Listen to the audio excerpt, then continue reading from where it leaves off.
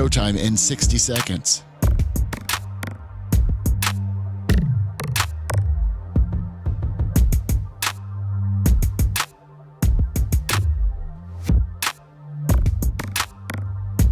"45 seconds.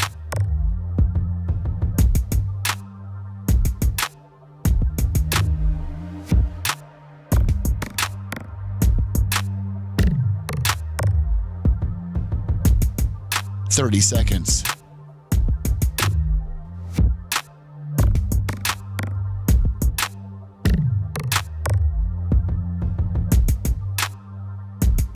The show will start in 15 seconds, and this is your last audible warning.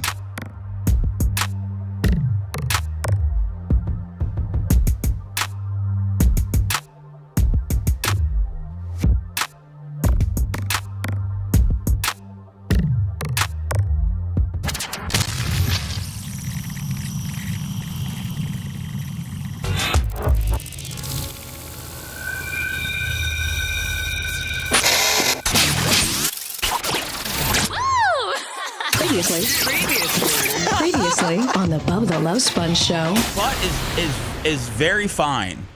Is it? Yes. Wow. Okay. Wow. Babyface. There is God, this is just getting perverse. I don't, and even if she didn't have a big ass or a medium-sized ass, when you get the hoots like that, you've got one. I mean, I guess so. You've got one of the There's two. some women that have both. There are some women that have both. And don't look like they may have gotten grazed by Down syndrome. Wow. You're listening to the Bubba the Love Sponge Show. Broadcast rights for the Bubba the Love Sponge Show have been granted to this station by the Bubba Radio Network and is intended solely for the enjoyment of our listening audience. Any rebroadcast, retransmission, or other use of this production without the express written consent of the Bubba Radio Network is prohibited.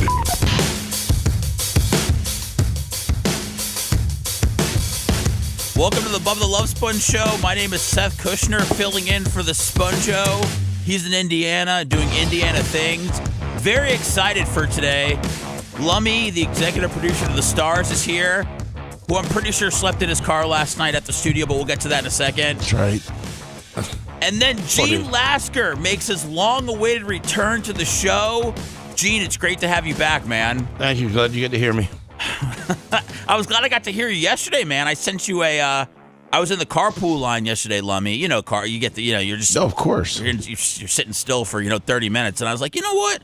I'm going to text Lasker. And I've never texted Lasker before, but I had his number. And I think I just said, hey, man, looking forward to having you in the studio tomorrow. We'll have some fun. And he called me, Lummy. He called me right away. That's Gene. He doesn't text. He calls. I like it. And Lasker talked, and he assured me that we were going to have some fun today and that we were going to get into a couple of things. And I was excited to have that kind of, just at least one-on-one conversation with Gene, before we got in here today. So thank you for calling me, Gene. That for some reason that meant a lot to me. Really? Yeah. I like you. What if I just texted you? That would have meant nothing? That would have still meant something, yeah. Yeah. Anytime somebody sends you anytime you reach out to somebody or something for the first time and they send you something more than just like an okay or just favoriting your tweet or something like that, anytime they give you a little something more than that, I appreciate that. So you went cool. You went well above and beyond. So Gloria Zach, 25 for Friday Laskers. Boom. there we go. By the way, $20. Thank you. I forgot my horn today. Well, I didn't forget it. I mean, I took it out of my truck on my travels, and it never got back in there yet. What was the woo-woo, Lummy? Was that you? Yeah. That Where did you get that at? It was weak. Oh, it's on that little thing over there. Do you want that? Do you want that, Gene, for today, or no? Do you just want no horn? You don't want me to on a big old blowhorn like that, do you? What? My blowhorn or hit? Or no, hit? that one. Yeah. You can have the woo. I mean, if Lummy it's got a little more than that to it. I mean, if Lummy will let you have it, I mean, yeah. Yeah, I think that'll increase people that might want to give out money to the show today. Thank you. So Gene, we'll get into a couple of things with you in a second. Lummy, I wanted to start with you. You were at the Bucks game last night. The Bucks lost 29-28. Yeah. I'm not going to say you got here late yesterday, but I joked that you were here like 5:40. You're normally here a lot earlier. And you go, I'm going to be here at 5:10 tomorrow morning. And I was like, well, there's really no reason for that. I pulled up at 5:20. You popped out of your car. You looked like you had just done like the walk of shame or something like that when you popped out of your car. Did you come here after the Bucs game last night? Did you sleep in your car? No, I actually contemplated it. I got home and my truck didn't sound like it was going to start this morning.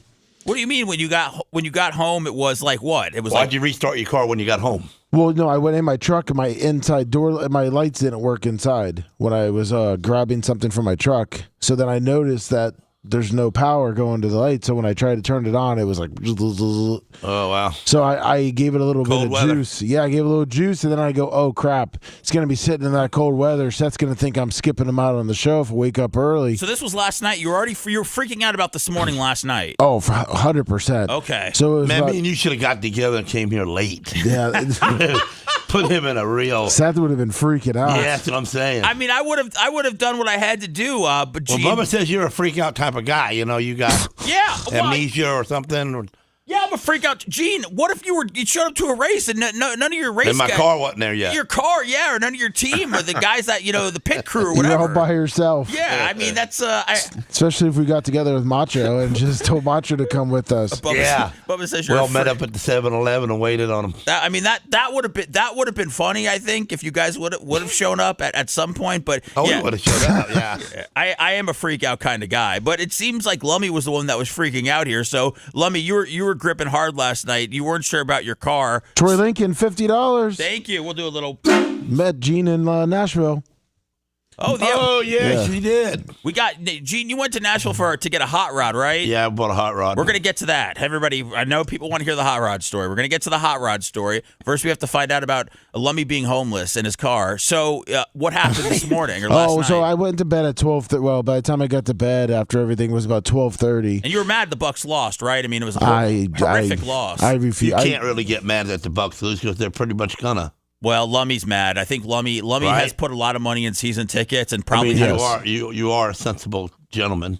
Well, And you yeah, do yeah, know but when that you the Bucs suck. listen, And when, you only go there because you get free tickets. no, we buy our tickets. Oh, you do? Yeah, we pay. You we buy pay, to see a loser. Yeah, we pay to see Wow. losers, and we pay good money to see losers. And we left. But you all got your pictures are great, smiling, everybody's Yeah, happy. that's when they were winning. So why don't you just join up in Hollywood and get you an acting job? Because I still have to cheer for losers then. You know, Bubba don't. He jumped the wagon. Yeah, well, I don't jump the wagon. I got to teach a little Walker, about losing. He's always got his back to the field. He's looking He's at, showing off to the fans. he's looking at the hoots that sit behind us. So yeah, so 12:30 I went to bed, but I set my alarm for 4 a.m. because I would give me enough time to check my truck if I had to call AAA. Well, you don't get no sleep, do you, bro? Listen, I've already had that enough from Babyface. Oh, yeah. Forgot. But you know what? I don't want to be a little guy with a big head. So I'm gonna not sleep as much. So thank you. So all I know is that at 4 o'clock. Babyface have a big head? On TV, does He? Yeah. I don't notice these things at all. I've always heard I had a big head, but now I'm going to start paying more attention to He Babyface's looks like a little bobblehead. big head, little body. Okay, I don't want to look It like might, that. look at your TV set. Oh, it's on mine. You can see. Can you see it? Look at what's on yours. On my computer. Yeah, your Yeah. TV set. Yeah, him? See him? Yeah, the show from yesterday. Yeah, see him? Yeah. It might be the clothes he wears. Yeah, he wears. I mean, he's got good fashion. I think. Yeah, Mike Thurman likes it. Yeah, he's like little short sleeve button up shirts and things like that. Yeah. I'd say he has himself together. Did he buy them from the kids' side of the Sears or something? That's Because what a lot of people do. the sleeves are way up. Yeah. Ain't they? Yeah, a lot of Mike Thurman. A lot of people have accused him of shopping in the kids section. I've never actually checked the tags, Gene, but I wouldn't be surprised if he's wearing a Youth XL. You know what I'm saying? Right. I've never actually checked the tags, Gene, but I wouldn't be surprised if he's wearing a Youth XL. You know what I'm saying? What's happening? Jimmy Jam, $10. Lummy, what was Get that? it, Jimmy Jam. Was that you or was that what? My computer just started playing, and I couldn't get it to shut off. Okay, it was way too casual that we were re-listening back to something. I had no idea what was going on. I froze. I couldn't get it to shut off for it. I had to close my laptop. I apologize. So- I didn't know who was doing it, so I just kept my mouth shut so I don't want to get in trouble. No, you're all good. You told on yourself. I love that Lasker's killing you for the. Did you say this is going to be your last year for season tickets? By the way, I think or no? Nobody's buying them. I think in our section, they just keep getting more expensive. I think we're gonna move down to the 100 level. Oh, because you're in the club level right now. Yeah. Okay. $100 a ticket? I wish. No, they're. Tell Lasker what it. Just tell Gene what it is. I mean, yeah, it's expensive for a family of 3. You're looking at probably. What do you pay for? Do you want to just tell for the What whole happens season? like next season? Walker says, "This place sucks, Dad. I don't want to come here anymore." Oh, he'd never do that. He wouldn't do that. No, he wouldn't do that. Why? It'd be Because he likes the saying hot dogs there. he likes everything. He likes sports. It'd be like your kid saying he doesn't like Every racing. picture you send us, his back's to the field. Is he even watching the? Is No. he even watching the game? He's Lummy? either got something in his mouth, smiling, looking at the people, pointing there, or messing with his mom. Well, we take pictures when it's intermission. So You're saying no game action's happening during these photos. correct. You can't take pictures while the game's So going you are on. saying your son does watch the game? Is that what you Oh, are? 100%. Okay, now can you and I don't want to talk numbers here, Lummy, but let's talk numbers, okay? We're friends here. We're not doing a radio show, and I'm kind of curious too. We know this isn't cheap. Gene already went at you with $100 a ticket. You laughed at that. I know that like parking is included in a bunch of preseason games. What's a year looking like? Or maybe just give us a roundabout number or the exact number.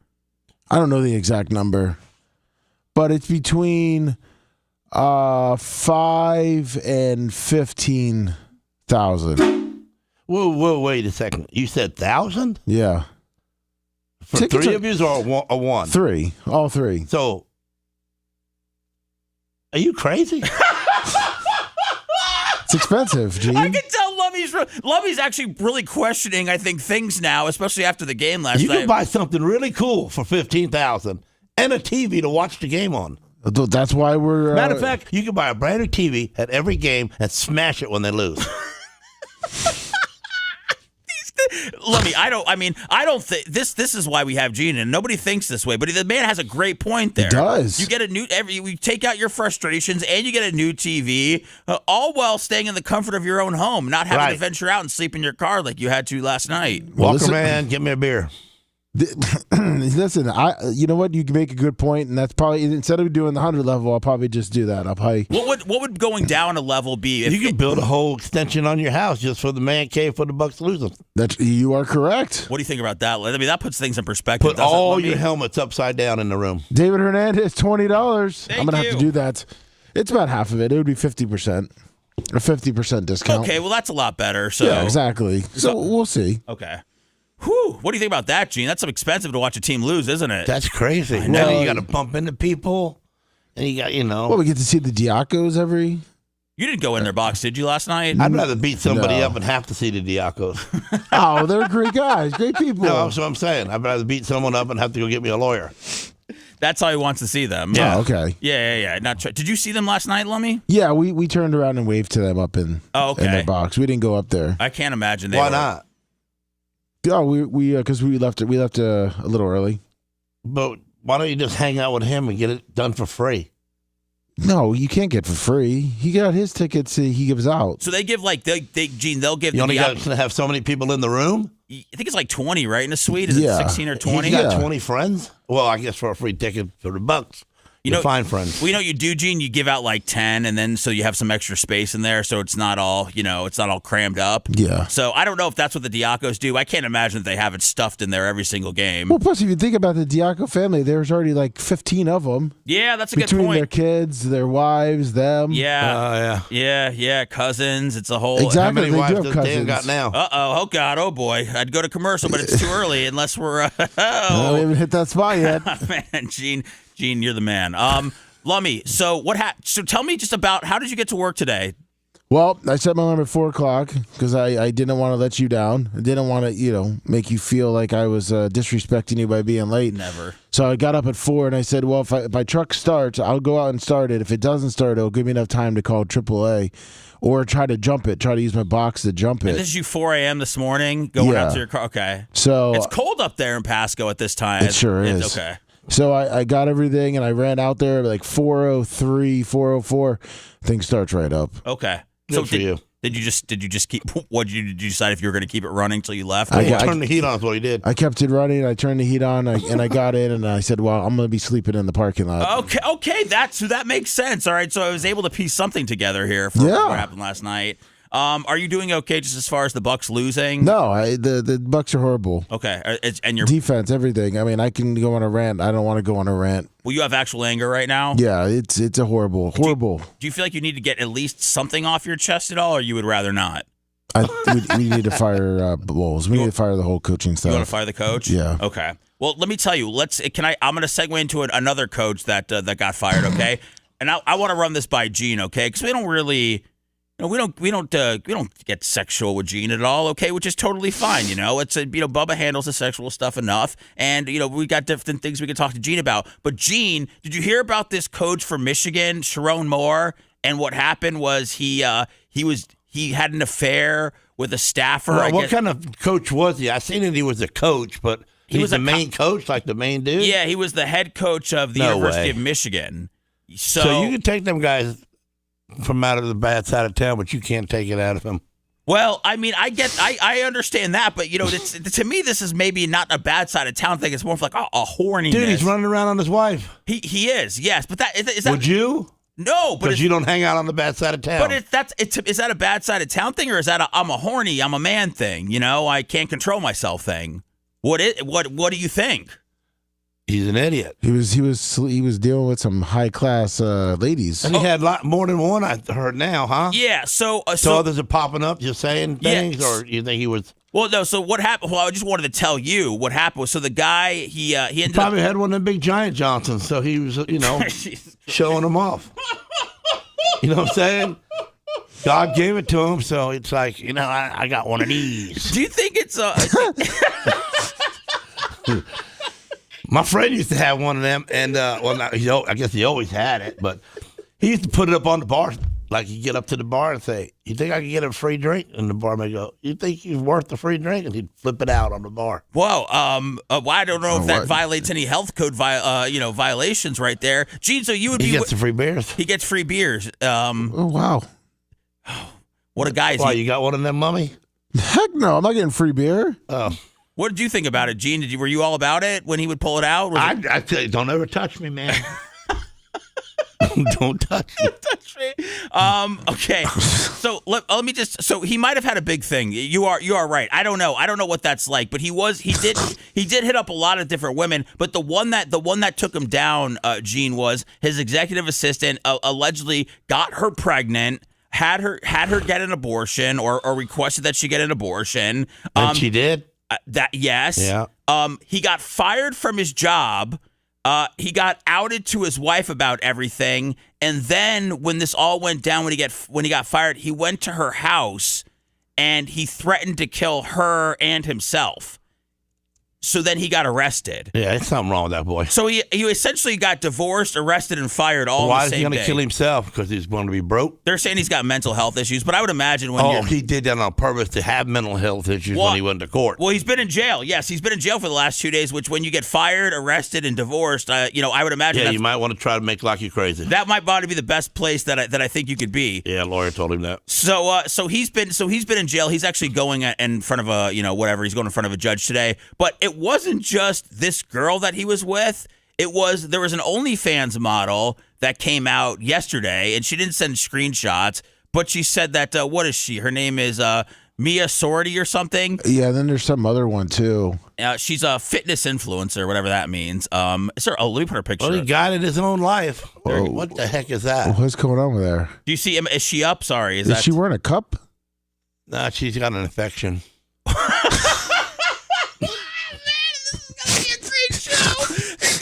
What is an infection? What do you mean? Well, if you got an infection, your stuff gets plumped up. It looks like it got stung by a bee. Bee, yeah. 10 of them. Okay, but she's a woman, right, Lummy? This is not. Well, yeah, I think so. She might be a white African. You think one a white African? Yeah, with a hairdo like that. That could be. That's good though, right? Right. Yeah. So he hit her up, and now what she's saying, Lummy, is that he texted her or he DM'd her. This is real? Yeah. Yeah. He DM'd her. And that was his girlfriend or the wife? This isn't either. Oh, that's a fans page one. This is an OnlyFans. This isn't the side chick or the wife. She's making money. She is, but she's saying that he DM'd her during halftime of the game last week. You got to be kidding me. He That's wouldn't even have his mind on the game. I mean, that's they ended up losing that That game. don't look real to me. Her this thing. Her mound? Her mound? Yeah. Just so big. It is a little bulbous. You got no cracks in it. I'm not sure what's going on there, Lummy. I mean, I don't. Sharon Moore seemed to just be into regular women. I don't know if this is Well, the other. I'm with Lummy. She got a cup on. And by the way, so Gene, here's the woman on the right that he had the affair with. Yeah. What do you think? Yeah, she's a homewrecker. She's a homewrecker. Yeah. Would she catch your attention if you were out and about? Nope. No, she wouldn't. Not your type. Now, Turn them upside down. They're all the same. What about that other one that we just saw? What about the other girl? Oh, the other, yeah. Would she catch your attention? The one with the bulbous. Oh, no way. I'd ask her about it. Oh, okay. Here's some more stuff of her. Oh, that's just tiny. Her little Instagram If thing. you click on the one link, that's the other one. Here's another. Wait, That's the wife? No, that's another Instagram model. Michelle loves football. Oh, she got a flat face. She's ugly. She's ugly. She's got a flat face. Yeah. So basically, he was. I mean, I don't know if the guy's going to come out and say that he had a sex addiction or whatever. That seems to be, what the case is whenever you see something like this. But yeah. And I'm wondering. He can't say anything to get his job back, can he? No. He's not gonna. I don't think he's gonna be working and with kids for a long time. Greg D, $20. Oh, you think like he won't get another coaching job? Well, no, I don't. I think that he violated a lot of things that you can't violate. Oh, listen, if he had the affair and he got fired, he could bounce back, I think, at a smaller school. There's people that have bounced back from having affairs with staffers and everything like that. Bobby Petrino. Right, exactly. Rick Pitino. There's guys that have bounced back. But I don't think that him going and potentially threatening to kill her for ruining his life, despite the fact that he ruined his life, that is probably what's going to... like when you have a record, Lummy, when you try to get a job at Burger King and you got to fill out that, you got arrested back in, 1992 and it's still on your record kind of thing. I think he's going to have on his record possibly like attempted murder or threatening or whatever that is. And that probably, the background check will probably hinder him, I think, from getting a job. Didn't they say he was stalking her? For months or weeks? Yes, they said Sharon Moore was stalking his It was stalking his side piece, his mistress, as they call her. What, they broke up or something, or she run him off? Well, it's was she still working there? Yes, apparently. Well, can't be stalking that. I mean, I think apparently everybody knew about it. But what I'm thinking is, Lummy, I'm thinking that she might have disconnected from him for a little bit. And maybe he was starting to freak out that maybe people will find out about it. I mean, clearly, I don't know how many people he told about the affair, but we saw yesterday on Twitter that there were tens of 20 of people that had already put out on Twitter weeks ago that this guy had been having an affair and that everybody in Ann Arbor knew. So, again, I don't know how much of a secret it was, but yes, that was something that they accused him of was stalking her for months and that he's been having mental health issues for a long time. So... yeah, he's not going to be working for a while, but I just, Gene, can you believe was he a football player before he became a coach? I think he probably played football back in the day. Yeah, he got his head ring. Yeah, he's a You can blame it on that concussion, NFL concussion syndrome. He's CTE. I mean, yeah, he's 39, Gene. I mean, what do you think about a guy that throws it all away for a side piece? Stupid. I mean, come on, man. I saw something yesterday, and this was from a guy, and a guy said that you should, if you're a man, that you should not hire an attractive assistant because you should not tempt yourself. And then there were a lot of women going, oh, so what? So attractive women can't get jobs because guys can't contain themselves at all. What do you think about that? Could you be able? I don't think I'd have a problem with that. You think that you could work with? I just wouldn't drop nothing in front of her. You bend over and she sees. Then you're staring at her butt, then you're looking stupid. Yeah, I get that. Lummy, what about you? Do you think you could have a hot babysitter or something like that, or do you think that could be? Do you think Ashley would say no go on that one? I don't think I have anything to worry about because I'm pretty. Lummy, you're desirable. Okay, listen, I'm having a hard time containing myself over here. Oh, okay? I appreciate it, but no, yeah, I finish the sentence. I think I could. I'm just asking. Yeah, look here. It's a thing that's being talked about right now. About can guys contain themselves around attractive women? I have.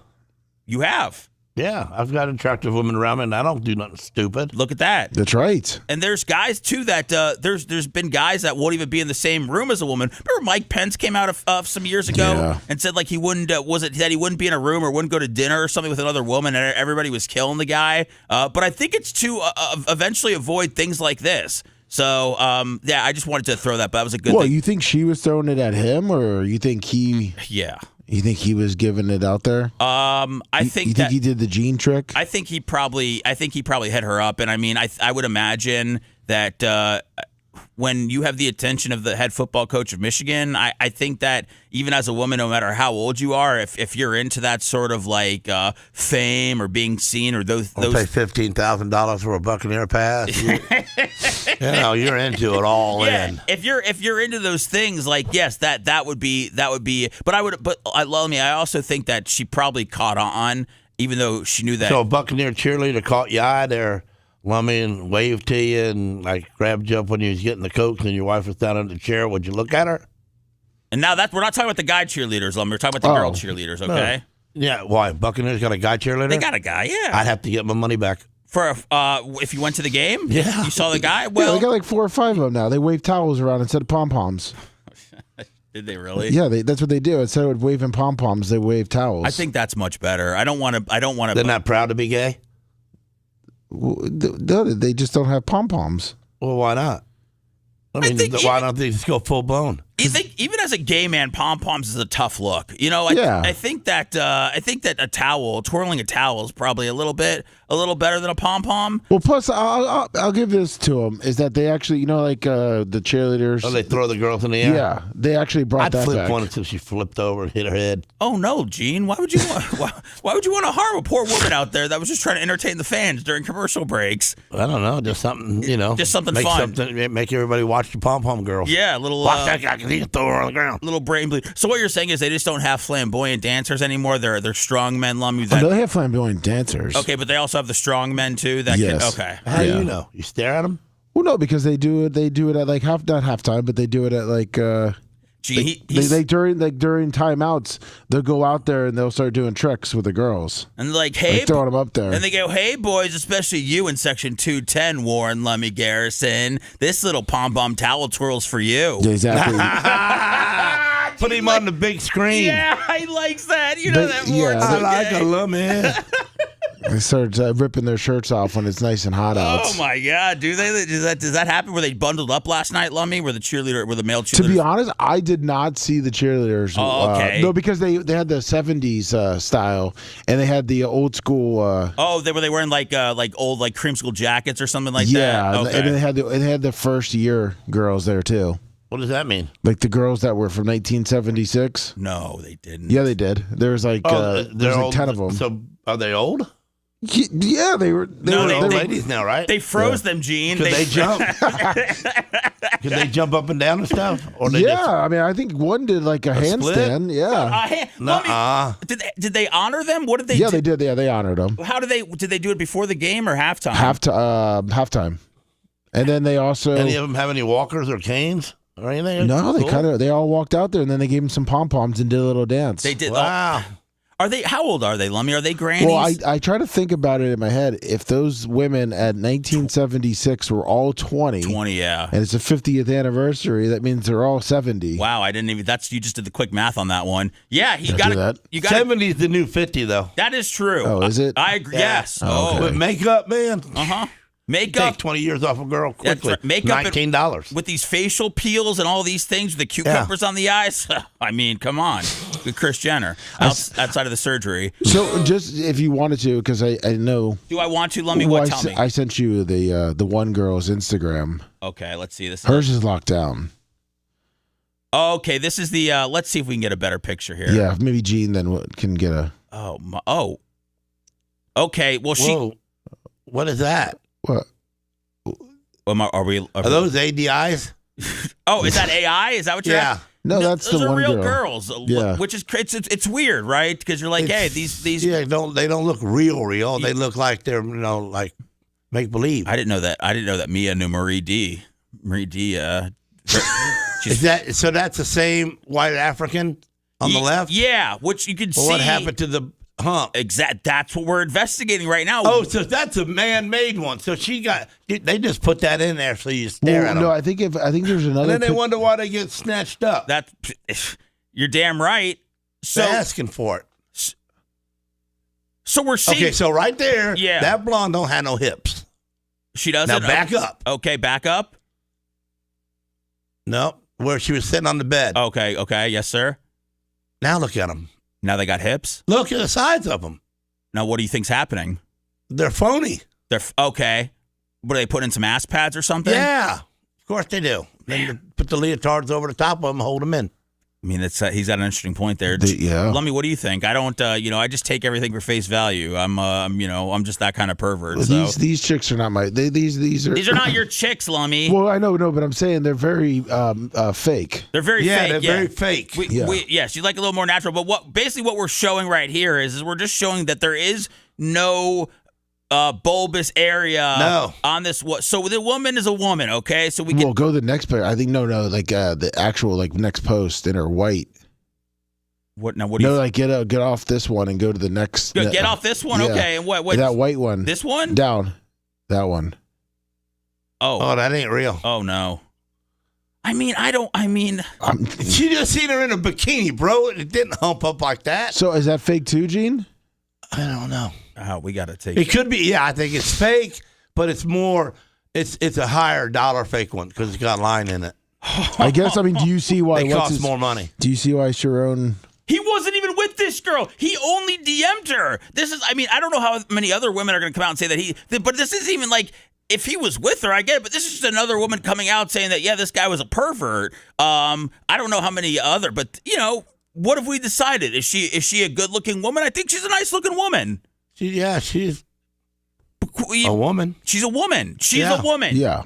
Lummi, she's a woman? She is a woman. Okay, there we go. So Sharon Moore, nasty butt into women. So we've had Gene coming up. Especially during intermission or during the game. I know, dude. Did he win the game? Nope. No, they lost. Oh, there you go. That's why. The rival. Could you imagine getting a boner in a race car, Gene? You got to separate business. No, you can't. That's almost impossible the way you're strapped in. Right, exactly. Boy, it'd be uncomfortable. I know. Well, imagine being on the sidelines, getting one. Like, you should be thinking about that game, 3rd and long. You shouldn't be thinking about this lady in her OnlyFans page, Mia Sorty. So, Gene, we got a lot of stuff to talk about today. We're going to touch on where Gene's been and what's been going on with that. But we have a couple of things to get into. First, one of them is, because we follow Gene on Facebook, we know that Gene went to Tennessee to get a hot rod. Is that what happened, Gene? Yes, I did. All right, and he ran into a fan, and I can't wait to find out about that trip and read Gene's Facebook post coming up next. If you love that segment, then check out BubbaArmyHQ.com and do a deep dive on past shows.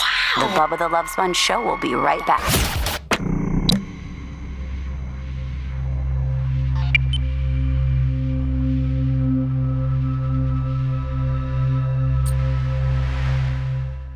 You get what we needed? Yeah. You sure? Yes, sir.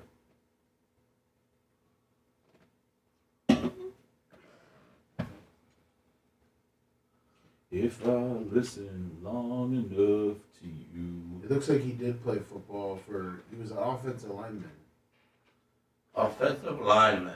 for Oklahoma.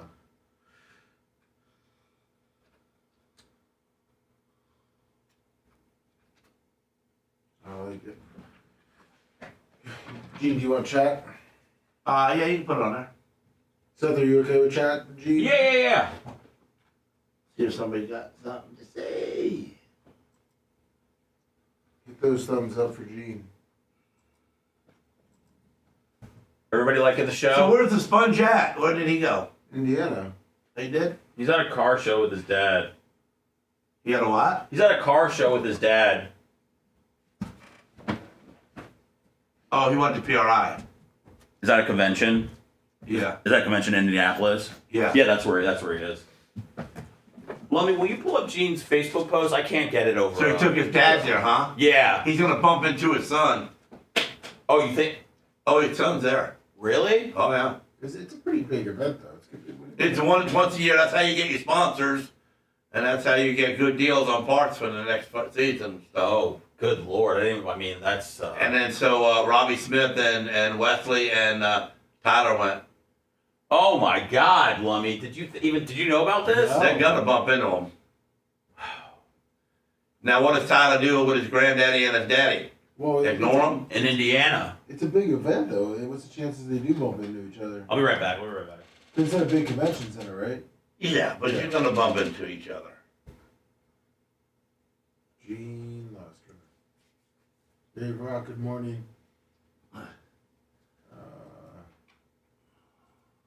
Show him good for lips.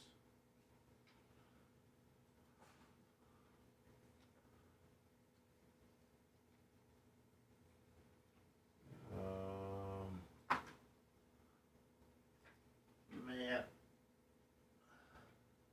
Then 23, 62 months. Stop and go Steve, 88 months. Stop and go Steve.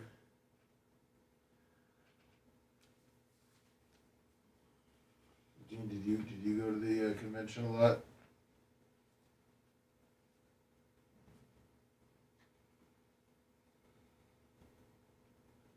Who are we seeing here? Captain Creamsicle, $100. All right, Creamy.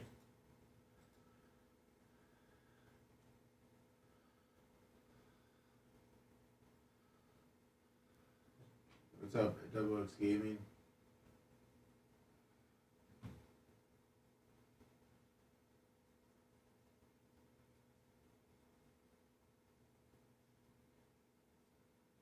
Merchant, thank you for the gifted subs.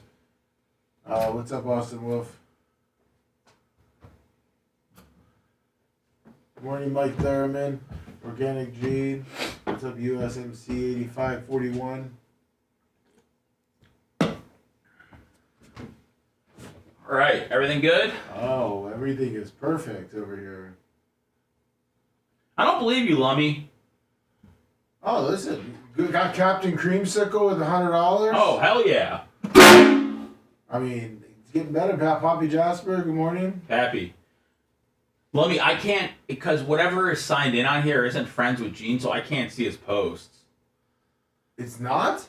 No, that's why I was saying if you have oh, you don't have Facebook. Because I have the same one that's up there. Oh, you do? Yeah, this isn't. Which ones are you looking for? Just as hot rod updates. Yo, what is going on with this thing? Gene, you didn't take down your hot rod stuff, did you? What's that? No, I think when you're. Oh, you put the post only for friends. Yeah, I'm following him. I gotcha. I'm not a friend. I don't know. Yeah, you didn't put it out so everyone could see it. You only did it so your friends could see it. Shit. It's all good. We'll just get Gene to talk about it. Oh, just try. Hold on. Let me see. If you get it, let me know. But no big deal if not.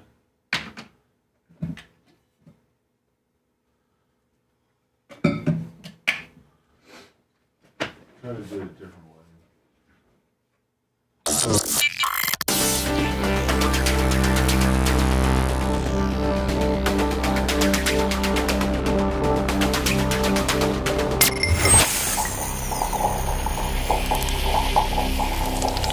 Big Gus tractor and equipment has grown so fast, mostly because you badass Bubba Army and Florida Man Radio. Big Gus is in need for some experienced technicians, and unlike others around, Big Gus will pay you for what you're worth, including payment for all your certifications and continuing education. We're talking about a six-figure income potential in your very first year with matching 401k. Big Gus tractor and equipment, they service all makes and models of agricultural and construction equipment. Apply at BigGusTractor.com. Make sure you tell them Bubba Army. The Bubba the Love Sponge Show, listener supported via PayPal, Venmo, and Cash App. All at the Bubba Army. Now returns. Check it out. Welcome back to the Bubba the Love Sponge Show. My name is Seth, joined by Lummy, and Gene Lasker is back today. Gene, you were in Tennessee this week? Yep. Are we going to talk about anything political today? What? I got my political head on. No, but I mean, if you have anything to say political, I mean, please. I mean, the floor is yours. But I didn't have anything planned. Are you looking at the camera? What? No, I can't see. What is that? What's happening there? What's he wearing? Is he? He's wearing a Trump mask. Oh, it's a mask. Oh, I couldn't. Let me. From far away, it just looked like he was just wearing like a hood. I couldn't tell the face part. Holy hell! Did you bring that in today, Gene? Did you have that? Yeah. Where'd you get a Trump mask, you little rascal? On the internet. Oh, you did? Yeah. Was it a good price? Yeah. Okay. It wasn't $1,500. Okay. All right. Good. And you get to meet Trump all the time. Do you do a Trump impression at all, Gene, or no? No. Okay. All right. Well, I appreciate you bringing that. I love props. I brought a prop today too. About Hanukkah, like the Jewish holiday that's coming up, the Festival of Lights. You know about that? Okay. You know what? You don't know about that, but you will. We're gonna learn about Hanukkah today. Lummy, do you have the menorah? Are you showing the menorah? Festival of Lights. The Festival of Lights. Yes, it's a Jewish holiday. It's Hanukkah, and we asked you about that the other day. You didn't tell us nothing about that. Yeah, well, I saved it just for you, Gene, because I knew, So where are we going to see that at? We're see right here, Palestine. Right? No, buddy. Gene, I'm holding it Right here. Oh, that's the menorah, and we're gonna. That's a candle for dead people. You want the candle for dead people? No, that is the one, ain't it? No. You light all the candles and you walk up there and lay by them? No, I mean, maybe you could use it for that.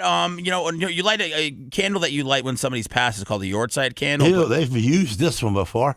They probably have. Yeah, it might not be exclusive. No, there's candle wax on it. Yeah, it's been used. Oh, wow. So those are little tiny candles. You can't walk fast. Yeah, little candles. So what? I mean, you're attacking his candle holder. it's a menorah. Sorry. It's a menorah? Yeah, menorah. So why they name it a girl's name? Why they name it a Billora? I'm just saying. This is tough, man. It's tough to be a fan of Gene with he's making me laugh, and keep the show moving. Like it's gonna be very hard today. But you bring up great points, Gene. But what I was basically saying was that was she a saint? We don't. There's no saints in the. You never looked into it? Why? Why they named it a menorah? Yeah, of course. It's a special thing. Well, I have the segment planned for later where we're going to get into it. Oh, okay. I don't want me to mess your show up. And I thought because it might be a little bit funnier, I explained to Lummy before the show today. I gave him like a quick crash course in Hanukkah. He knew a little bit about it. But I'm gonna have Lummy explain it to you, Gene. That's how I feel like. You think he learned anything from you telling him? We're gonna find out. Like that game of telephone back in the day you'd play, where somebody'd whisper something in your ear, and then by the time it got back around, it was something completely different. Yeah, that's what I feel like this will turn into. But I do want to see Lummy try to explain it to you. So we have that planned later on in the show. I appreciate you bringing the Trump mask today. I love props. If you feel like you need to do an impression or you feel like you need to say something about politics, jump in at any time. All right. I don't know any politics. All right, yeah, that's Gene, can you do a Trump voice? No, I don't think so. Can you do any voices? I can do Gene Lasker. That's all you need. Do you like the Gene Lasker impressions that people do? Yeah, it's like giving a man a trophy. Okay, yeah. Give him, what I'm saying? Yeah, giving him his flowers, a little show of honor there. I sent you some of the pictures from Gene's Facebook because. Okay, is this the hot rod? Yeah, that's it. I'll explain it. Okay, talk to me, Gene. So how did you go? How did you find this, and what made you want to go to Tennessee to grab it? Well, that's where it was for sale.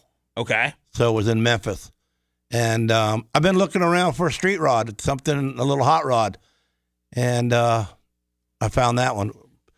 Pretty damn expensive, but it's well worth it. So the 34 3-window coupe. Did you drive up there alone? No, I drove up there with Bobby, my buddy Bobby, and RN Bobby. All right. How long did it take to get there? 11 hours. All right. You just drive straight through? Yeah, we drove straight through, and then got a motel, got up early in the morning, sat in the parking lot, waited for them to open, and then picked it up. It took us a couple hours to get it out of there. We had to do a couple adjustments on it. Seems like it was a Facebook Marketplace deal or something like that. Did you? It was at Street Side Classics. It's got like 7 or 8 different businesses in the United States, and they take consignment cars, classic consignment cars on, and then they sell them for people. Did you and your buddy? Did you guys get separate motel rooms? Yeah. Okay. All right. Whew. I mean, how many times have you driven this? Your hot 3. Rod? 3? Did you drive it in today? No. Oh. I got to practice with it a little bit. It's nothing. It's not really a toy, man. Is it a race? What is it? A race car? Is it like it's pretty much it's a fast street car. So you got those tires on it 22 inches wide. They look big. They look big. I mean, they're way big. Is this something you take? Is this something you take to Publix? Is this something? No, because you can't park it there and leave it there. You got someone's gonna have to follow you so they can sit there and be a security guard for it. You think somebody could steal this? Well, it's got like a $20,000 paint job on it. $20,000 paint job. So, you don't want nobody walking up and just scratching it. $20,000. Jealousy. Lummy, what do you think this? I don't know anything about automobiles. What do you think this cost? If it's $20,000 paint job, what do you? I'm not gonna try to jam up Gene. $110,000. That's it. Dead and money. Did I? Yep. Holy cow! $109,000. Wow. Is that a good deal, Gene, or is that on the higher? It cost $200,000 to build it. Holy hell, man! Have you always wanted one? Have you had one of these? I've always wanted one. Isn't that what Bubba's dad's in? Yeah, was right there. 34 Ford. Yeah, that? those. So you and Bubba's dad are now like little 34 Ford buddies? Yeah, we're more buddies than they are. What's your Gene, what's your ultimate plan for this? Is it does something like this like appreciated value or? No, it'll always be worth money. And what do you want to drive it? Do you want to? I'm going to drive it around and go to car shows and hang out and like I'll drive it here to Barf. Would you race like Macho Man? Yeah, Macho Man ain't got nothing for that car. Would you take if people at Barf wanted Macho Man might be able to beat it in a short run because Macho Man's got the technology hooking the tires to the ground. Oh. I don't have that. Macho Man, I've got you up over here. You're a car man. I'm gonna spin the wheels. I wanted to just know what do you think about this? Is this any match for your Mustang? Are they completely different cars? Do you have any? Macho Man, it's a 383 with a dart block. It's a dry sump system, Brodex heads. It's got a 781 blower on it with 2.4s. Macho, what do you think about that? Hard pass.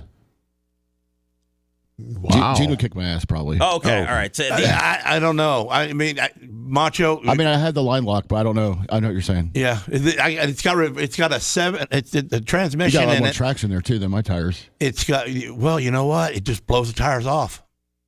I think the car's too light. Berto Perez, $100. Berto! Captain Creamsicle, $100. I'm running down the road at 45 miles an hour, and I just stood on the gas to the floor, just to see what it would do, and it went to 120 miles an hour in like 2 seconds. Holy hell! So you don't drive? You didn't drive this back from? No. I trailered it in a box trailer. Okay.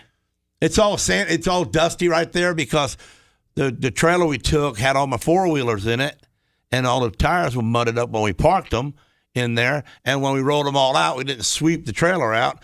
And then on the way home, the little breather element, like the 12 foot by foot box thing that sits over the top of your trailer that lets air in, broke off. And they get sun rotted and they fall off. You got to put another one in. They're not much money, but it let the wind blow inside the trailer and blow all the sand to make it into dust. So it dusted the car. That's why it looks dirty right there. Oh no! I mean, it looks nice. So when are you taking this out? And when can we see it at Barp? Is that the plan? Yeah, I'll bring it here. Okay. Yeah. Would you take Seth for a ride? Yeah.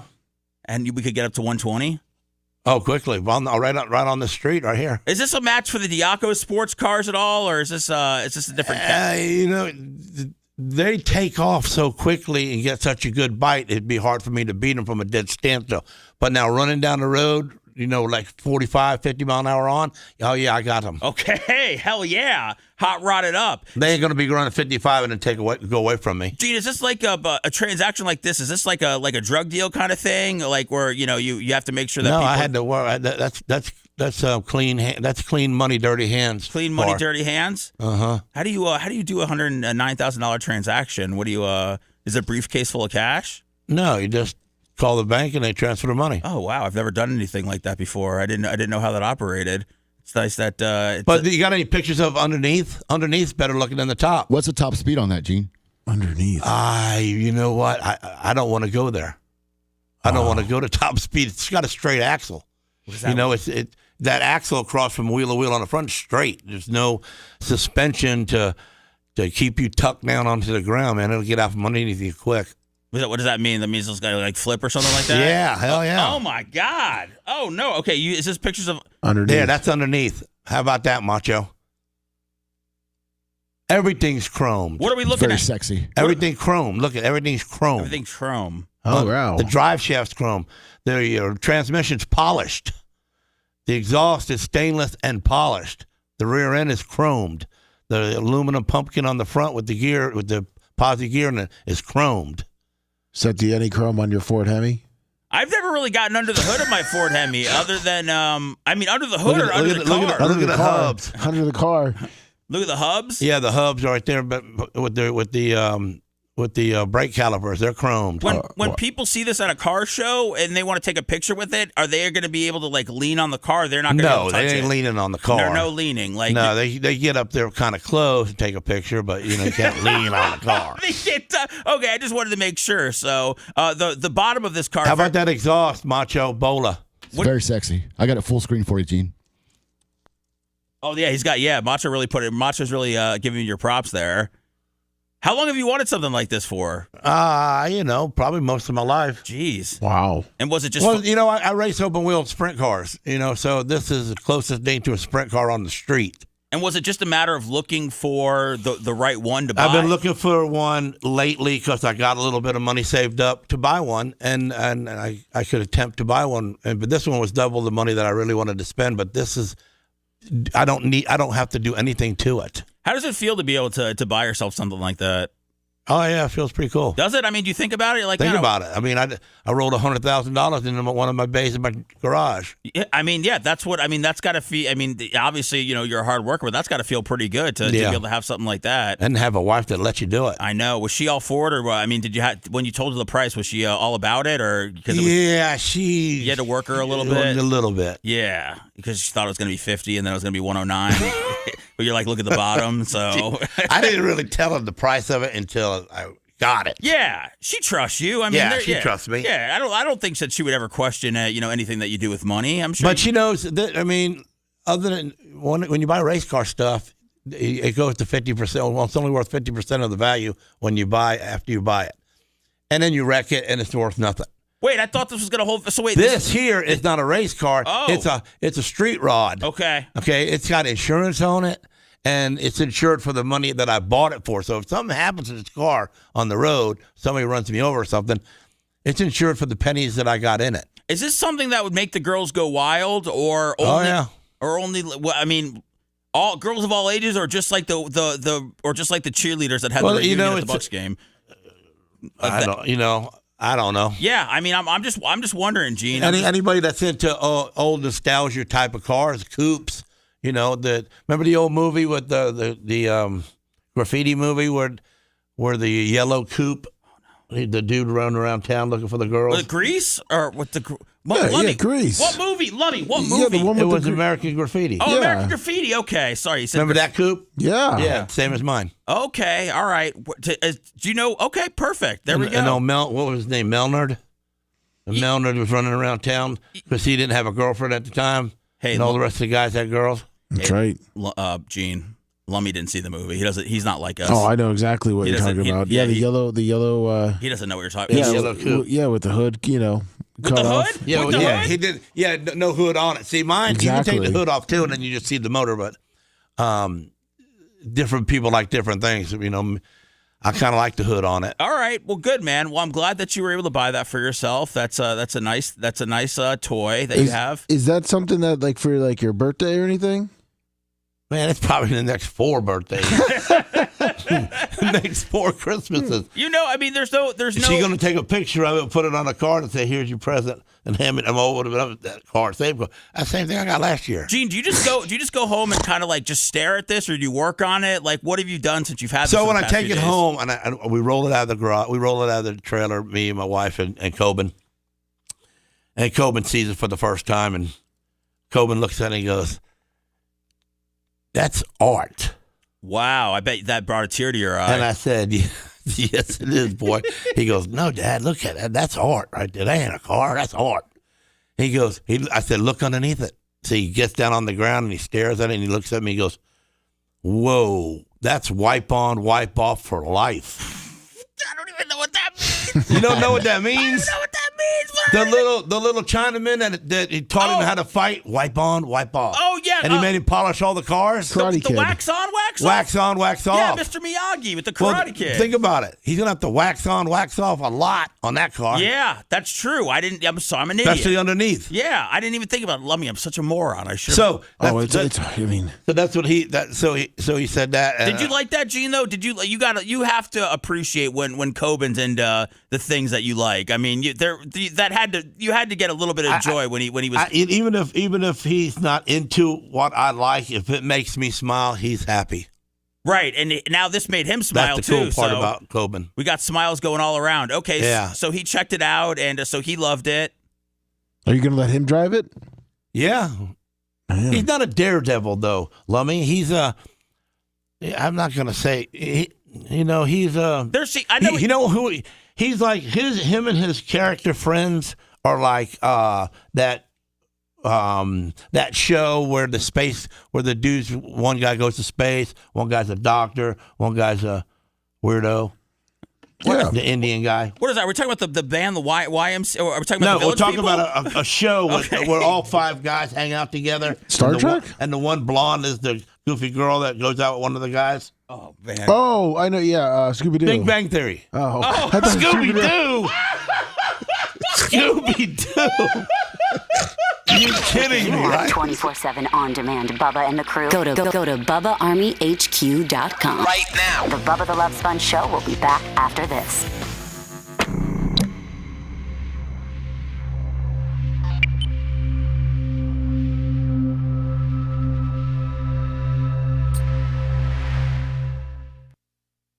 Yeah, kind of like, the nerds that make A's and... Yeah. Yeah, one's going to be... One's in aerospace and See, the other you were one going to say pussy, going to weren't write you? his own book and them kind of weirdos. You were going to say pussy, Gene, weren't you? And then you stopped yourself? Huh? You were going to say that he was a pussy and then you stopped yourself? No, I was going to say he was a nerd, but I don't know if... Nerd's not really a bad word, and I call him a nerd right to his face, but... I don't want to throw it out there to the fans and call myself a nerd. Nah, dude, he's not a nerd. Well, he doesn't have to be a nerd. He could just hang out with the nerdy kids, which is But smart. and he does. And I also found out when they went on Coben's birthday, I sent all of his friends out to the game place there and bought them all tickets and shit and paid for everything. Where? Celebration Station? No, down there on 54 and main event. Main event. Oh, you gotta okay. check out Elevate now. Oh no, now we will that. Yeah. So I took care of them, and they have some fun there. But as I'm sitting there waiting on the pizzas to come before I left, I heard one of the tiny dudes. He's a little guy, He tells to another bigger guy, I'm about to get sick and tired of that idiot doing that to me. I'm gonna get Coben on him. So Coben must be Their protector? the protector of the nerdies. There you go. That's a great job, man. And he's got great loyal friends. So the one kid gives Coben an envelope, a card for his birthday, and it says, "Happy birthday to the big man, and make sure you spend this." So I look at the money. I said, "Oh, it's the money." There was 2 20s, a 5, 4 1s, and 80 cents. Now come on, he gave him like $49. That's awesome. Yeah, That's and really some cool. change. He goes, "This is my savings, and I want you to spend it." So evidently, if you read between the lines, Coben has saved this little bastard a lot. He's running his own little outfit. He's probably like charging them to protect them, and now they're just friends. Oh, I don't know, maybe. Did you repay the kid Coben's just $50? a nice guy. He's a sweetheart dude. You know what I'm saying? So he don't get mad about nothing. You have to really push Coben around for him to put his hands on you. But the toughness that I've engaged in his ass, he knows he's tough. That's all you need to know. That's all you need to know. Elkhart Rob, $100. Whoa, thank you, Rob. For Robert Fitz, Elkhart Rob, $100. Buck season tickets.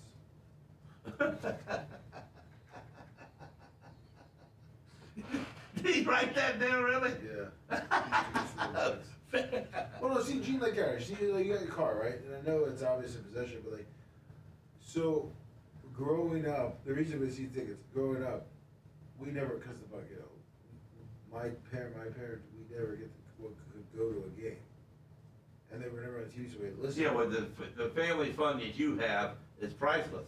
That's what I'm saying. But, like, so growing up listening to the Bucks game on the radio is what I did. Uh-huh. So, but when I grew up and I started being able to buy a ticket to go to the game, I wasn't able to do it with my dad. Right, but so I want to do it now. And Ashley feels the same way, which is why we go to all those events, because when I grew up, we never went to sporting events. Yeah, see, we never went to sporting events, we just... And that's me and COVID, I never had nothing, but I lived a good childhood,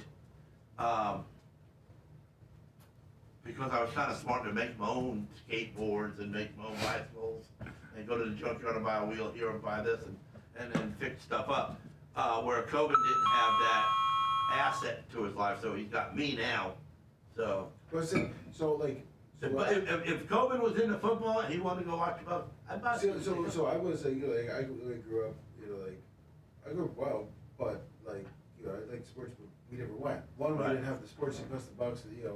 We grew up on the beach, so going to the Bucks was like, plus my dad, we couldn't afford it, to go all the way. The only thing we did with the Bucks, we'd go there and watch them practice, but they didn't have no. Well, yeah. See, we get to watch them practice because it's free. Pull over on the side of the road, just walk over on the grass. Yeah. They say back up. Or we'd go to spring training games. Yeah. Because they were like $2, $4, or $5, and you could go if you get after the first inning. Yeah, it was the same price as the park in the park. Yeah.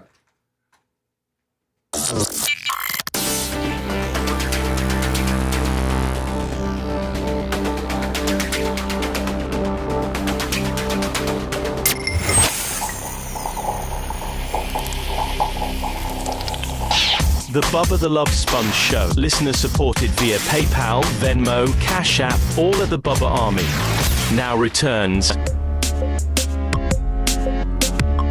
Bubba the Love Sponge Show. My name is Seth, joined by Lummy and Gene Lasker. Bubba will be back on Monday, and we will be on the air from 10 to 1, Lummy, next week? Yes, 10 to 1. 10 to 1 we'll be on. Gene, are you going to make it into a show next week at all, or is this going to be it for the year? Oh, I don't know. It ain't my Wednesday next week, is that? No, but are we here? Just come in there and just take it from him? Are we here on Friday next week? No, we're not. We're off that Friday. Bubba's got a podcast. This could be it then? This might be it for last year? I think Bubba has said that if for different shows, because Dr. Dan and Jay probably aren't going to be able to come in Monday, Tuesday, so I'll have to get on one of their days. And then Babyface, is he going to be able to come in Thursday? I don't know. I probably not. I don't. He seems like he's got a lot of stuff to do in the middle of the day. But I mean, I just can't imagine that this would be it with Gene. It just feels like it's too soon. Yeah, exactly. But I mean, we'll fully embrace whatever we have left of Gene for this year. We do have a Gene with at Elevate. That's true. Is that's still happening from what you know? Oh, yeah, that's still happening. Okay, the racing. Friday? No, the Sunday. Oh, it's on a Sunday? Yeah, the date I sent you, I think it was the... Oh, I thought the date said Friday. No.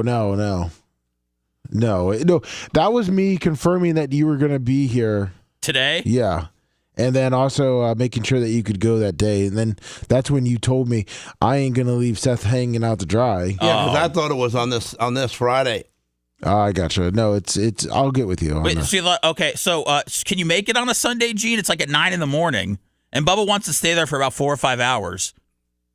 He wants to race go-karts. Going to show up. You don't see. That's what I was saying. He has to show That's up. what I was saying yesterday, Gene. I said this sounds so weird now that we haven't done really outside of doing the movie premiere. We haven't done like any real show outings or anything. Right. And now the movie premiere is about him, so that's why he went. Right. Exactly. So well, this is going to be about him because he's going to win in go-karts and win in bowling. He's not. I won't allow that. You got to beat him or smash him. That's how. Now, would it be okay, Gene, if I did a smashing, or you wanted to? That'd be glorified. That'd be great. That would be good. Okay, all right. Because I was talking about this yesterday with Babyface.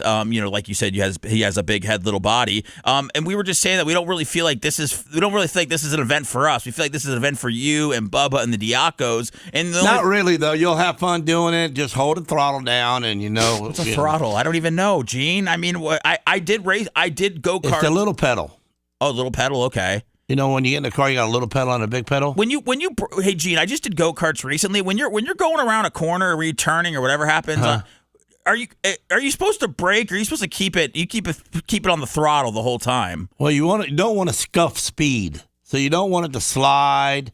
And you don't want to hit the brakes if you don't need to. Oh, okay. But if you're going in there too deep, where you're gonna the cart's gonna slide out from underneath you a little bit. Yeah. You want to stop that. Okay, because I was braking, and then they told me that I shouldn't be braking at all, and then I just it was too. You probably wasn't going fast enough to brake. You just didn't realize it because you just knew at it. It was a lot of cart to handle, Gene. Right. I mean, those things are a little. So quick. what? You already went there and practiced on it? No. This was I just did it with my friends a little while ago. But okay. I know it's a real thing. Like it's not like go karts. The more you do it, the better you'll get at it, and you'll figure it out. But it's not like bumper cars or anything. It's legit. No. Like you put on a helmet, you sign a waiver. Like you have to. Well, yeah, because if a guy behind you hops your tire and hits you in the head, you need a helmet. Would you? Now, if you saw me out there, you wouldn't give me a high slide job, would you? I mean, would you be cool with me out there? No, probably give you a slide job. You'd probably give me a slide job. Okay, I'm not going to wreck you to hurt you to get you.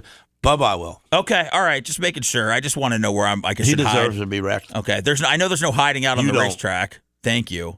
That's nice, man. See, this is why I love Gene. And Gene didn't want to leave me hanging. All right, Gene, listen. So Big E 7375, $50. Big E, look at that. All right. Train horn right there. Go Bears. So tell me. So I thought we were going there today, and I read the time. I said, so y'all leaving Seth out there to drive? He gonna be doing the show by himself? Nah, I'm gonna go do the show. So what time did it say? Did it say 9? Yeah, 9 to 12. And so you figured that we were leaving. Did you think you were doing the show earlier? Or you thought I was going to be there doing the show? I figured he was going to be left you doing the show, and then we could call in and say what we're doing. God, Lummy, how did you explain this to Gene, man? Gene had this. Well, listen, Gene was driving, so he must not have read the text right. No, I didn't read it right. And so I don't read that good anyway. But are you good for a Sunday morning? Yeah, I'm good for it. Okay, all right. Because hey, Seth, can you do December 21st from 9 to 12 to go karts and bowling at Elevate at Citrus Park Mall to film content? And then what happened? Was there a yes? Then respond from Gene was, what about the show with Seth? Because I thought the date said, and I looked at the date. I don't know what I was doing. It's all right, man. I'm glad. Listen, he was worried about you, though. No, I appreciate it. I'm glad you're here, Gene. And yeah, we've got some time, so we've got a while. Do you have an old race suit I could borrow or anything like that? Maybe. I would be honored to wear. Why we don't need a race suit? I mean, yeah. I mean, what if it helmet. catches on fire? Oh, they barely ever catch on fire. I'm not. It's not for the fire aspect of it, Lummy. I'm not. I you just want to roll in there, Gene Lasker style. Yeah, I just want to. I kind of want to know what it's like to be you for a moment. So you don't want that action. I don't want that. You're saying now I don't want. I would need more of a helmet than I would need a suit. I need a bigger candelabra. A candelabra. Blizzard for Life, too sweet, $50. Whoa, that's a good name right there. We like that. For Gene's new siren. Oh yeah, was that hit? Yeah, where is that siren? Where's your siren? Appreciate everybody that's throwing money today. Really, that's awesome. Yeah, thank you very much. Thank you very much for the money. I want the thumbs up too. Formerly Ball Polish Rod at 25. All right. So, all right, Gene. Yesterday, Gene called me. I texted Gene. Obviously, we've mentioned on the show that Gene's dog had passed, Khaleesi, and I wasn't planning on talking about it at all. I just texted Gene yesterday. I just said, "Hey man, let's have a good show. Have some fun. Thank you for coming in." And Gene called me and said that there's been a lot of people that have been asking questions about it, just because how it's been brought up and how we've referred it on the radio and how it's been posted on Facebook and people that were saying things that weren't necessarily what happened. And Gene, you feel compelled to Well, I Do you just feel- figured I'll explain it to. There's so many people out there that care about her and care about my family and say such nice things that helped us through it a little bit. I don't know. I just, that's what we say here. I mean, we talk about what happens in our lives. But you were planning on not talking about it though, right? I was planning on not talking about it. It's killing me, man. It's like I'm crying every day. All of a sudden I get an episode and I just start crying because I miss her. I feel like I let her down, but I know. So her last look at me was either one of two things. He was either, I messed up, Dad. I'm sorry, Dad, I messed up. Or it was, I thought you were going to take care of me. Something like that. You know, Gene. You know So that dogs are so loyal. Go ahead, man. We bought property next door and we added to our property. So I spent a bunch of money putting dirt in and leveling the land over there to bring it up even with mine. And we took the fences down and we added 4 acres to my property. And behind my garage, towards the back of the yard, is a 14 by 30 foot shed, and it's a Smith-built shed. It sits on little runners, and it sits on top of the ground, and you bolt it down into the earth. And I moved my cargo box over to the other property, and I'm fixing to move the blue shed over there, and we unloaded everything out of the blue shed and put it in the cargo boxes, and we hooked up to it. Well, my property goes downhill in a significant way that the garage on one end is 3 foot taller than the front. It's level, but we had to add 3 foot of dirt on the property. And then from the front of the shop out to the middle of the land, we leveled all that. But on the back side of it, it's off the ground compared to the land. Okay? All right. So behind that shed is probably like a 2.5 foot to the 3 foot drop off. And it's rounded sand. We mow the grass there and all. I backed up there and hooked the chains to it and the strap to it, and I looked around as the only danger that we're going to have here is if that strap breaks, it'll smack somebody in between if you get around the truck. So there's no one around the truck. I look over, I see my wife down about 50 yards to the right of me with the baby with Lagather, and I looked over at Coben and I said, where the dogs at? And he goes, they're out back. He looked out then, and they were probably 30 yards away. So the only problem I'd have with the dogs is if they came past the building and got between the truck and the building while I'm pulling it. Right. So they're completely out of that. They're not. They're nowhere near that. They're nowhere near that. So we start dragging the building, and I'm dragging it kind of slow, tugging it because when it's come off that hill and it tilts forward, I got pipes laying on the ground, so the little round 2-inch pipes, and as it touches the pipe, it'll roll on top of the pipe, not dig in, and I'll be able to move this building no problem. Well, as the building got to the end and it lifted up on the back, Khaleesi came flying from one side down in a blind spot where none of us could see her. But she came into the back of it and went to go jump under the building while it was in the air. Oh, no. So then when it went down the hill, it smashed her. And the poor thing, she didn't feel a thing because she never yelped. She never cried. She never said nothing to us other than a couple of looks at us. And my wife starts screaming. And I'm thinking, the only thing I can think of is there was a piece of aluminum hanging off of the building where I hit it with the mower before, mowing. And I ripped the aluminum building a little bit where it's got a slice in the aluminum. So I thought maybe Coben wasn't paying attention and let it rub his leg and cut him. Okay, that's what your first thought was? That was the only thought, the only thing that could happen here. Okay? I didn't know the dog was going to come in from behind and jump up underneath there. But as it went down the hill, she made a right out there, and she got up on her 2 front feet and drug her back legs with her. And we was hoping it just broke her leg and we could get it fixed. But as I got to her and felt her, I could feel that she wasn't going to be here much, another couple seconds. So the wife ran over and started singing to her. And so she was comfortable and she wasn't scared when she took her last breath. But what hurts my feelings so much to myself is I should have said, put the dogs up. It would have been a simple fix right there. Just put the dogs up.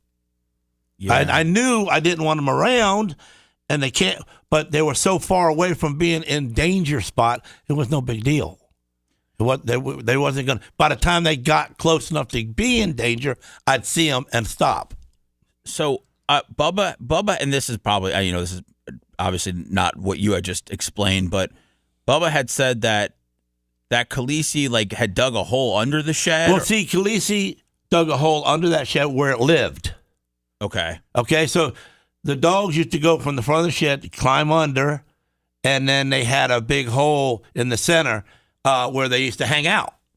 It was like the little clubhouse. So something about that shed moving caught Khaleesi's eye. You're moving my shed. What the hell's going on? Yeah. Or something that I didn't picture in my head that a dog would, because she hung out underneath there. Because when I pulled it over to the other side, I planned on digging up the front of it and giving her an access underneath it and giving her clubhouse back. But we didn't get there. Well, Gene, first of all, I'm obviously very sorry. Everybody can say they know what you're going through, but I don't know if you can. We obviously, had she was, that was my first dog, and we've had her for 3 years, and she's the leader. She rules. She rules the house. She tells me where I'm going to sleep on my bed until I get aggravated and have to move her, and she'll look at me like, you ain't moving me, and she eats when she wants to eat, and she makes the other dogs eat after her. She rules it and keeps the other babies in order. We didn't realize how much she did until after she was gone, and then we miss all that. How are you able to navigate the grief, but also, and how do you navigate the grief with also the guilt that you feel with feeling like you let her down? Well, my wife, I can't say it no more in my house because I get in trouble because I'm trying to blame, and there's no blame here. It's an accident. Yeah, it's a tragedy that happened, and I should look at it as Khaleesi said, "I'm sorry, Dad. I didn't mean to mess up." More than, you're supposed to be taking care of me, Dad. You're supposed to keep me safe. What if it was a thank you for giving me a great life look? What if it was not? It could have been. It might have been. It could have been. She had a great life. Khaleesi Bones had a great life, and I took good care of her. We took her everywhere we went. If my wife had to leave the house to go pick up Coben from band practice, Khaleesi was in the back seat. She was a safety net. I feel more vulnerable on my own property, even though I know I'm not, because my dog's gone. And she watched out for us constantly. She never let nothing move without me knowing it. I saw that you posted on Facebook that she was the leader, and that you started bringing the other dogs to work to try to make them feel better, and that ultimately you are getting another dog. Yes, January 10th. The breeder from North Carolina is going to be bringing us our new puppy. And what went into that? That's getting a new dog. That's not an easy decision, right? I apologize to a couple of my friends back in the day that lost their dogs, and I wasn't a dog owner, and I said, "What's the big deal, bro? Just a dog, yeah. Just a dog. Let's just go get another one." And, they look at you like, we can't go get another dog. You don't even understand, Lasker. You just don't know what a dog does. And I'm going, okay. So this was really your first experience with a dog in the last few years? I never had a dog because I never had the time for a dog. And I could see that dog people give their time to. I never had time trying to make I got myself to this point where I could put a $100,000 car in my shop. Yep. And I got 8 acres, and I got a son that's 14, and I got a wife that wants a dog, and he wants a dog, and they got plenty of place to run, and they can have a good life, and so that's why I got one. And then when I got the one, and she's a year old, I felt like I took her everywhere, but she was like She didn't have a friend.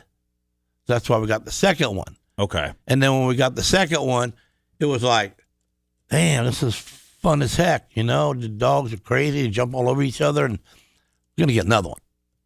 So we got the third one. So we got us a pack, you know, and my wife read, see, because right now Kona and LASKER are moping around and not eating all their meal, and yeah, they know. Yeah, they know, and they're not liking it because the boss is gone, and so she read up on how we can make them feel better. So she read that getting a new dog not to replace Khaleesi, but to replace the pack. So they got their Three Stooges act going. To wait like 6 to 8 weeks, and that's when you want to slip one in. And being as I got 2 girls, and they're fixed, the next one should be a boy, because then they won't bully him. They'll take him in as a friend, and they'll have a real good life, and they'll all be friends. And I'm trying to tell my wife, let's get a new dog, but I don't want her to think I'm trying to replace Khaleesi at all.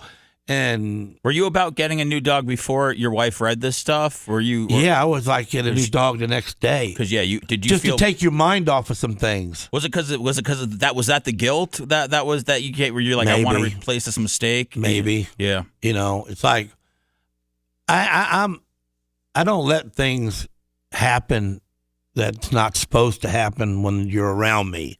If we're working out in the yard and I look around to see what could happen here. What could happen if we're trimming that tree? Could it fall down, hit that fence, and then bounce forward and knock somebody out?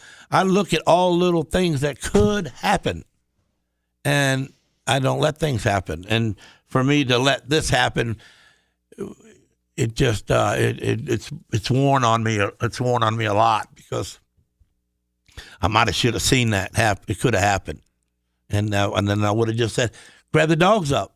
That's all I had to say. Grab the dogs up. Cubba would have walked out there, grabbed them, stuck them with Mom, and we wouldn't be having this conversation. But I guess the good Lord, you know, he didn't think that I guess my life was going too good for too long yet. He had to kind of like make me feel that I need to. You think God was trying to punish you?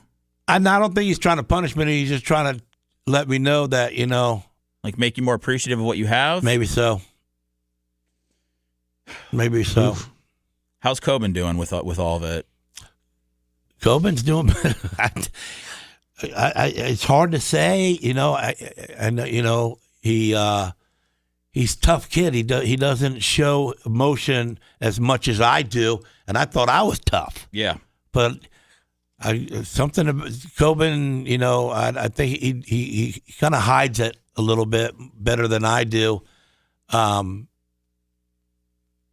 know, he's happy that we're getting a new dog because he stepped right in the other day, and I said, "Well, what, you know, when we get this new dog, you're gonna have to help Mom." Oh, I'm all about it, Dad. Yeah, because puppies are that's the difficult part of a well, dog. see, when we had the other two were puppies, you know, Coben kind of like, you know, those are your dogs. I ain't picking up poop, you know, and he this changed him. It changed his outlook on things a little bit. Yes, it did, because he just stepped right in. I'm gonna be taking care of that dog. I'm gonna be taking care of that puppy. I'm telling you right now, Dad. So how have you? I saw that you were like there was I don't know if it was a picture of Khaleesi that you were like putting on your front gate, or there was something like when we built that gate, a friend of mine built me a big plate, it's a half-inch thick aluminum, and it's lasered out with Khaleesi's picture, and it's got all 3 dogs' name on it. That's awesome. And it says LASKER across it, and it's got gargoyle wings on the side. But it was so big sitting there looking at it. I thought it looked gork. I said, man, I ain't putting that on my fence. Too gaudy, man, for me. It's too big, too. But Mike, my good friend Mike Cannon, he comes over on Saturday morning and he's out there. He puts it on the fence. He puts it on. He goes, listen, I'm gonna go ahead and hang that LASKER sign with Khaleesi's face on the gate for her. Well, what am I gonna say? You know what I'm saying? Yeah. Okay. Now that it's up, it's beautiful. I love it. It's not gaudy. It didn't take away from the fence. It don't make me look stupid.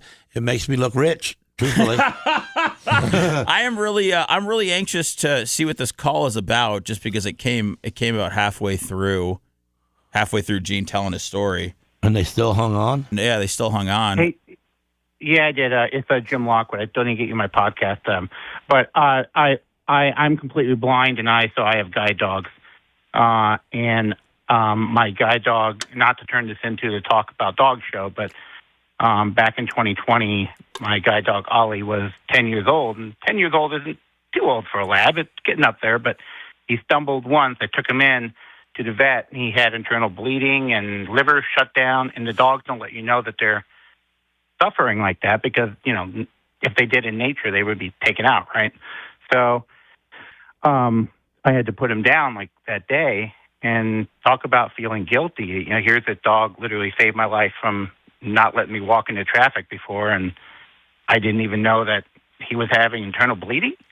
So talk about guilt, but Gene, you did right by that dog. And my biggest regret with Ollie is I didn't bring him back home for him to, pass away. I did it at the vet, and no dog wants to have to be put down at the vet. They want to be with their owners at home.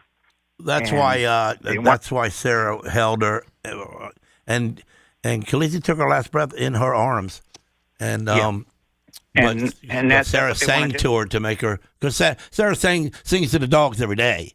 She sings to them, and she sings Bible verses to them, and so that's what she was singing, the Bible verse to Khaleesi as she closed her eyes and went. And they don't blame you at all.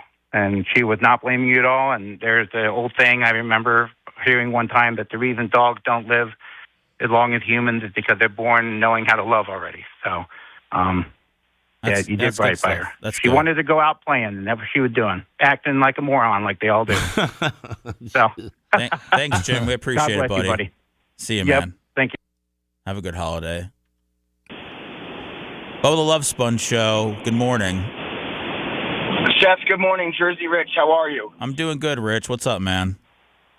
I just want to say, Gene, man, I don't know if I've ever even said this on the air, but my wife and I have bred pugs for 20 years. We keep our retired females. We don't sell them, anything like that, but we've seen dogs come and go various different ways. We even lost a female once in a fight, and my son, it was a matter of 1 minute not putting certain dogs away, because in a pack, there's an order. And they love each other. They're loving dogs. Things can happen, and he felt so guilty for so long. But, again, you're right. You and Sarah did it right, where she sang to the dog. You took the time to find out what's best for the pack before making a decision. It's refreshing to see somebody like yourself just doing everything the right way and knowing the order of things and how the other dogs feel, and recognizing. I got to tell you, man, I deal with a lot of people over 20 years that don't know what they're doing and buy a dog right away, but for the wrong reasons. You're doing it for the right reasons. Know that. Don't feel guilty. They're born, like he said, they're born loving people. You gave that dog a great life, and I'm sure it was appreciative. It's just refreshing, Gene, to hear. You wouldn't think, but you're doing it the right way, man, really, honestly. It's bringing a tear to my eye. It's sad. It's never easy. But I'm just, like I said, in shock at how you guys did everything the right way, making her feel comfortable, everything, man. I'm really, really sorry to hear. This is terrible, but, things happen for a reason, like you're right. But she had a great life, man. She really did. Sorry to hear about all this. Thanks, Rich. Appreciate it, man. Would you take a pug, Gene, or what? I mean, would you it's like ordering McNuggets instead of a burger. I don't know. If someone was like, I have a pug that I think would bring you much joy, you would say, you know what? They probably do. The little thing running around you, like a little monkey running around your neck or something while you're sitting on the couch. Yeah. It'd probably be kind of cool. You don't need that, though. You don't need a little. When you hear people say, people look like their dog, there's a reason. I mean, there's something, your attitude. People say on what that? type. Yeah, people say most people look like their dogs. Yeah. Oh, hell. What the hell? So that dude got a puggy little face. type face, and You got a Cane that's why Corso face? Yeah, I guess so. Kind of a protective type dog that's kind of mean, bites people, and plus they're real loving to the owner. So that's kind of like me. What kind of face do I have? Because I got dogs. What do you think that I don't know, like a mutt or a Labrador. Cocker Spaniel. Cocker Spaniel, yeah. Do I have a Cocker Spaniel face? Yeah. You can see it now? Yeah. They're great dogs. I have. We had to put my dog Ribby down last year. She was 15. I carry her collar. It's on my backpack. Oh, see, Yeah. And again, I'm not trying to. There's no comparison to what happened. I'm just saying that there's a. I take don't my know dog if with it's me a forever, comparison. man. If Khaleesi was old and we had to put her down, That's different, man. It's different. Then It's different. tragedy. Then instantly wrong happened. It was as soon as I heard about it, dude. I was just it just kind of like the air just kind of left me. My wife asked yesterday. She asked what happened, and I told her. And to be honest, Gene, I was not really sure. I wasn't sure if like my wife would be mad or something. If I told her what happened. I didn't know like what the reaction was going to be. Right. But she was just horrified, and because she knows how you guys feel about your dogs is like the same way that we feel about our dogs. And then I realized that no real person would be angry about anything like that. You're nobody's more upset than you are. So you just have a lot of support out there, man. There's nobody more upset than my wife. I know. And she can't get through this. What do you do? It's tough on her. Was the hot rod a distraction, or did you try to? Well, make the it? hot rod, I try to make it a distraction, but it's not. As soon as you wake up in the morning and Khaleesi's not ruling the bed and keeping the other to see that, but it kind of some cool things have happened because of it. Not really cool, but both the dogs are not being bullied. Well, they weren't bullied, but not being told what to do by Khaleesi. So now they get up on the bed and be able to sleep right there with Mom. Before, Khaleesi, if she decided she wanted to be in that bed, them other dogs got off. Right, okay. And she'd just stand there and look at them, and then they'd leave. And I wouldn't think nothing about it. What do I know? And then my wife says, Khaleesi just ran the dogs off. No, she didn't. What do you think she got in her head? She just talks to them by not saying nothing. I don't get it. Gene wasn't sure how dogs communicated without speaking right. English. And then, so and then she goes, "Let me show you some things so you can learn something." I said, "Okay." And she goes, "Watch them put these 3 plates of food out, right? Boom, boom, boom." Now the dog. Lagler would just sit right there, and Conan would sit right there, and they look down at their food, and Khaleesi would prance right up there, bloop, bloop, bloop, bloop, bloop, and start eating her food. And when Khaleesi was done eating, she'd walk over to the other place and sniff around, maybe bite a few bacon pieces off of this one and a chunk of chicken off of this one, and then walk away. Then the dogs would go eat. And that's when you realized that. I said, "What? Don't do that." I said, "From now on, Khaleesi, you eat by yourself. Put her food outside." She can't do that to them girls. And we'd separate them out, and I put Lagather in the living room right by my feet because she's the babyest, and so she ain't gonna get picked on. So she's right there by Dad's feet. So she'd jump right on that plate, eat all her food, and Kona eat all her food, and Khaleesi wasn't the boss at that moment. I took over the boss's feet, and did it. But she wouldn't let the babies love on us as much as they wanted to. Well, so now they do a lot more, and Lagather's right on my wife's legs, sleeps right there, and Kona's right there to her right, where before Khaleesi didn't allow that. Yeah, they also might be comforting you guys too, and that too. Yeah. But it's like before they would get up there and they would mess around with Mom, and then here comes Khaleesi, and then they jump down on the floor and underneath their feet, and they'd lay down right there, and then Khaleesi would be sitting right there. If they came over and played with me, Khaleesi would walk on the couch, walk all the way over to me, and stand there for a minute. Boop. Babies would run out and go play with each other, and then Khaleesi would rule the roost some more.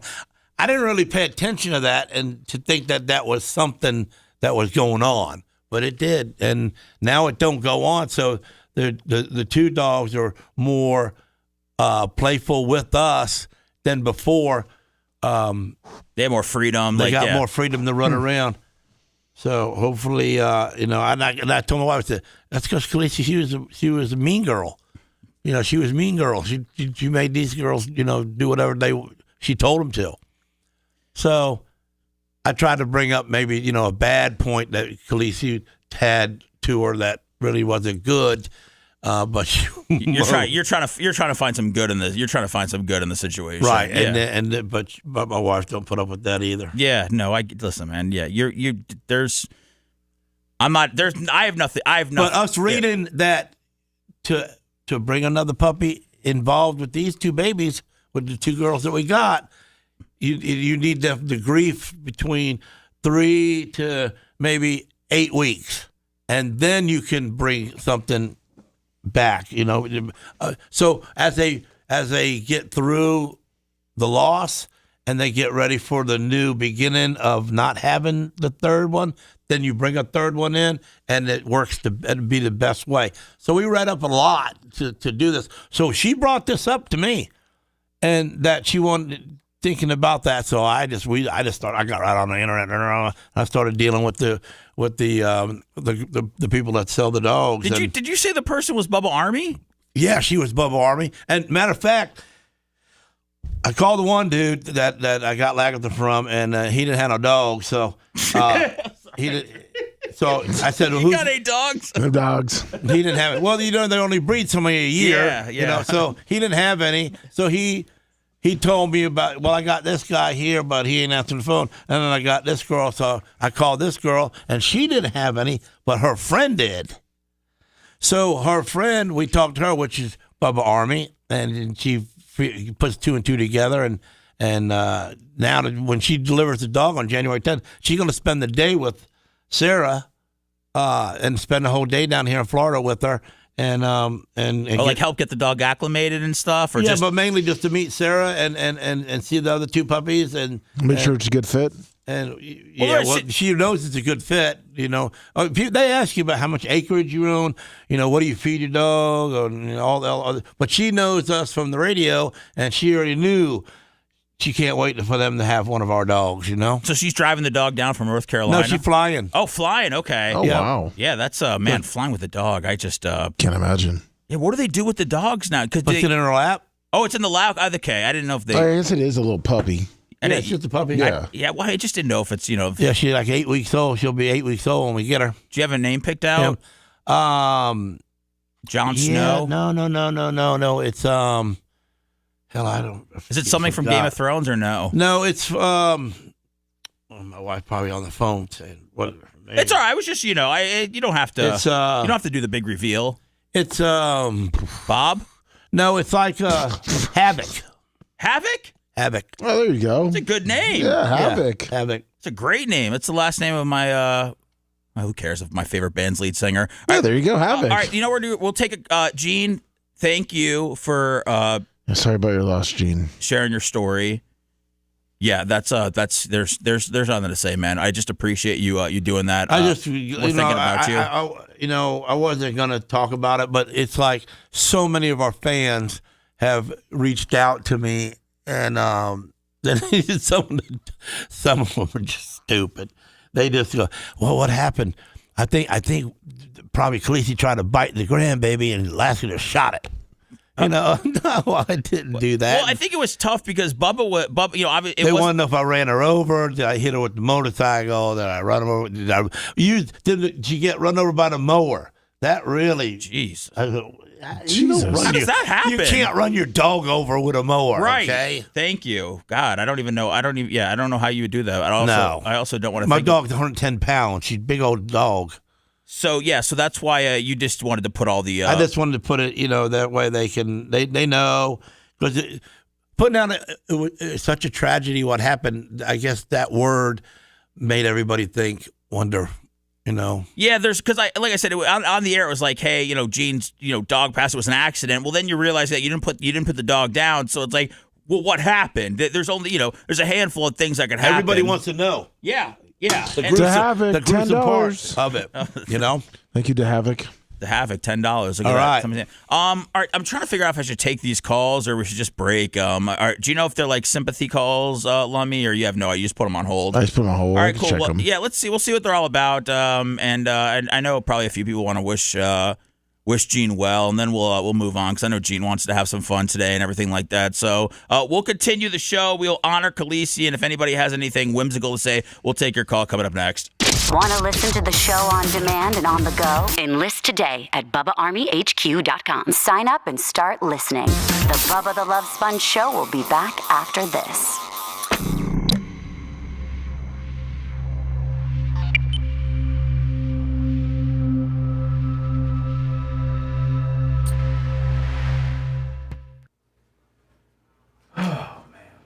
Yeah, hold on one break. 2 minutes. Hey, Seth. So I sent you. I don't know. I just sent it to you if you're interested. Just to even know. So I guess he fired the assistant. He fired her, yeah, and was paying her hush money. But I guess she talked about it. Oh my God. Okay, I'll give that update. Like the guy kind of broke it down in his tweet. Let's see. Like if you read his tweet, Can I because just read- I had to read through it a little bit. Is that? Yeah, I'll read the right. update. Man, oh man.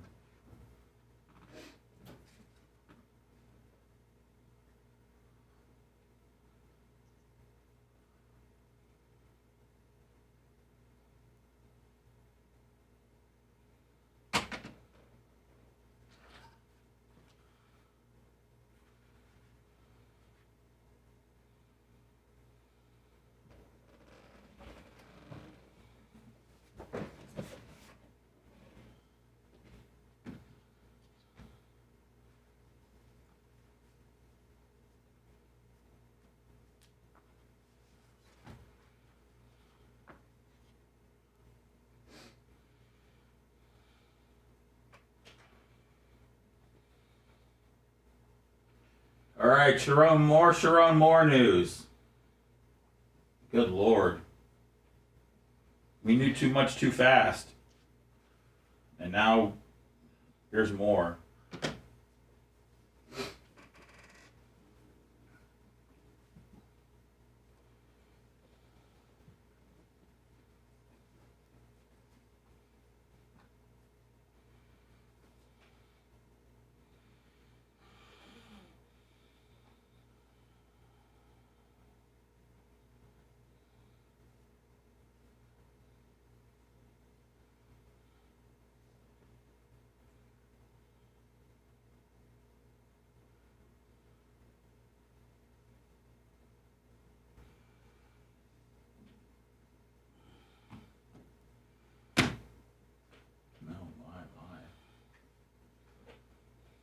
What's up, everybody? Thanks for listening to the show. Thanks for the support. Good support yesterday.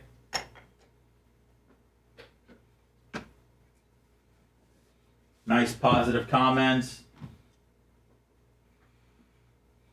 That's always nice.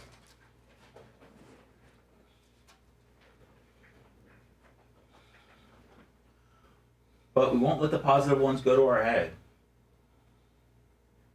Yes, the bad ones bring us down, but do the good ones uplift us enough to even it out? I don't know. Probably should. But everybody was very nice yesterday.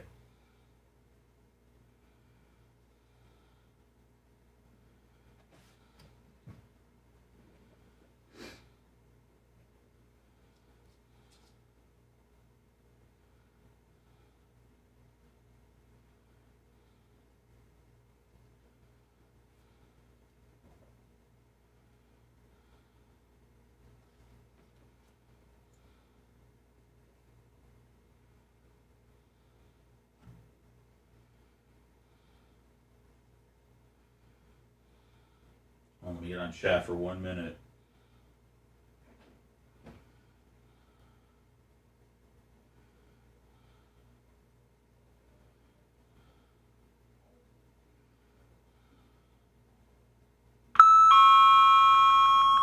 chat for 1 minute.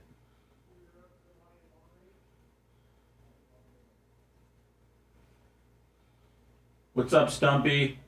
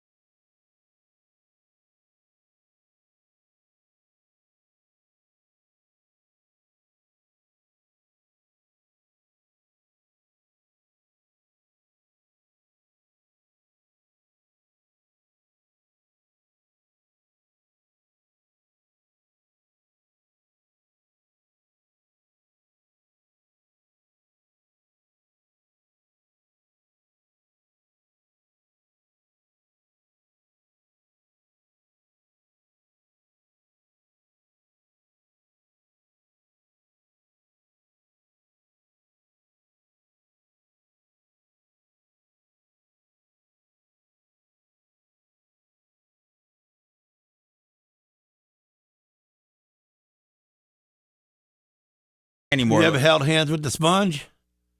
I haven't had the honor. Oh. Why? Pudgy fingers? He's got fat fingers. Oh, he does? Yeah. I stopped it. I was wondering why you were playing Journey.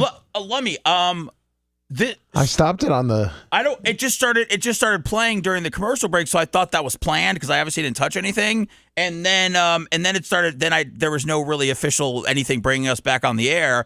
And then I started wondering what was going on. I didn't hit anything. Macho Man got hanging you out to dry? I don't know. No, he had a log. That's why I stopped it real quick. I don't know why that got put in there. You know, I mean, that's not anything I could have done.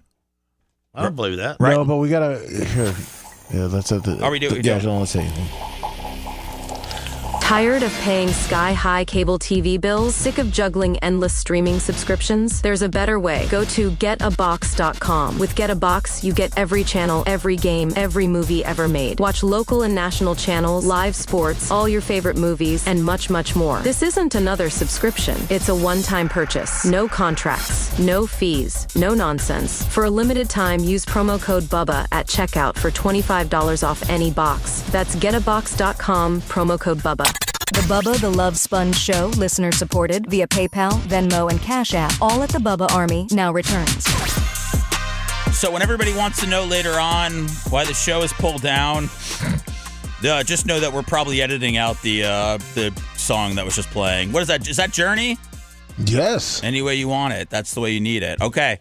Didn't I asked you what was going on, and you said you thought Lasker was playing a song. Well, I thought he was on his computer. His face is doing something. I thought he was sitting there playing Journey. You know how he goes through his Facebook. Yeah. Oh, you thought that was happening? Yeah. Yeah. So that's why I'm like, what's going on? And then. So what? You can't see us from back there? You ain't got no cameras on us? I can't see anything. No. Well, then why does Sponge always get on me when he sees me doing things? Well, I think a couple things. I think the Sponge might have. Does he have YouTube pulled up over here? Yes, yeah. Okay, so he's watching the live feed as it's happening. I'm not. I have the stories pulled up. Oh. I would normally look at the TV that's behind you to see you guys, but the Christmas tree is blocking it. So I have no vision of you guys, which sucks. I love seeing you, but hopefully I'm still able to pull this off without it. But I apologize for the Journey break-in. If you were liking it, I apologize, and if you weren't, then I apologize as well. All right, let me send me some breaking news. I think this is going to be this is just going to continue to trickle out. More news about the fired Michigan coach Sharon Moore. He is in jail. I believe he's going in front of a judge today for threatening to kill his mistress and himself, saying he's suicidal. So just the quick summarization is that the Michigan coach allegedly paid the young staffer money to cover up the affair, then fired her after officials started asking questions. But after she came forward, that prompted his firing, and then he stormed her apartment with a knife.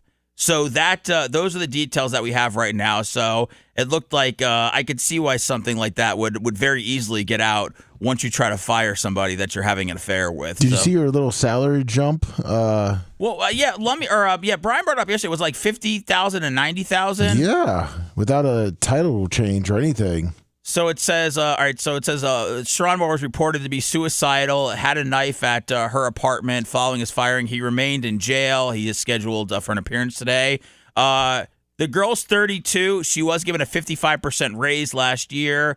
To the university, previously invested claims of his inappropriate relationship with a staffer, but he denied it. Also, the athletic director for Michigan has been fired. So what people are saying now is that they knew about this for a while and they were waiting for the end of the season to decide what to do with the information. Did you hear that, Lummy? Yes. Do you think that's true? Do you think they were waiting to see if they beat Ohio State before this stuff would start coming to light? No, I think from what I heard from a big time alumni is that sources. Yeah, sources. Look at that. You didn't know that he had sources, did you, Gene? Wow. Is that it had nothing to do with that? They were just trying to get all their ducks in a row before they fired him, so they could fire him with cause. They didn't have their ducks in a row because they fired him. They fired him without HR around. He got fired. It was a one-on-one thing, which I know you're supposed to have people present there. Yeah. Then after he found out, didn't he go to a team meeting or something because they were having a team meeting without him? Like there was a lot that was going on, during all of this. So when I mean they wanted the ducks in a row, they didn't fire him like the right way. I meant they wanted to make sure that when he was fired, they had with cause, so they didn't have to pay him. They were just worried about the money situation. They said that he had been acting strange, berating assistant coaches. So, again, the athletic director, who I just think he just got hired or just got an extension last year. I think he got an extension. Just got blown out. So this appears to be a much bigger than just a perverted coach issue. This seems to be a university issue. So are they up front team, like they're are they top good? 10 or anything like that? Yeah, they're a very, very good college. They're like one of the more historic, I think, football programs in college, Gene. And so they're historic. Whether they have a good season or not, but they had a good season this year. Definitely didn't get fired because they lost games. This was okay. This was How much was he getting paid? He's owed. I think he had a $30 million contract. So $30 million? Yeah, that was his. I'm not sure if it was for 5-6 years. And he chunked that out. He chunked that out, and his wife and 3 daughters, man. Oh man, she gonna take half. Yeah. Yeah. Oh God, yeah. Now let me ask you this. He hasn't been divorced yet, but I'm sure maybe she'll stand by him. Who knows? But for the sake of this, let me ask you guys. In the same day, to me, he was divorced, fired, and arrested. Can you tell me which would be worse in your lives? Divorced, fired, arrested. Lummy, what do you think? Is this an easy answer? I don't know. I wrote it down yesterday as I was pondering. Besides death, probably nothing. Divorced, fired, arrested. No, I'm saying like which one would you? Which one would be the worst one for you? For your life. And you could say probably divorced. Yeah, divorced, because then the mental anguish of being divorced. You're not gonna make no money anyway. Especially if you lose your job, your wife and kids are gonna be there for you. Right, and then you got all that every day. Yeah, but they're gonna think you're pathetic because you got fired. So I just wanted to see. As long as they're eating, they're not gonna think you're pathetic. Yeah. They ain't gonna know no different. That's a good point. Now, Gene, you said that when it's not Gene, by the way. Gene's checked out. Oh, is Trump? Is that? No, have you seen? No. What? Who's on? Who is that? I can't. Who's on his face? It's a guy from Con Air, Nicolas Cage. Guy from Con Air. What the hell? Because I was trying to think of when Nicolas Cage had a beard in the movie. I'm trying to think of Nicolas Cage movies all of a sudden. Raising Arizona, and then was it Face Off? Was he in Face Off? Yeah, he was in Face Off. Okay, but with the beard and everything, it was. Gene, what kind of assortment pack of masks did you get? I got a couple, 2 or 3. What'd you get? Did Trump and Cage come together, or you just kind of went shopping? No, I just kind of picked 3 different dudes. Did you get these yourself, or did Sarah get them for you? Well, Sarah got them for me. I showed her where I was going to get them from, and she said I was going to get ripped off, so she had to find a real company to sell them. What'd you find? Did you find something online, or you found a store that you showed her that sold them? No, I just was on Facebook and cutting through, and I seen where the guy putting faces on. Was it Facebook Marketplace? Is that, Lummy, do you think that's what he was on? Yeah, I think he was watching one of those. I think he was watching one of those videos. You're watching Marketplace, and then Sarah said that you're going to pay way too much. I told her I said I want to buy a few of these. Pick me out some good ones. And so she found the right company that didn't rip you off, And so you got Trump, you got Nick Cage. And then I got the other guy. Hold on, wait. We got to see the exposure. Yeah, I'll have to show you the third one later. Okay. All right. Yeah. Keep us updated, man. I'm excited to see that. I look like Nicolas Cage though, right there, man. I look pretty good in You do. on the camera. Yeah, I really should. I'm just going to pull up the show. I'll just so I don't miss any faces, and I want to make sure that you know what I'm talking. You're not doing a Nick Cage impression, are you? No. Okay, all right. I didn't think so, but So which one would you say on your 3? Divorced, arrested, or fired? Can I tell you what would be the worst one right now? Yeah. Fired.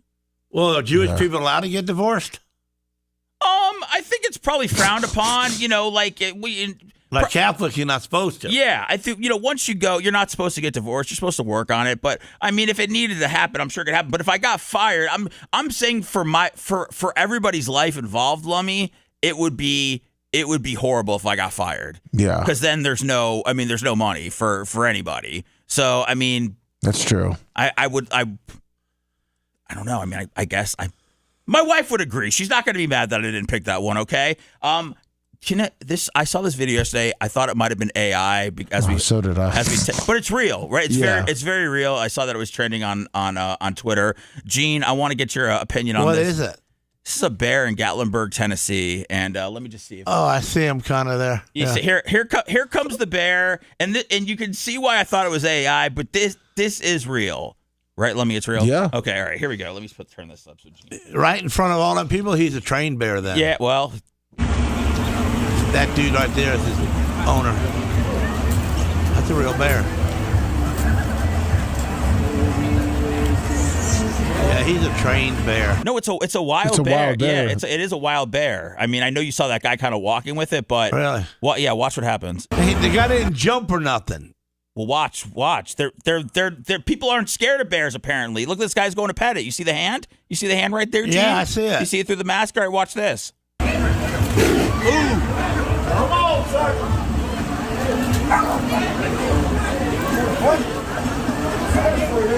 That bear said, "I'm out after that." So, wow. Yeah, the guy must have thought it was in the parade. Can you imagine? Was a parade going on? Yeah, it was during the Christmas parade. Look at that. Oh, he's an escapee from the animal kingdom. Well, you think parade? You think you got out of the zoo? Hell yeah. He was in. You see, he's kind of tame, but then he's not. That bear said. So he's probably owned by some company, and he's been in a cage, and he got out. He's escapee now. He looks like he's not moving fast for an escapee. By the way, why would anybody? Is this just Is it because we're in Florida and we're just afraid of bears? Like, why would any other person go and pet a bear? That seems like the dumbest thing ever, doesn't it? Yeah. This guy, I don't know. He didn't even think about it. Is it like seeing a dog to some people that live in the mountains? I guess. Let me see this. There's a person in chat. There's a person in chat that says it happens all the time. As far as what? Just bears? Just doing bears? Walking by you. Yeah. Downtown, right next to 7-Eleven. Yeah, they hanging out. Sorry, see? He's like, hey, sorry. Why did that guy not move? Well, why was he? Well, he must be a hunter or something. He apologized. I sent you another one where I was walking down the street. He must be a hunter, and he ain't afraid of them. He knows. What does he know? They're not grizzlies. They don't stand up and just watch you with their knife. But this bear will eat. Won't this bear still attack you? Yeah, it'll bite you like a dog. Okay, but it won't maul you? No, it don't got the mauling hands like a grizzly. Okay. Did you know that, Lummy? No, not at all. All right, I'm glad. Yeah, black bears, they got little nails compared to grizzly nails. I didn't know that. Okay, geez Louise, this bear. No way. Everybody stay calm. Just stay seated. See, they know how to handle it. Crazy. Oh, come on. I mean, is this the equivalent of like a gator? Is this like the equivalent of a gator? Yeah, I can see that. A gator walking down with you, I'd walk right by it. I wouldn't get real close to it, but yeah, you wouldn't. I'd grab its tail and make him spin around. Would you? You would really grab it? You would grab a gator's tail? Yeah. Really? Yeah, because they're not going to really get you. They'll spin around and threaten you. You're not just saying that to sound tough. You would actually do that. Yeah. That's what you're supposed to do. If you see a wild gator, you're supposed to just grab its tail. Well, I mean, I wouldn't say like, "Hey, Seth, let's go down to the pond." And right now, I'm not, but if it was just walking by and you're behind him, you reach over and grab that tail, and then just what? Just let him know. It's just going to spin around and hiss at you. Okay, well, That's gonna Let's be. not try it though. Yeah, I don't know if I'm gonna be. But I do give you a lot of masculinity points for being willing to grab a gator's tail. Listen, so that is the wild bear that was in Gatlinburg, Tennessee. I've been to Gatlinburg. It's a great city. Have you ever been there before? Any one of you guys? Yeah, I have. Yeah, it's a cool little town. I did my honeymoon there. So that was the first time I was ever in the mountains. Not like I camped or anything. We just stayed in like a really. Did you go to Ruby Falls? No, What's Ruby Falls? It's like a mountain going up there, and you go inside. It got all the rubies inside. No, I did. We did some hiking on a trail. I twisted my ankle and had to get carried off by a couple of other tourists. But no. Yeah, it's slippery out there, Lummy. I didn't have the grip on my shoes that I thought I was supposed to. So those twisted ankles, man. I thought I was gonna die. My whole body went limp. All right, coming up next, there's I don't know if you have to risk death to fully appreciate life, but these skydivers have, I think that they finally have done the jump that would solidify nobody ever needed to skydive again, and I'll play that video. But jump out without a parachute? Pretty much. You'll see when I play for you coming up next. If you liked that segment, then you'll definitely like the new redesigned BubbaArmyHQ.com. We'll be back to the Bubba the Love Sponge show after this. On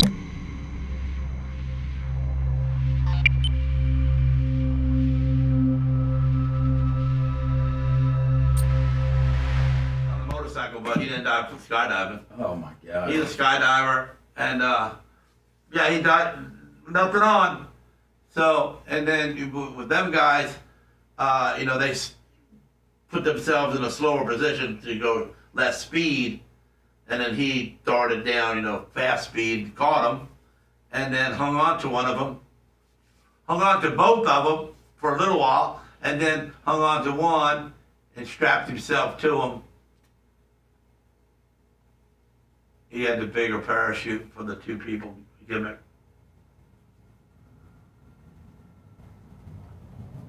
Lummy, do you have the smear the queer thing? Yeah. Can you shoot that over to me? Yeah, I put it in the messenger. Scroll up. Just because I have one pulled up, but I think it's the one I had, which was not good. I think it's this one. How you doing, Gene? You feeling good, man? What am I doing? Are you feeling okay? Like, yeah. You don't feel like this is like the understudy show, do you? I mean, you feel like it's we're capable. We're doing it. What the hell did he say? We're doing it, right? Are we doing it? Like, are we doing it? Yeah. You feel like you're getting vibed out? Yeah, it's a better show than yesterday. That's because you're on it, Gene. I'm saying, are we doing the damn thing? You know what I'm saying? No, yeah, we got no problems. Okay, good. Hell no. Sponge is jealous right now. Okay. We got more thumbs up. We got more thumbs up and more money. Do we really? Well, we have 818 thumbs up by 8 a.m. Is that good? We were at 900 yesterday at 9. Woo! And James brought the hundreds in. Man, I got to go feel some of that cold air. I hope it doesn't smell like jet fuel. It actually smells. It's a little smoky. You're going to be upset. So the Rizzler would have scratched the bear's chin. That's right. We ate at Hardee's up there in Nashville, and no one knew the Rizzler. Did you order a sandwich? Yeah, didn't have it. It probably sold out because it's so popular. No. They didn't know. The people didn't know. People working there? Yeah. You should file a complaint. I should get free meals. Yeah. You went all the way to Tennessee to get a Rizzler burger and they didn't have it. Fucking bullshit. They said, hey, Hardee's at the next exit. I went, Rizzler burger. So my guys go, Mom, will you come here for a sec? Yeah. I need to meet with you in the kitchen, closed door meeting. Is it okay? Play the Price is Right music or whatever you guys would play. Journey. Yeah, play a song.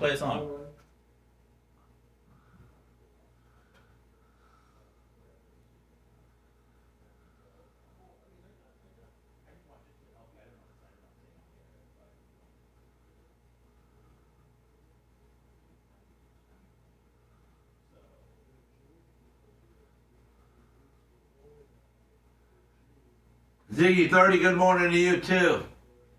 Kirk Angle,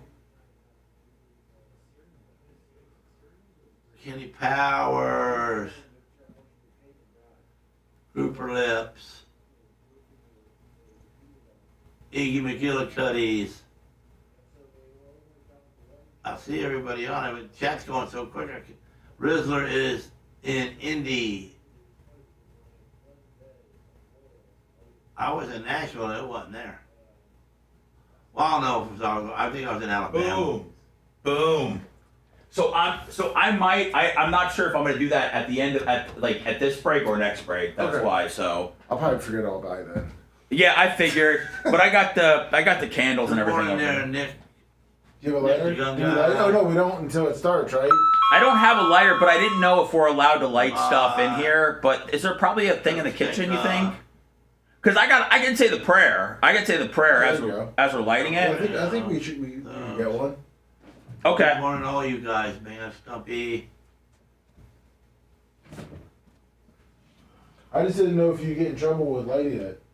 No. You know, your religion. I got it. I got one. Oh, you got one? Okay. Yeah. Whoa. Heather Wiz, James Bravo. Good to see you. How's that smell out there? Dude, I don't know why it's been this time of day for the last couple of weeks that it smells like exhaust and jet fuel. Like you smell that too? Outside? Yeah. It comes in the building. It's gross. Yeah. I walked out right before that one. I was like,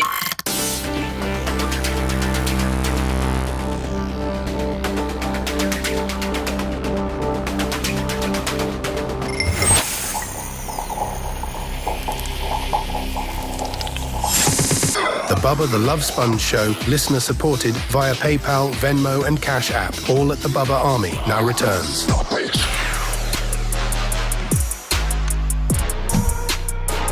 Welcome back to the Bubba the Love Sponge Show. My name is Seth Kushner, joined by executive producer to the stars, Lummy Warren Garrison. And Gene Lasker is back. Gene, you're doing a great job. How long have I been gone? It feels like forever, man. It's been, like just 2 weeks, Lummy? Yeah, 2 weeks. Yeah, 2 weeks. But that's 2 weeks without Gene Lasker feels like a lifetime, Gene. Oh. You just make that kind of impact. I'm glad there's no Journey playing right now. All right, Lummy, you were at the Bucks game last night. We kind of, if you missed earlier in the show, you should rewind it. It was very good. We were able to peel back layers on how much Lummy actually pays for season tickets because Gene couldn't believe that he pays more than $100 a game. We found out that Lummy pays between $5,000 and $15,000 for his tickets. That we don't know. But that's for a whole season. That's for a whole season. That's for a whole and that's still stupid. And Lummy agrees, right? Lummy, you were looking to get cheaper tickets for next year, right? Yes, of course. Very upset. Gene couldn't figure out why you're paying good money to watch a team lose. He explained it to me, he didn't have that. He wasn't able to do that with his dad. Were you poor, Lummy, growing up? I thought you not were really. fine. He wasn't that poor, but he wasn't poor. Wasn't rich enough to go there. Did you have to share bathwater like the Diacos? We did have a small they didn't house have to going up. Diaco, he didn't share bathwater. You don't think they shared bathwater? That's the story. Is that would Jay have to take the last bath because he was the youngest? Is that why he's the skinniest? Yeah. Because he got in and out quick. I don't. That might have been why. Maybe he was just shivering so much because the bath wasn't warm. He just shook all those calories right off him. Do you know? Is that what the story is? Yes, Lummy? it is. And they usually pee in the bathtub. They peed in the bathtub. I'd pee on purpose if I was the first brother in there. They did. He did. Dad did. Dr. Dan did. They did pee. So they were, oh my God! So they were getting used. I'd still beat him up over that. They were getting used peed bathwater, Gene. Yes. Okay, if that's the Diaco story, now Lummy apparently is taking that story. That Lummy thought your dad's always been around and you guys always did. No, things. yeah, he has, but we never got to go to sporting events. Why is that? Was he busy working? Well, you got to think too. When the Bucks, it was far away from where I lived. It was about an hour. Plus, it was expensive, and the Bucks weren't good, so we just got to listen to it on the radio. Listen, I understand that it's a great experience, for Walker, and yet one day, you're going to be like, yeah, I used to take it every Bucks game, and he's not going to remember, and you're going to be like, look at these pictures, and he's still not going to remember. Yeah. But you are looking to reassess what you spend on the Buccaneers every year, right? Yes. Last night, because like I said, you didn't see. What are you going to reassess about? Wife's going to say bye, and you're going to shut up. Does she like? I know that she loves sporting events. I know she's a Finns fan. Or does she like the season tickets as much as you do? Is it for Walker at this point, Lummy? She's always smiling and roo, rah, rah, rah. She likes going. The perfect thing is she's perfect because she enjoys going to the game. She likes taunting, so she's a yeller. Yes. So she's getting her money's worth by going there to taunt. Yeah, real quick. Sorry, the USF game. We got new tickets this year for them. We're 2 rows behind the visitors' bench. You're yelling at college kids, dude. This is she's pretty much going after the coaches. So she looked up all the coaches for the College of Charleston and started, giving them some crap. What's going on with this marriage, Lummy? I didn't know that she was like that. I didn't know that she was like Bubba when he goes to the minor league games and likes telling these guys trying to live out their dream that they're never going to be anything. That's pretty much what it is. Holy hell! Well, no, she's going after the coaches. Well, you ain't really never hung out with them then if you don't know she's a yeller. No. I mean, I would say that I guess I haven't hung out with you. I didn't know at a sporting event that she's a yeller, that she's a heckler. I thought that was reserved for other types of people. But I'll stop stereotyping now that I know she does it. Do you enjoy it, Lummy? Do you enjoy it when your wife's yelling, or do you feel like sometimes? Yeah, he does. He's smiling. Well, he has to smile, and plus the giggle juice he's drinking is making him smile too. Of course, yeah, so you feel good. No, but because I'm not that guy. I'm a quiet fan. So she can do all that for me. For him, yeah. See, he don't have to. Yeah, poor Walker, man. He's gonna be one. No. Walker's right in there with it. Yeah, but he's gonna be heckling one day, Gene. That's okay. But you know what the heckles turn into? They turn into stadium fights. They never swing up. I mean, that's what happens. Well, we'll teach him young. Okay, yeah, that's right. I mean, I guess that's a good point. So we'll. All right. So this was last night after the game, by the way. So as you can see, the Buccaneers lost. Lummy not happy. Lummy slept in his car. It was a whole thing. Okay, go back and listen to the first part of the show. This is the Falcons. Looks like Bijan Robinson, Kyle Pitts, and Kirk Cousins after the game. You know these guys' names without their helmet or their back. Surprisingly, since Kyle Pitts, that's the only game he's had in 5 years. Yeah, I do, Gene. By just looking at him? Yeah. What do you think about that? Is that weird, or is that just me? Well, it's just good eyes because they look the same to me. Oh hell! Where's that thing there? Okay. Gene Lasker. What he says is necessarily. You got potted up. Yeah. Oh, is it pot? Okay. Sorry. Go ahead. Wait, is it up? What is it? The internet? What am I potting up? What am I potting up? You should have already had that button ready, knowing I was coming. I don't know. Is it Slate? Is it okay? It's the next gen. It's the next gen. I got to find my next. They're gonna give you a fine. There's no next gen button over here. Oh no. There's no next gen button. It's okay. It's all right. Sponge is hot right Macho, now. what's it labeled? No, it's hold on. Let me turn Macho on. Macho's not on. Go ahead, Macho. Oh God. Local 3 and 4. Local 3 and 4. Okay. And what would we do without that dude? Is this 3 and 4? The views and opinions made by Gene Lasker are not necessarily those of our advertisers or this radio station. There we go. All right. Holy hell. All right. Sorry, guys. All right. So it's kind of cool that you know the players know. Yeah. But I guess you need to know faces being you do with the card games.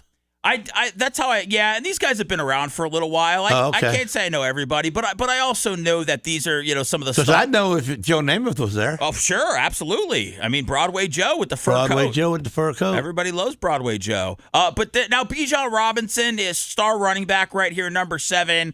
He said something last night that he ended up apologizing for in a tweet. We'll see if we can pick it up right here. Let me play this. It's cool playing with Kirk, man. Like, this man's a GOAT. No, you had a play where they threw it to you in the Bijan. They threw it to you in the backfield. You made the first one miss, dead leg 3 people. And then I said, this boy threw up in the backyard. Hey, spear the queer. That's what we do.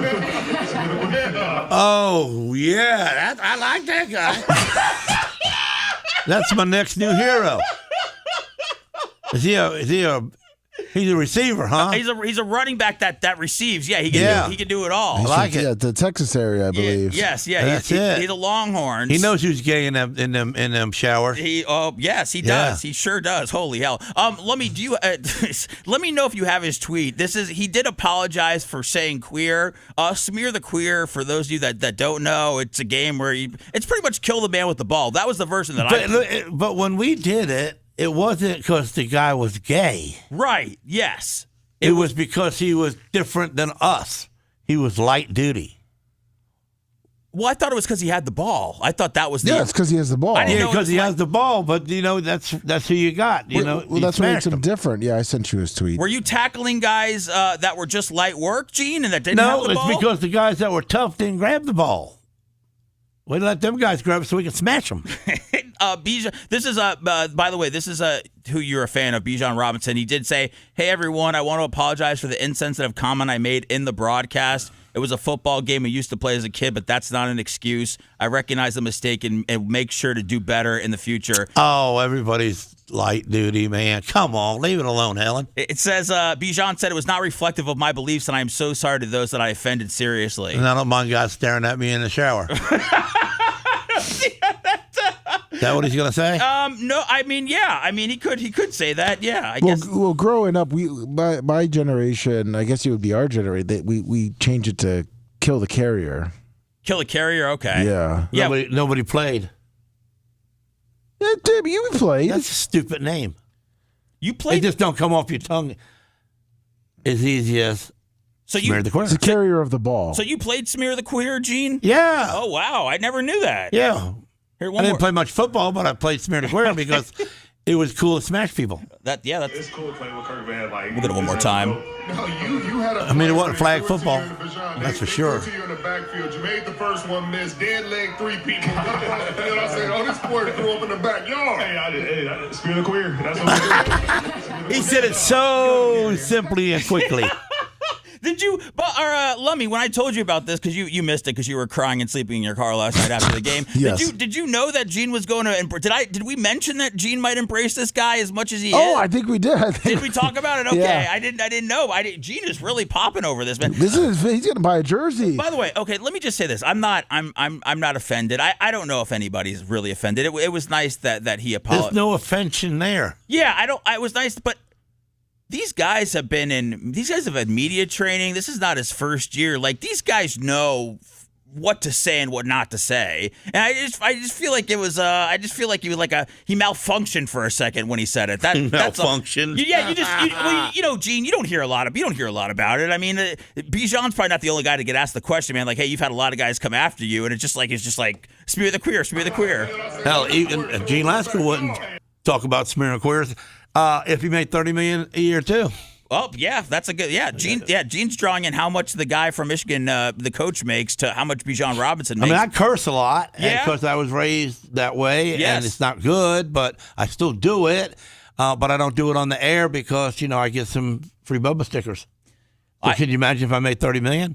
Well, could you imagine if we were off? I'd be a whole different guy. Could you imagine if we were off the radio and we could just, talk, like we were just on the internet? Could you imagine what we could say? I mean, what we could do? I mean, do you Wow. know? Yeah, it would be nasty. It would be one just from time to time. Yeah. Yeah, I mean, but that's how that's how we like it. That's how guys talk. That's how real life is. Yeah, I mean, you and I, when we're not in here, Gene, we're just a couple of guys that just we talk Right. about nasty things together, don't we? Yeah. Okay, well, let's keep that up, okay? I want to keep bonding with you, so let's keep it strong. That is Bijan Robinson apologizing for Smear the Queer right there. So Bucks did lose last night. Let me get rid of the Bijan thing. Where's my... All right. This is what I wrote down. I don't know if I'm living life the wrong way, but I'm starting to feel like if you don't risk death, then maybe you can't fully appreciate life, because these skydivers are absolutely insane. I've never needed that rush. Gene, do you get you get an adrenaline rush from racing, don't you? Yeah. I get an adrenaline rush from my scenery. Like at your house, or look at the camera.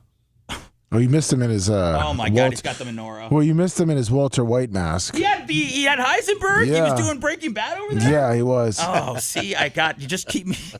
Let me know when Gene stops, answering my questions or starts, asking them in a weird way that he's got a mask on. No, well, see, at first I grabbed Melinda here to just boldness, put it in the air like a trophy. Oh, like you said you called her the Melinda? Is that what the Yeah, it's Melinda, right? Yeah, the menorah. But menorah, same thing. But Melinda, Melania, I mean, really, Melanie, any of them can work. So you held it up like the Statue of Liberty was holding up, the flame. Yeah, I was hooking you up. Okay, no, I appreciate that. I wanted to know though, did you ever feel like you needed to skydive in your life? No.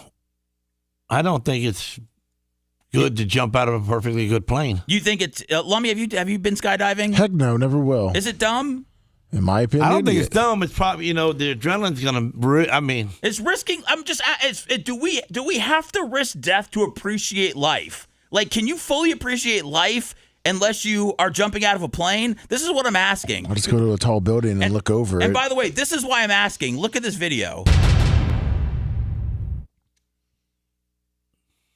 Ready for this, Gene? Yep, never happened. Wow. Okay. Where is this? Australia? Oh, he's stupid. Now what you gonna do, boy? He cuts himself. He cuts the chute. Does he have another? He has to. Yeah. He's got a little tiny one, but he's also got his friends. Because see, like my friend would go up there, and two guys would jump out, then he would jump out behind them wearing nothing but a pair of shorts and some goggles. He really would skydive with just nothing.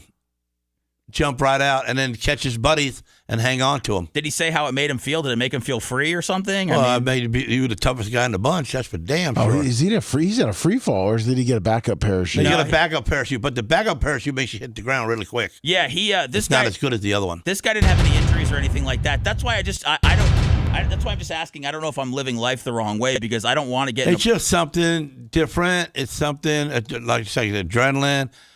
You could call it stupid. Well, that's what I would lean towards stupid, Gene. And right. But I want to be. Look, some people do stupid things. I'm into sports cards. People call it stupid all the time. I get it. So I want to try to be like. I don't want to down anybody's hobby. But I just feel like jumping out of a plane. I feel like it's risking death. You obviously see these things don't always go as planned.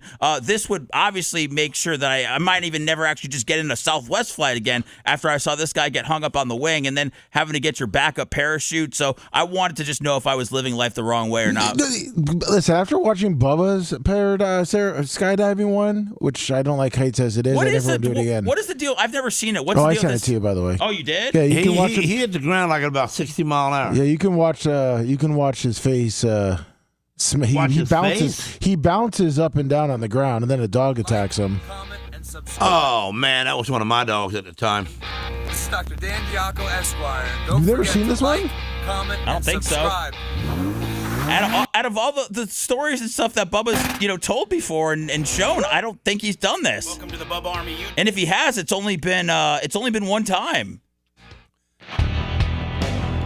Yeah, it was for a radio promotion. I think when he was Look at at the size 92.3. of him. Oh my! Why he would never do this now, right? Yeah, he said that it was the worst thing ever. How about his hairdo? I forgot about that stupidity.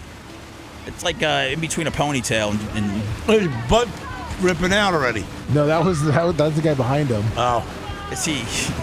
He's got a guy on his back. I think Bubba said he weighed like 400 pounds at this time. I mean, is that too heavy? Yeah. Why did he's wearing shorts so much? This doesn't even look real, man. It was real. I think he said he's passed out. Yeah, he's passed out now. Here we go. Ooh, that wasn't bad. The first guy took the brunt of it. Was that Bubba? Was Bubba the first guy? Yeah, Bubba was the first guy. Because he said he was passed out. Yeah, man. He was passed out. That's why he got hurt. Oh, wait. Oh, don't close. If you go, sorry, I believe we do a slow-mo. I think.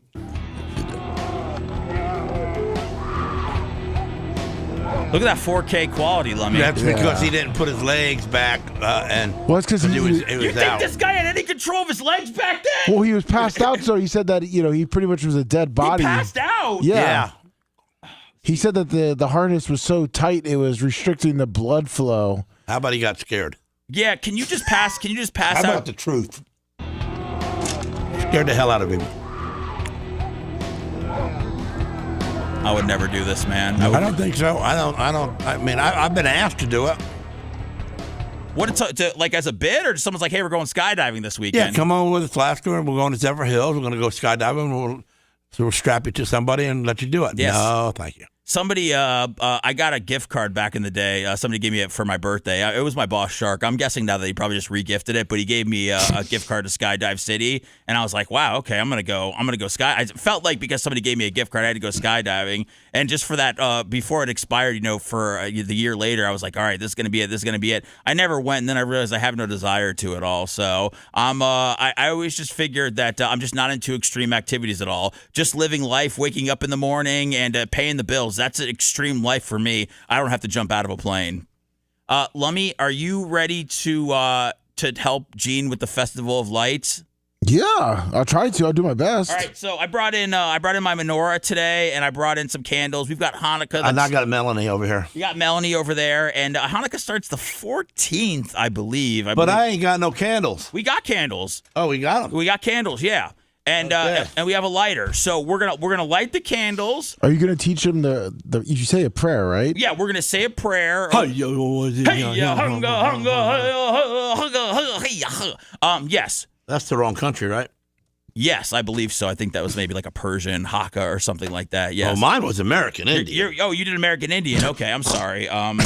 That's what I was doing too. I don't get no Persians mad at me. No, we don't want anybody mad at us here. So, yes. There ain't many Indians left to get mad at me, so don't worry. Yeah, that's they're only at Gatlinburg, We love styling. They're styling and profiling anymore. They're styling. We love the Indian community. I just they don't want no trouble because they make a lot of money off of betting. Yeah, the betting industry. No doubt. The Lummy. Okay, so are you supposed to? Do you put all air, Seth? Because I don't know the candle. If you want good luck, you got to have all 12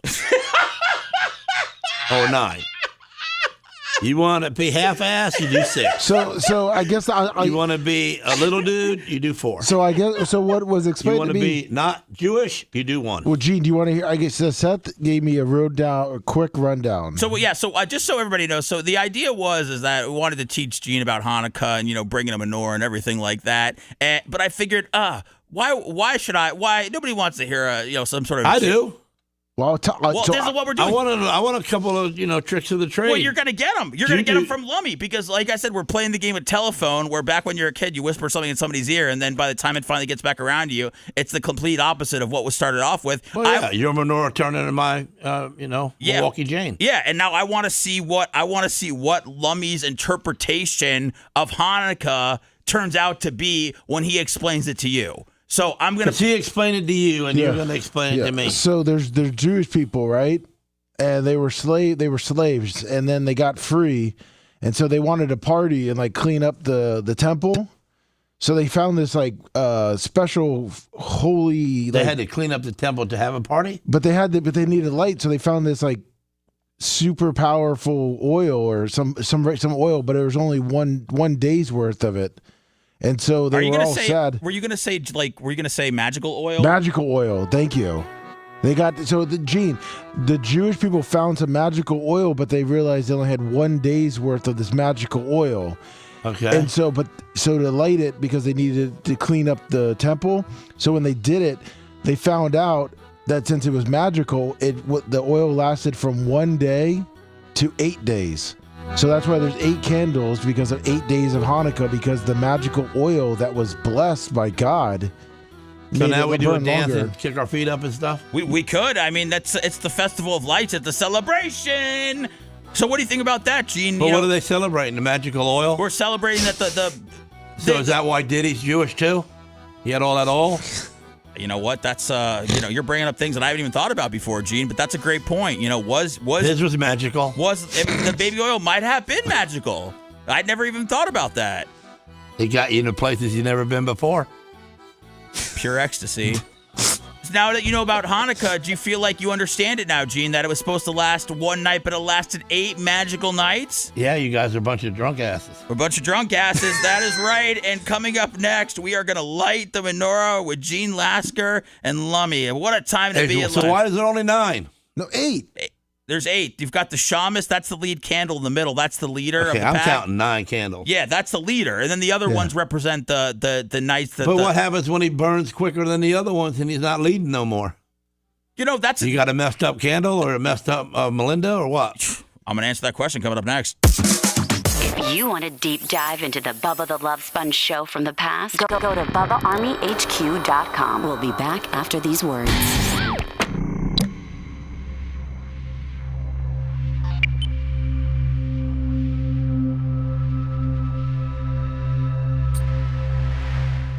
It's a toy, right? Donuts? No, the little. You see the 1 and the 7, the 2, the spinner. You spin it. Yeah. It's a game. Yeah. Depending on like what side it lands on, you get like chocolate coins. It's kind of like the game where we played the clubhouse, and the guy on the left got to lose a card, or you gain 2, left, right. The end. 85 months.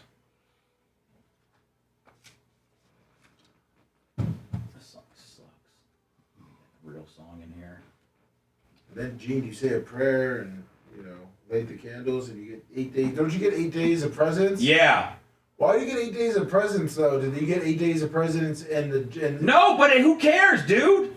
Don't jam me up about presents. Yeah, but what if you're the guy that has to give 8 days? We probably copied it from Christmas. I don't know. Oh, so it wasn't actually like part of it. Nobody was giving presents. They were cleaning up a temple. I mean, it kind of sucks sometimes being the guy that's got money, because when Christmas comes, everybody expects you to buy them something. That's what I'm saying. Yeah. Like your Halloween, your big candy bars.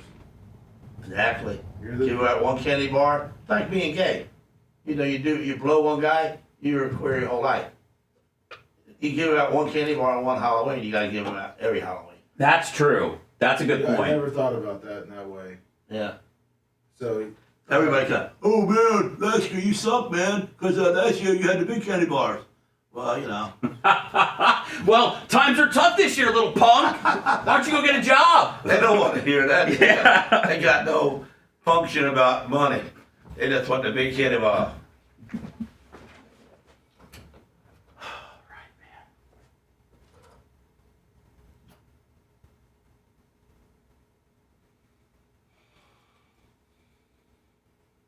So, I guess in this religion too, you don't talk about Jesus. No crosses. So Riz says there's no need for a cross. There's no need for what? A cross. Riz says we need a cross. For what? For this religious ceremony. Oh, why don't you got a cross? Because the Jews don't believe. The Jews don't believe in our God. Oh, that he died. Yeah. Or that he got nailed to the cross. That he wasn't. He was just a normal dude. He was just a normal dude. Yeah.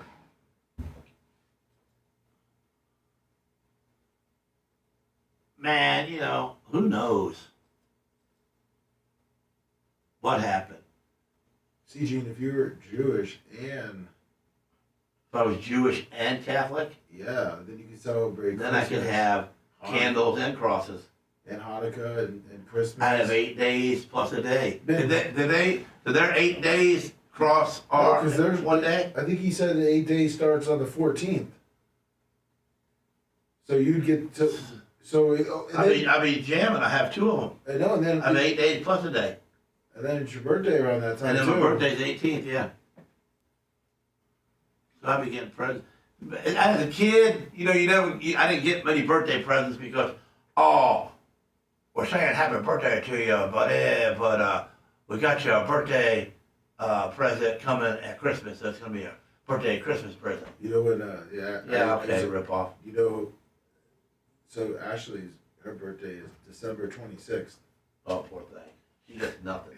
Day after Christmas, and everybody's gone, and pretty much you have all your Christmas gifts as your birthday. You don't even get happy birthdays because people blow it away from Christmas. Exactly. Poor thing. That's worse than mine. I thought mine was bad because growing up, and my birthday's in the summer. Growing up poor. Poor and no friends because all your friends are on summer vacation. You're not seeing them. That's even You were the fourth Yaakov brother growing up, Lummy. Exactly. You were You were after Jay in the bath. Growing up in Pinellas. I was telling Gene, because we're talking about December, and his birthday is December 18th. I said Ashley's birthday is December 26th. Talking about getting shit for gifts. Yeah, she don't get nothing. Oh, wow. December 18th, her Most birthday? people ain't even gonna tell her happy birthday because they're wrecked from doing the Christmas thing all day. Yeah. Oh, jeez Louise. Yeah, I told Gene it would be perfect if he was Jewish and Catholic because then he could wrap up all those holidays plus his birthday in December.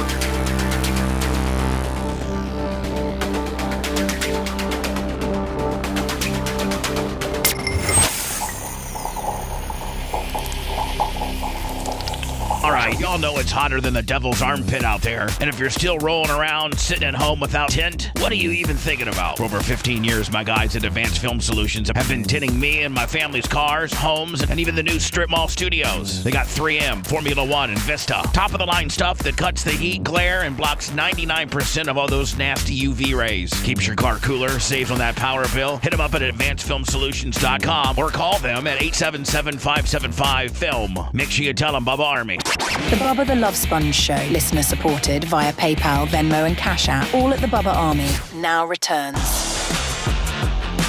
Welcome back to the Bubba the Love Sponge Show. Bubby, I think I did that yesterday, too. My name is Seth Kushner, filling in for Sponjo. He'll be back on Monday. I am joined by Lummy and the return of Gene Lasker, the return after a 2-week hiatus. We will be on the air next week from 10 a.m. to 1 p.m. So when you wake up and we are not there at 6, just know we will be there 4 hours later. Why? Why, Lummy? Lummy is the executive producer, and I will throw that. And what day is that going to happen on? That's happening all next week, Gene. Will we see you at all? Or will this be At it? that time of day, man, you're getting into my money then. That right, we are getting into But you can bring money here, and you can have fun. And it's Christmas time. Your guys can handle it. I've seen your guys work. Well, I like it. You're really working. Would you come? Would you be able to make it between 10 and 1 next week, Gene? Next Friday? Yeah. And when you said you got a birthday coming up? My birthday's on the 18th, yeah. Oh, wow. There you go. You might as well come in on the 18th. Big celebration for Gene. What day is that on? Thursday. Next Thursday? Yeah. No, he doesn't want to come in on his birthday. I mean, do you? If the fans are going to be putting in some money, but if they embarrass me, I'm going to be pissed off. See, that's the thing. My rednecks, man, I'll have to jump through the screen and get them. What do you think? I mean, it's because it's around the holidays, too. So to try to. I know. I mean, to try to. But if every one of them gave a $5 bill, it'd add up to be something. 50,000. It would be. I just, I don't know. I don't want you to have to risk your birthday on people possibly giving money. NorCal Mark, $50. Happy Hanukkah. Thank you, Mark. I appreciate that. So, just think about it. Just think about it. If you're able to make it next week, obviously we. Yeah, I think I will. Okay. So. Hell yeah. So I'm gonna call mine Super Melanie, my rack here. Your menorah. Yeah. You're gonna call it Super Melanie. Yeah, like Super Mario. Oh. Super Melanie. What's your name of yours, Seth? What's the name of yours, Seth? Oh, you got to have the real name because you're kind of like bidding on sacred ground there. Modest. You might get some bad luck if you talk funny about it. Modest Yahoo is the a modest Yahoo. Modest. Wait, Gene, don't light it yet. Gene, don't light it. Modest Yahoo. He's got to dance and sing. You have to do that. Hold on, I got the techno version of Hava Nagila. You got the Indian music going on. No, this is. Y'all copying the Palestinians? Oh no, Gene, we're not. Look at this. Do you feel like moving? Do you feel like you're in the Holy Land? Do you feel like it's Hanukkah? Do you want to spin like a dreidel? Macho's fist pumping back in the back. Macho's got it. Come on, this is good stuff, Macho. I like it. Y'all make all them women scream, don't you? Oh, nonstop all night long. Rachel screaming. Lauren Eve screaming. Rachel screaming. Shoshana screaming. Ruth? Ruth? I don't know if there's a lot of Ruth. I'm Yeah, so you think of a Jewish name in the Bible? There's a Jewish name in the Bible. It's called Ruth? I don't think is it Ruth? Yeah, Ruth is the Bible. Chapter of the Bible. Rebecca. Mary Magdalene. Rachel. We got no Marys, dude. We got no Marys. What up, Mary Magdalene? I don't think that's our Bible. I think that might be the new one. Mary is Magdalene.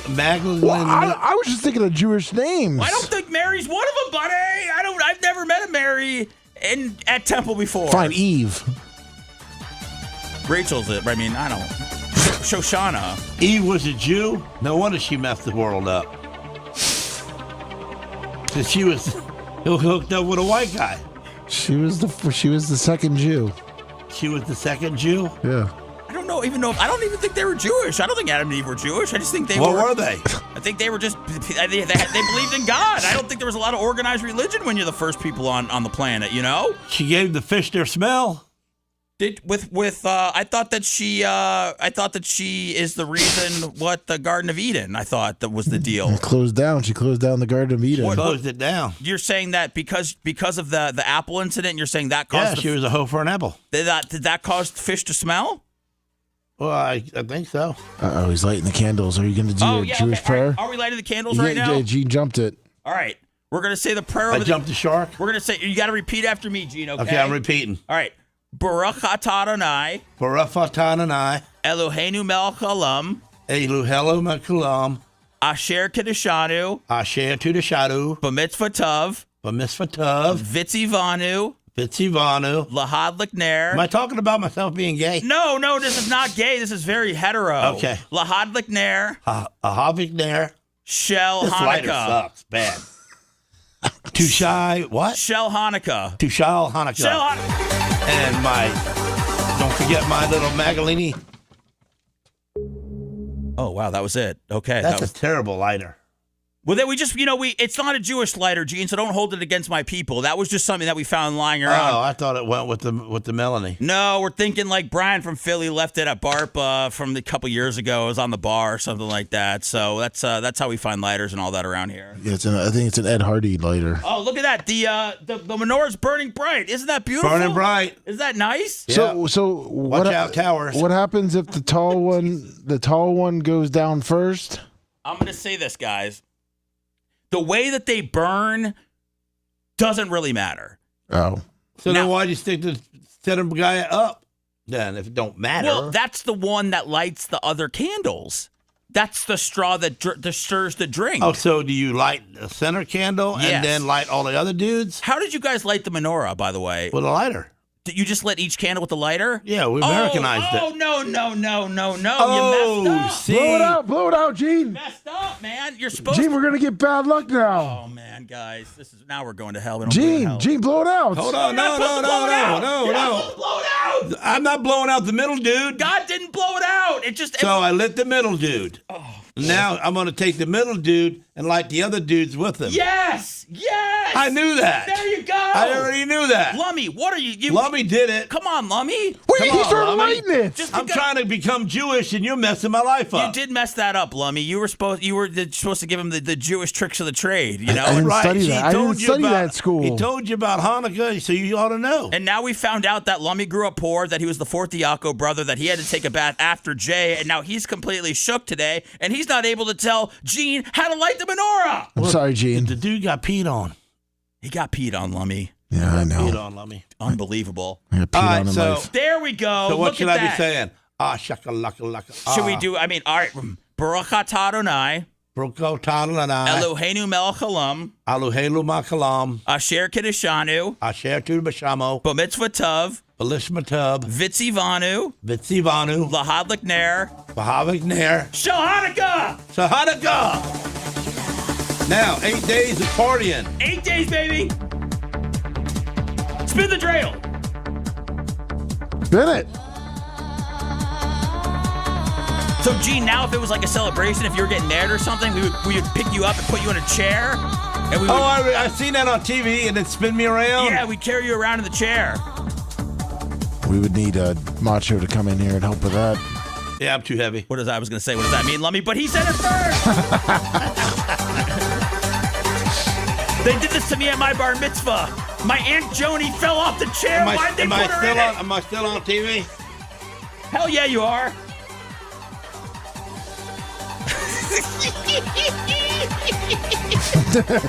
This is going to be worth the copyright strike, I'm telling you, people. Why, are we going to get sued by the Jews? We could. You never know. They could be litigious people. I'm Jewish. It's okay. Holy hell. That's fun stuff. Good stuff, man. You want to, do you feel comfortable leaving them lit for the, No, he just blew him out again. Do you blow them out? Okay. I hope we don't get smoked out. No, man, I don't want no bad luck. No, that's I did my dance. I spun around. Melindo is doing fine. I'll get the bad luck. And my center guy is still alive, and he's still taller. That's the Shamus candle, by the way. The Shamus candle. The Shamus candle, yes. The Shamus candle. Would you like to bring a menorah into your house and use it as No, but I could put that on a hood and mount it as a hood ornament. You could. Yeah, that's actually a really cool. Well, I could be rolling up and everybody know who I am when I roll in. And that's just a cheap menorah, Gene. They make them. I mean, they have them all shapes and sizes, different kinds. I just brought something I could throw in my car. I need a short chrome one for my hood. Oh, that would be good. I'm really afraid to take this call, but let's see. Why not? Let's ruin the good time. You're on the air. Go ahead. You're killing me with the lighter. I'm killing you with the lighter. I didn't know no better. What do we do, Seth? It's killing me. You guys are doing it all wrong, and it's not even Hanukkah.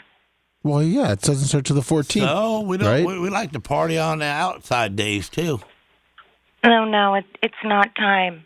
It's not time. Okay, well, I don't know. So, what does it do for you on time or being late? I don't know what that was. Were we here. just getting bad juju? I don't. We're doing a radio. You did this on purpose to me? We're doing a radio show here. Seriously. I don't know why. You do it on purpose? Do what? Because you're a professional Jew. What are you asking me? Did you put bad luck on us? No. On purpose, being lummy? No, I didn't put any bad luck on you. No. I feel like that chick. Do you know her? Me? Yeah. No, not at all. I don't. What, your wife? No, God, no. My wife sent me a text that she's crying. She's not calling me up to say it's not Hanukkah. She's crying because we were making her embarrassed? No, she's crying because it's so funny. She loves it. No, she's a big fan. I don't even know if she would listen to the show if you weren't on it, if I was hosting. Let's see what she texted me. That's not right to say. Oh, she just took a picture of you. She sent me a screenshot of you holding the menorah, Gene. There we go. Let's see. Let me hold that right. I'm part Jewish now. Yeah, look at the big line down my phone. Yeah, there we go. That's Gene holding the menorah. Look at that. All right. Hey, was that fun, Gene? Yeah. We're not talking about I got a little dizzy spinning around. Yeah, but we had fun. It's better than talking about politics, isn't it? Ancient art, acupuncture, Largo, $20. Happy birthday, Gene. Wow, awesome. Thank you very much. Acupuncture, I need to do that. I've never done that before. Yeah, I did it. They're down in Largo, man. When I had the face lift. What, you had a reverse facelift. You had a reverse facelift? Well, because of his Bell palsy. Yeah. Oh, okay. Sorry. Okay, my bad. I totally forgot that you had that. I had the Ty J face. I feel like you're kind of recovered from that. Are you? Yeah, pretty much. Yeah. And was it the acupuncture? It might have been. Did they have to put the needles in your head? Yeah, they put some on my head. They put two of them on my ears, some on my chest, a little bit by my heart, and then a couple of them on my ankles, some of them on my toes. And then I laid there, and they turned the music on. You know, Chinese music makes you go to sleep. Yeah. And they played the Chinese music, and I just started snoring. And then they woke me up and popped all the needles out. And I only felt one that was in my ear. That's the one that hurt. Did you feel different after, like, immediately? No. You didn't feel, okay. Nothing. I thought they just stole my $115. Yeah, but it's a long-term effect, Gene, it looks like. So I came back the second time. I said, well, you know, and I told the lady, I said, listen, do I get any cookies at the end, you know, with some good luck in it? Yeah, a little treat or a fortune cookie. Yeah, You want and she no. I said, can I get some chow mein? You know, during the time because I'm kind of hungry. And she said, well, you should have ordered it. So next time I come, I can order my Chinese food ahead of time. Oh, okay. Wow. So they're not like an acupuncture and takeout Panda Express. No, like they just do. Wasn't. I was just trying to bust on her and see if she was worth it. But do you know if you bust on them and they laugh and they have a good time, then they're cool. Do you feel like it worked though, Gene? I mean, like you see, something worked because it got better, right? Yeah. So, well, Seth, do you want to go with me? We can go try it out at the acupuncture place in Largo. I would. I'm gonna tell you something. The place was packed. There was a whole bunch of people. Well, we got a Bubba Army person has one in Largo. I would love that. Really? Yeah, ancient art acupuncture. Yeah, I'd go if I was you. Did they invite us, Lummy? Yeah, she said, "Come on out." I would love to. They said, "Come on out." I'll pay for it. I just. Well, whatever it did, if it did help or if it didn't help, they didn't give me much medicine to make it help. They gave me some prednisone and some other something, but I only took it for a couple of days, and it was still there when I ran out of the medicine. And then I did it 2 weeks in a row with the acupuncture, and then it started getting better. So it might have been that. And the Chinese might have fixed my face. I mean, I think if we went back and we played, I'm glad it didn't make my eyes get squinty though. Oh yeah, whew, thank God. Yeah. They might get you that way if you get too smart with them. It's possible that they pop a needle in the right spot and your eyes go slanty. Yeah, if they put one in the back of your neck, I heard that's what. Is that what does it? That's. I don't want that. That's what they're telling me. I told it too. I don't want my eyes to get crazy now. Oh man, this is a lot. This is a lot to take in. I would love to get acupuncture, Lummy. If we need to film content for the show, I think that'd be great. It's always been recommended for like anxiety and all those other things. It's actually been recommended for everything. So you think when you tell them what's wrong with you, and that's where they put the needles in the right spot? Yeah, I think based on if there's pregnancy, if there's anxiety, if there's Bell's palsy, if there's anything, that depends on where they put the needles. I think if any needle worked out of all of them, it was the one in my left ear because it was on the left side where the Bell palsy was, and that's the one I felt hurt me. I went, ow! You felt that the most, so I felt that one the most. Well, they say they realign your nerves. Yeah, well, they realigned that one because it hurt. Does every nerve get realigned the same way, or is it different realignment for different people? Like I think it's different for different. It depends on what you're going in for. Yeah, I'm no expert. I always thought that it was. I always thought that it was a different point that they put it in when you have different things. So let's see if we can pick up the slack with it. What are you wearing? That's a racist shirt. Me? Yeah. Don't you think? I do think he's a little. I do think he's darker on my shirt than he is in real life. Yeah, because all that's showing is the smile. Oh God, that's not right. I did think about it. I'm not gonna lie, Lummy. When I put this shirt on, I go, man. I said Caleb Williams is a lot darker on this shirt than he is in real life, and now Gene's saying you pretty much can't even see him on my shirt. You can only see his teeth. Okay, yeah, that's wow. That's racist. I mean, I'm gonna. Gene knows. I'm trying not to be racist. I'm trying to learn. You're not. No. Not to say things that people think I'm racist. I'm not racist at all. No. I'll pay a black man the same amount of money I pay a white guy. Yes, that's exactly. So, and I do. Matter of fact, my black man makes more money than anybody in the whole. He drives an place. Escalade. That me. Yeah. That's my sandblaster. Black guy. Okay. He drives a white Escalade. I thought, why y'all always buy white cars? And he goes, we like white. Not all the time. Oh. That's right. He goes, that's why we got 4 black tires. Man, I said, okay. Yeah, holy hell. This is I don't know how Sponjo does it. Caller, you're on the air. Well, hello, Captain Zabidar checking in live. Hello, Captain Zabidar. Who the heck is What's that? happening, y'all? I just wanted to say that sandblaster might fix your face, Gene. Silo, brother. I don't know what the hell's going on there. Go ahead. You're on the air. I need some sandblasting done to my face. If you are, I don't know. When nobody knows who you are, then you might want to get a Who's different. Captain Zabidar? What? Who? Well, we've never seen. He ain't never been on chat. Yeah, big time. Oh, he has? I don't know. Oh, we could probably might live on chat. Bubba the Love Sponge Show. You're on the air. I don't know. Hello? I don't like Hello? this. I don't Hello? like this. This is gonna start to get bad. So I'm good not doing this. All right. We were talking about racism. Gene said he's trying hard not to be racist. I pulled up this story. Are you black? I'm just trying to not say comments that could be racist because I am not racist. No, you're not. I don't like anybody. Don't matter. Well said. Well said. So, but I don't want to say racist comments. I'm going to try to avoid that so people don't think that I'm stupid. Well, tell me what you think about this video, okay? This was a man that was in Miami who's Cuban who said that he's allowed to say the N-word. No, he's not. Because he's a minority. So let's see this one play out. Me? Yeah. Nah, I'm Cuban. Oh. Good. Let's go to bear. I just heard you said my like. Nah, Guichi, bye-bye. Huh? Guichi, Cuban, born and raised in Cuba. No, you said though. Yeah, I say that. Did you swim here? Yeah. I think we're going to find out. You're saying if he swam here, it's on the table. He could say it if he swam here. Okay, let's see. Why, though? You're not from me? That's how are you recording me? That's crazy. You're weird as hell for that. Yeah. But all right, in Miami, I'll explain this. In Miami, every Cuban, so we don't get heat with it. I'm gonna tell you something though. You should not say that word though. No. I mean, bro, our grandma's full black. But y'all not black though. Nah, I don't know. So you shouldn't say it. Like if there was a Cuban slang or slur, I would never say That's that. how Cubans say it. We say it was, but it's Hey. You guys have cigarettes? now. He got one. Oh, Right. Jesus Christ. Wait, what did they say? He was like, I'm just telling you, it's not cool. I mean, it's not about a matter of being cool. Like, nobody tells I'm me just shit saying, about it's it. disrespectful, though. To who?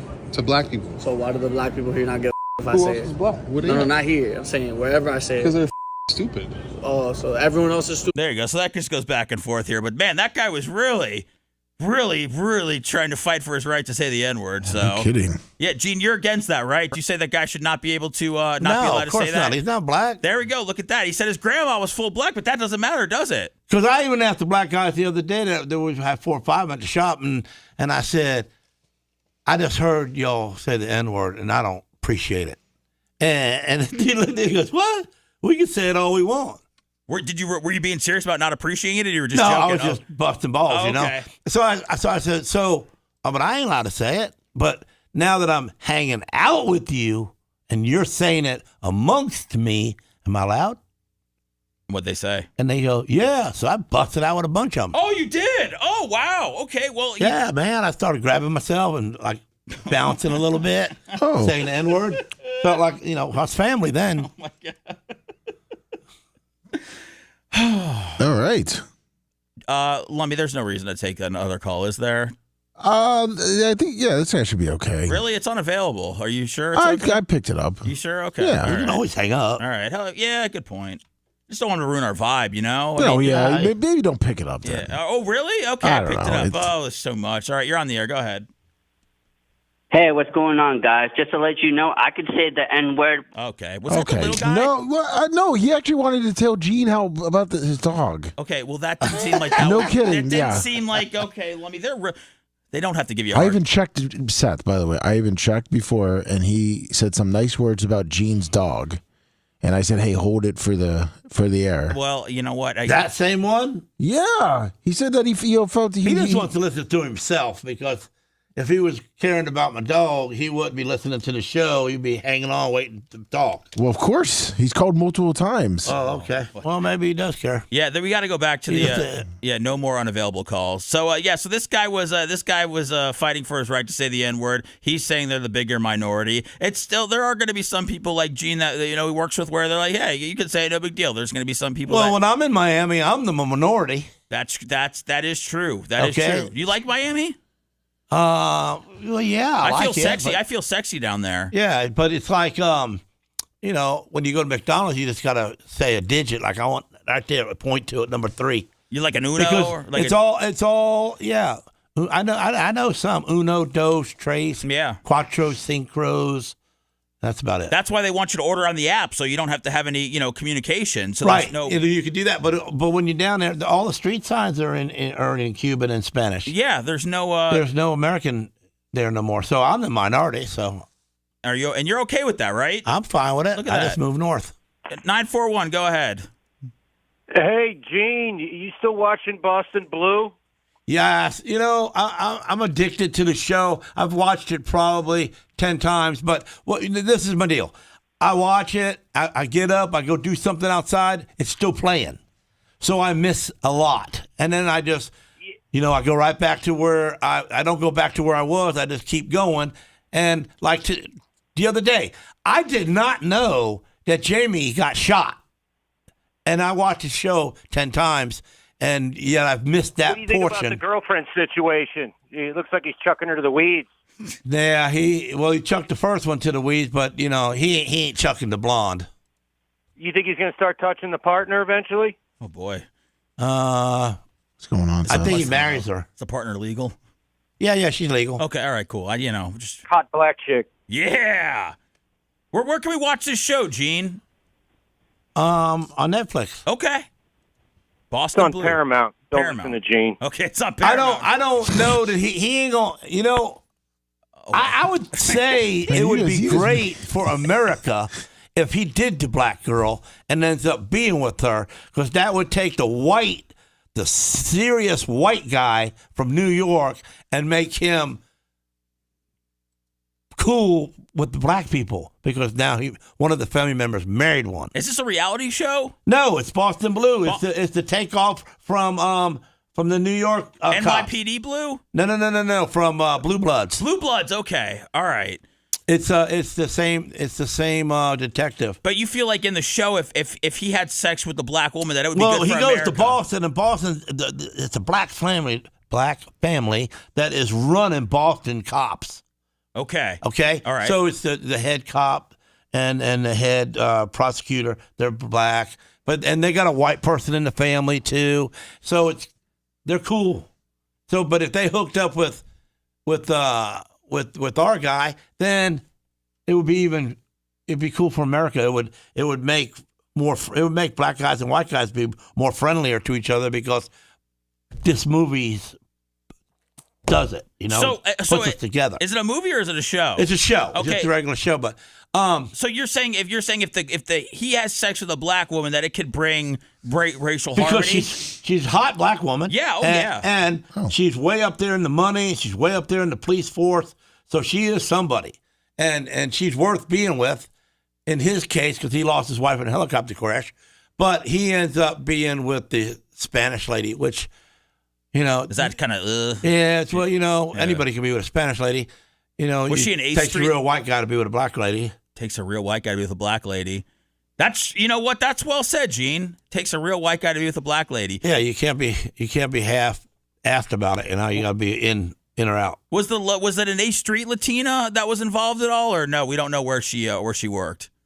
No, she was a detective too. Okay. Do you know about that, Lummy? No, I have no idea what's going on right now. All right, just making sure. Just making sure, dude. You should, Lummy. You're supposed to be the boss of this show. I'm talking about what show he's talking about. It's a spin-off of Blue Bloods. I mean, Oh, okay. There's black cops and there's a white one in the family. I mean, I don't know what's so hard to pick up on what Gene was explaining. If you don't go home and watch this immediately, I don't actually know what you're doing with your life. It's on Paramount, not on Netflix. All right, I'm downloading it now. All right, coming up, I've got a couple of things. One of them is there was a guy on mushrooms that made a plane do an emergency landing.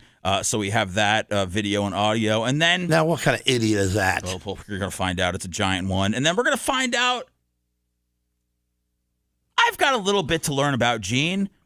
We're still becoming friendly. But I only know about Gene what's said on the show every week. I've really never sat down with Gene and found out what he would change about the world, what he would change about himself. Does he enjoy it? I blame a lot of the world messed up right now, United States, from guys like me back in the day that we didn't step up to the pump and go government. See? And these are things that we're going to touch on. Because if I was in the government, we wouldn't have all this. A lot of this stuff wouldn't be happening. It's not too late for you to be in the government, Gene. Yeah, it is. It's not too late, man. It's not. Okay? I'm too brutal. I'm too forward. That's what people too want. loud. That's what people need. They don't want your standard politicians. They want the brutal honesty. all that robbing and stealing and embezzling. We wouldn't have all that. All the good boy syndrome. No. You either make the grade or you don't cut it. Well said. Gene Lasker for mayor coming up next. You're listening to the Bubba the Love Sponge Show. If you want 24/7 on-demand Bubba and the crew, go to BubbaArmyHQ.com. The Bubba the Love Sponge Show will be back after this.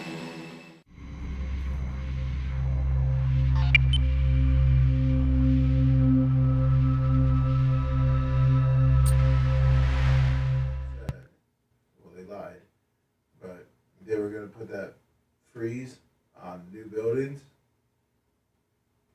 They're going to do what? They're going to put a freeze on all new apartment buildings. No more permits on buildings. How can they do that? Oh, to stop the growing? Yes, because they didn't do that. No shit, that's what they fucking went on. They doubled it. Remember, so you 20. I didn't pay attention to that, but well, we did because over at my side. Right, of course you did. It was getting like, dude, what? They run out of space now. And so I remember hearing this one council or whatever the commissioner go, where everyone kept saying the same thing because all the roads were just getting ridiculous, and we're like, so I remember a couple of people were asking them, and they're like, no, we're passing a law that's going to pause on this date anything that's not in, you can't turn anything new in.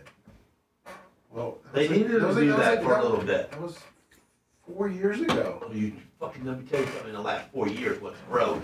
Hold on. Yeah, that's what I'm saying. Now all that's popping up is fucking apartment buildings. In the last 4 years, there's been 2 point something million apartments. Mm-hmm. That's 2.something million times 3 people per apartment, say. 2 and 1. They're building more. And they're building. Hey. Our roads are not built for that. No shit. Now they're fucking with old 54. So now county line. And now they're going to start tearing them roads up to make it. You saw county and then line. we're going to have to fight that for a year or two. Well, county line is going to be fucked up. So that means the only way to get certain places. The county line was the back roads. Right. Now it's going to be fucked up. Now it's going to 54. Like when I pick Walker up, you know that you're like coming back from over because he's over by the expressway. Come back this way. I can, so you know where the sod place is? Yeah. I could be at the sod, and I'll have to sit there for 3 lights. I know, my wife does. 30, at a certain time. It's like, his school's like 6 miles away, it's 35 minutes. Like, it's getting worse. And at 5 o'clock in the morning, 5:30 in the morning, I can make it from my house to my job in 25 minutes. I know. You know, they're building a Home Depot now. Where? Behind the Total Wine, all that little area. You know, the busy fucking area that's already the outlet mall. They're building it back in there. They're gonna break ground there, and then they're gonna build more apartments on the opposite side. They're clearing out all the land. Damn. That's why. When I bought that property, I bought it like 20 years ago. At 5 o'clock, there was you stopped for the light. The light turned green, and you made it through the light. Yeah.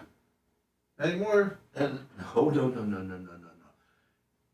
5 o'clock, you come off of Dale Mabry, you're at that Y. You stop there. Oh yeah. And then you might go up 2 or 3 times, and then you get to see the light. Well, yeah, it's like from like 5. It's like from 4 o'clock to. That's ridiculous. 4 o'clock to 6 o'clock. Yes, my wife told me. She goes, "I'm back did here." you see where they're building that new apartment? So yeah. they're trying. You know where Watermelon Swim and the thing a little farther down that you have all that all the nice wooded areas. What a sorry bunch of phone calls. No more phones today. They've been because they're all cleared because they're putting like another like 300, 400 unit apartments right there.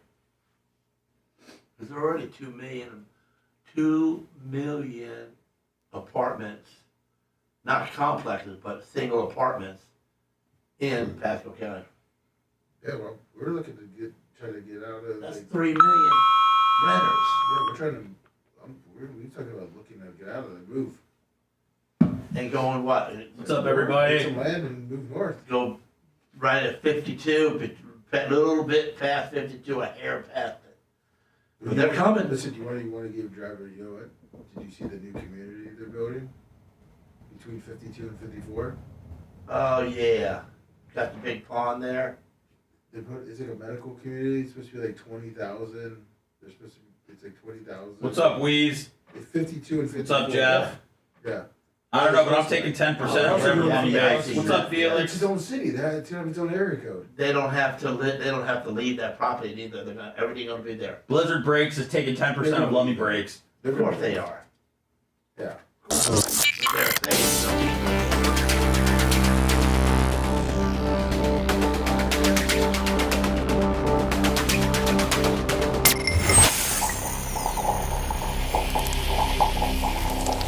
Every homeowner deserves a roofer who puts people first. 4th Gen Roofing provides roof repair, maintenance, and installation services throughout the greater Tampa Bay area of Florida. With a commitment to personal service, expert craftsmanship, and the experience only years in the field can bring. Our team focuses on real solutions, personal service, and strong roofs that last. More information, go to 4thgenroofing.com or check their Facebook page at 4th Gen Roofing.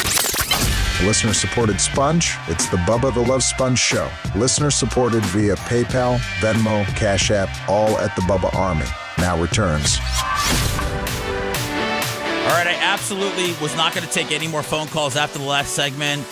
Those phone calls sucked my energy, sucked my vibe. I will not let you kill my vibe. I will not let you take my energy. We've got good energy bouncing around in here, and your negativity will stay in your own freaking head, okay, people? I wasn't going to take any more calls, but let me tell you that our good friend Berto Perez is on, And we know that Berto is not going to bring any nonsense to the table, so I must take his call. Berto, good morning, man. Man, I appreciate you guys taking my call. I just wanted to call and tell you guys are doing a great job. Steph, you're killing it as the host. Let me being an awesome producer. And Gene, sorry about your loss about your dog. I lost my dog about 5 years ago. And bringing a new dog in does help out.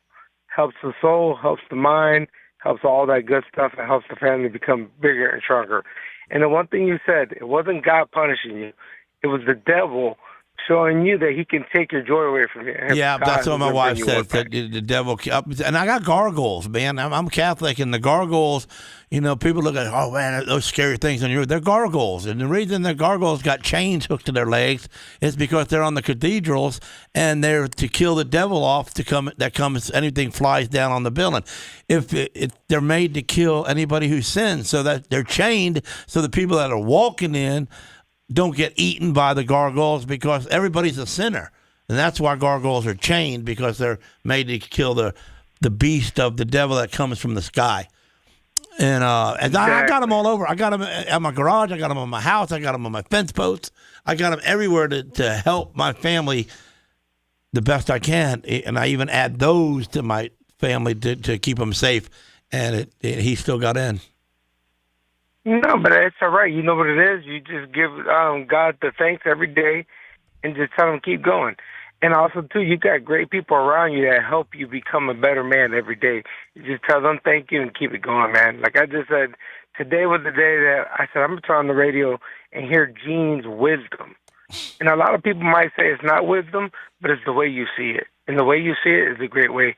And you keep it up, and you guys have a great weekend. I got to run into this and act like I need to go to work. So I'll talk to you guys later. Have a good one. Thanks, Berto. Love you, man. That's a good dude right there. So that's more calls like that, please. All right, I'm going to go ahead and play this. Gene was like, what kind of idiot makes a plane do an emergency landing because he's on mushrooms? Just this kind of guy. So here is, hold on, let me get this up. Hey!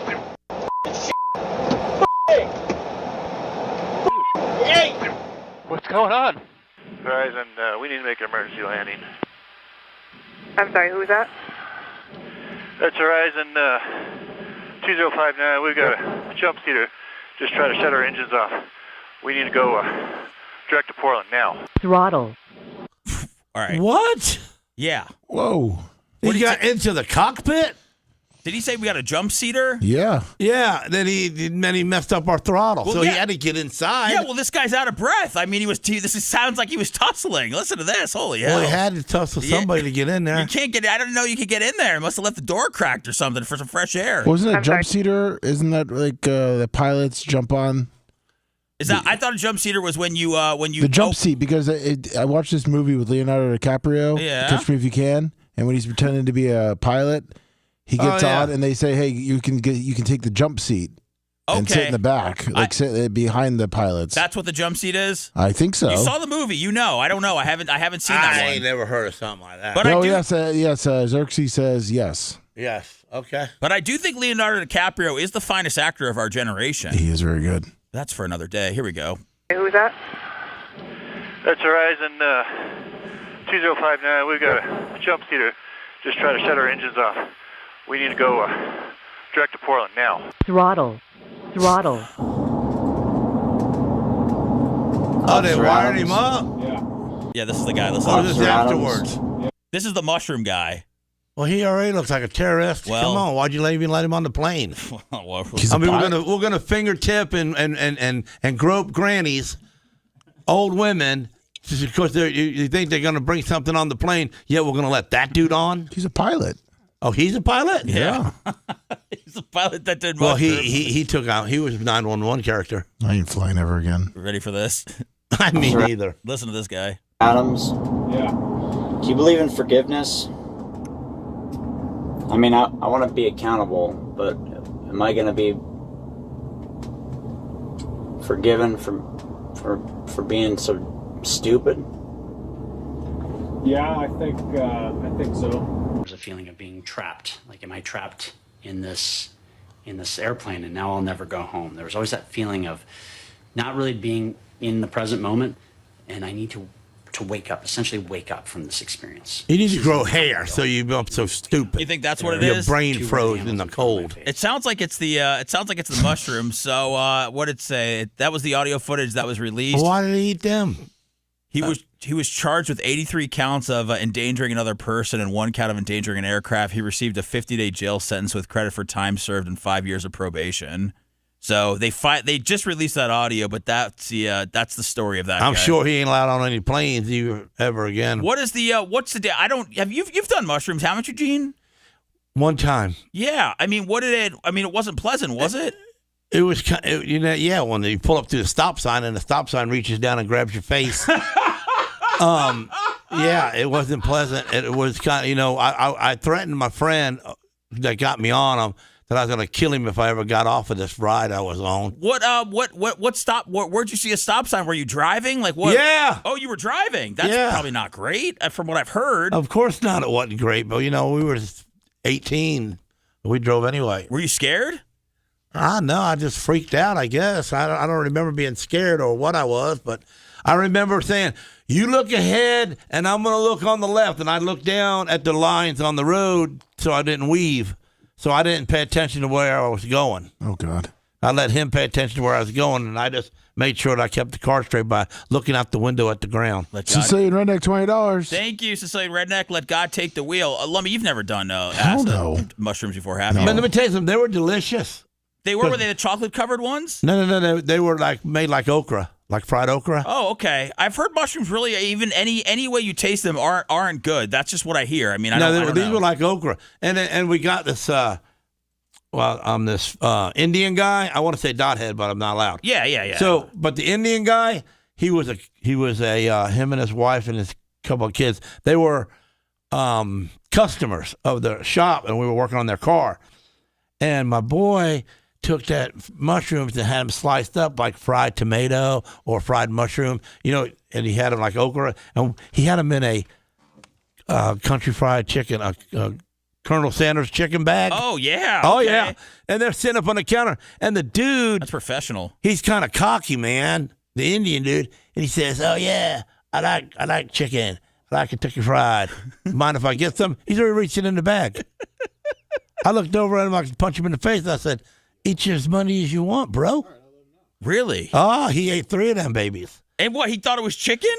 He thought it was from Colonel Sanders, the size, the fried tomato. Oh, or he just okra. thought it was something from KFC. Oh, yeah. And he was already trying to grab the people's food, and I'm going like, go ahead, get you some. So what happened to that bastard? He walked out. A couple minutes later, he started looking weird and shaking his head, and he went out inside the parking lot, and we was on Hillsborough Avenue, so the plane was flying over, and he jumped on the ground and was doing freaking out. The plane was going to smash him and land on him, and then the wife was crying. He'd never seen him do things like that. Did you hear about? I know, Lummy, you had to just pick up that call. Did you hear that Gene had a guy that unknowingly ate 3, I guess, mushrooms? And, I heard. Yeah. Yeah, I mean, listen. And he was laying out in the street, and crawling around and afraid of the airplanes flying over. And then they called an ambulance for him, and he goes, well, did he eat something poisonous, or the wife says he ate something, then he went crazy. And I said, I don't know what he ate. I don't know. And they looked around, and there's the bag right there. Says Kentucky Fried Chicken. And they looked in it, and they just folded it right back up. Said fried okra, fried tomato. And I believe in mushrooms. Like, and they walked on by it. I believe that they help. Like I said, I haven't done them. I believe that they help. I guess I'm just when these people have these wild experiences, like a stop sign reaching out and slapping. Why, you think it's a medicine? Yeah, I think it's just I think you're just taking too much. I think at that point, I think that when you're just who takes it for making you better? It's used for I think people do PTSD. It's used for anxiety and depression. It reverse freaks you out. No, if you do, I don't want to act like you already freaked out. Then when you eat these, you get unfreaked. Well, it's the microdosing, right? The regular guy, I wish that I think it's microdosing Mitch was listening. I thought you microdosed before, Lummy. Me? I thought you guys used to microdose by the campfire after 199s. I never partook in that stuff. There was never. I'm sorry. No, everyone else did. I didn't. I think it's some sort of medicine. Do you think that marijuana is a medicine, Gene, or you think it's just to get high off of? No, I think it's kind of a medicine on people who are freaking out about things, because it slows you down and makes you get like, oh, okay, well, who cares? Yeah, calm you down a little bit. Right. So I see that part in it, but other than that, it's just you're getting high no matter how you look at it. That's true. That's true. You're taking away from your brain doing what it's supposed to do normally, which if your brain's not doing what it's supposed to do normally and you're helping it, well, then it's a medicine. The caller was saying, he called because he was saying the pilot said he took those mushrooms 2-3 days ago. Well, that's stupid. It lasts only an hour or two. That's what he was saying. Yeah, there's not. I mean, did anybody? I mean, we already saw what his punishment was. I mean, it was 50 days. So I mean, it doesn't matter at this point. But I don't think there's any drug that lasts 2 or 3 days. There can't be, or that would be the most popular drug in the world if there was a drug that lasted 48 hours. Exactly. Yeah. All right, we got another flight story. I feel like Babyface was talking about this yesterday, Lummy, and I don't think he was talking about the story. I feel like he was talking about an example. I think he was talking his life. Right, he wasn't talking about this. Yeah. So I saw, maybe this came up on my algorithm because we were talking about flights on the show yesterday, but a woman refused to give up her seat to a crying child, all that, can I sit next to the mom, the kid, all that stuff. So they posted a video of her, obviously saying that she wouldn't change. So she faced a bunch of online backlash. Now she is suing the airline and the passenger that recorded her. So here's the video. We talked about this yesterday about giving up your seat. And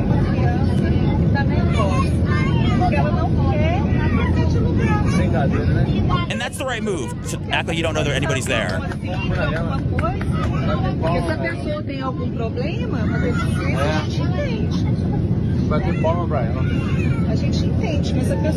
Where's she coming from? Some other country? Yeah. Those are Rabangis. Are they? You think that they are? I wasn't sure. She probably won too, but she cleaned up. What do you think, Gene? I mean, is this the right thing to do? I mean, I know that you would be the chivalrous guy. I'd help out the kid. But if you've got a seat that you paid for, I mean, it's really like it's kind of tough luck, right? Well, I mean, I'm not going to trade out to sit next to somebody like somebody that's too big and bumps into my seat and takes my armrest. Yeah, you just want somebody that just takes up one I'll take seat. a skinny person next to me. But do you just say, hey, screw the crying child? They should have booked the seat. Like, I'm not going to help you out. I mean, that's a way of looking at it. Probably take a big whiff too. Yeah. Make sure they smelt all right. Yeah, that's you don't fly a lot, do you? No.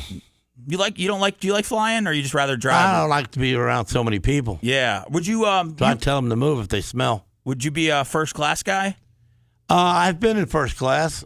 Nice. It's overrated. Is it? Yeah. Wait, what about all the space and the free chocolate chip cookies and stuff? Yeah, but you just go to the exhaust. When you fly, you want to tell everybody, listen, I am a patriot of America, and I will risk my life at that door to let everybody out. The emergency door? Put me in an emergency door right there. So you're saying you want? And they will. You're saying every time. You're saying you want to be that guy? Yeah. So you'd rather? I really don't. I'm gonna open the door and fly. I'm gonna jump out quickly. Okay, but you want to let everybody know that you are a patriot. That is. But if you tell them that, and you tell them you're a hero, and that you want the exhaust seat, you get it. I would try to avoid it. Lummy, do you go on the flight and tell anybody that you're a hero? Why? That's how you get out. I usually book you're my the first seat guy right out. There. Gene, why is first class overrated? I was in first class one time in my entire life. It was like 3 times the money. Yeah, but it's the put a headset on and you close your eyes for 35 minutes and you're there. You're in Vegas.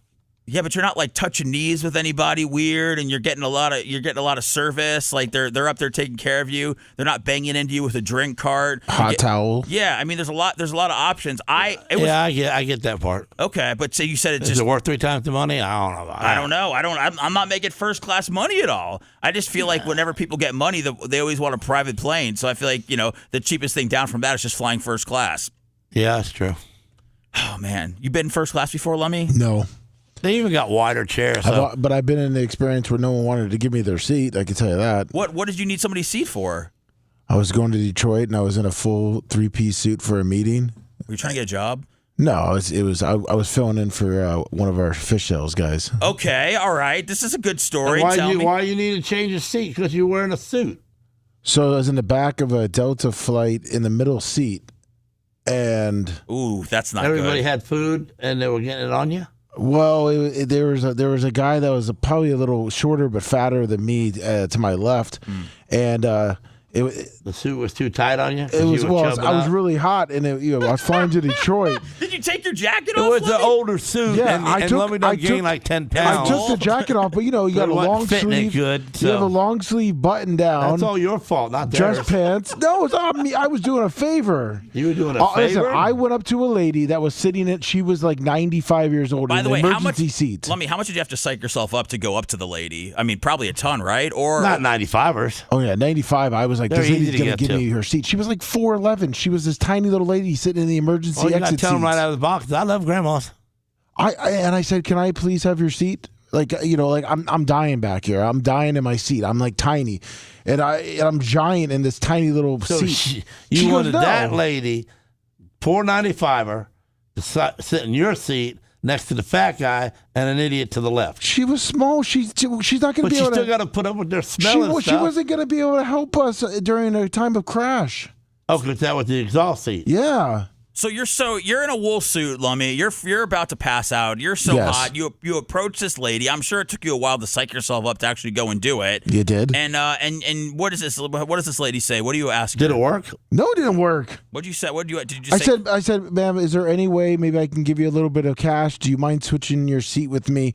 I said, I'm dying. I'm said you were hot. dying. Yeah, I said I'm hot. I'm sweating. I have a meeting. The minute we have an hour and a half after we land, I have a meeting that I have to get to.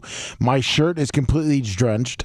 I didn't have an extra dress shirt because I didn't plan on I wasn't going to be staying all day. Maybe you should. You didn't just explain yourself good enough to her. Maybe yeah. I feel like Gene. Maybe he just should have said, "Can you switch, please? I Here's said, some "Listen, money." lady, I'm sweating. I walked up to her all sweaty though. That's the problem. I had sweating so much I had a because light blue shirt that turned dark by the time that I was talking to her. So and I had armpit sweat. Everything was bad. My jacket, everything was my face was dripping. And I just said, "Do you mind switching? I could give you $50. I give you $100." And she just said, "I'm comfortable." I'm comfortable. Damn. Well, you know what? Gene Lasker would have got that seat. What would you have done? Would you have yoked her I up? said, listen, ma'am, you'll fit in that seat, and I don't. I'm ruining my shirt. I'm not going to get the job I want, and it's making me sick to my stomach, and I'm fixing to throw up. And if I throw up, I'm throwing up on you. I promise you, I will puke on top of your head, and you will smell it for the rest of your life because you're 95 and you ain't got long to go. So, in that matter, if you want to swap seats, I promise you I will puke on myself before I aim it at you. Gene, that's when they're dragging you off the flight, though. That's when security gets you at that point. I don't. Not if you don't raise your voice. You think you could just kind of threaten to throw up on somebody and they'd smell it for the rest of their life with it kind of being, Yeah. not causing a scene with that? I'm going to throw up on you and you're going to smell it for the rest of your life. Because you ain't got long to go. She'll remember that smell for 5 years. Not 100, she's going to be gone by that time. You're never going to forget this moment. Oh, my God. I'll do that next time, Gene. Woo! I'm sorry that happened to you, Lummy. It's okay. Me too. It's okay. You It don't happens. fly a lot either, do you? I feel like I you used to. You feel like you like to drive. I feel like you guys like to do a lot of driving. Yeah, but I used to when I used to go to Mexico a lot. That's the way to do it, is just to drive and It is. take all your stuff with you. That's right. Yeah. Wow, what a tale! What a tale.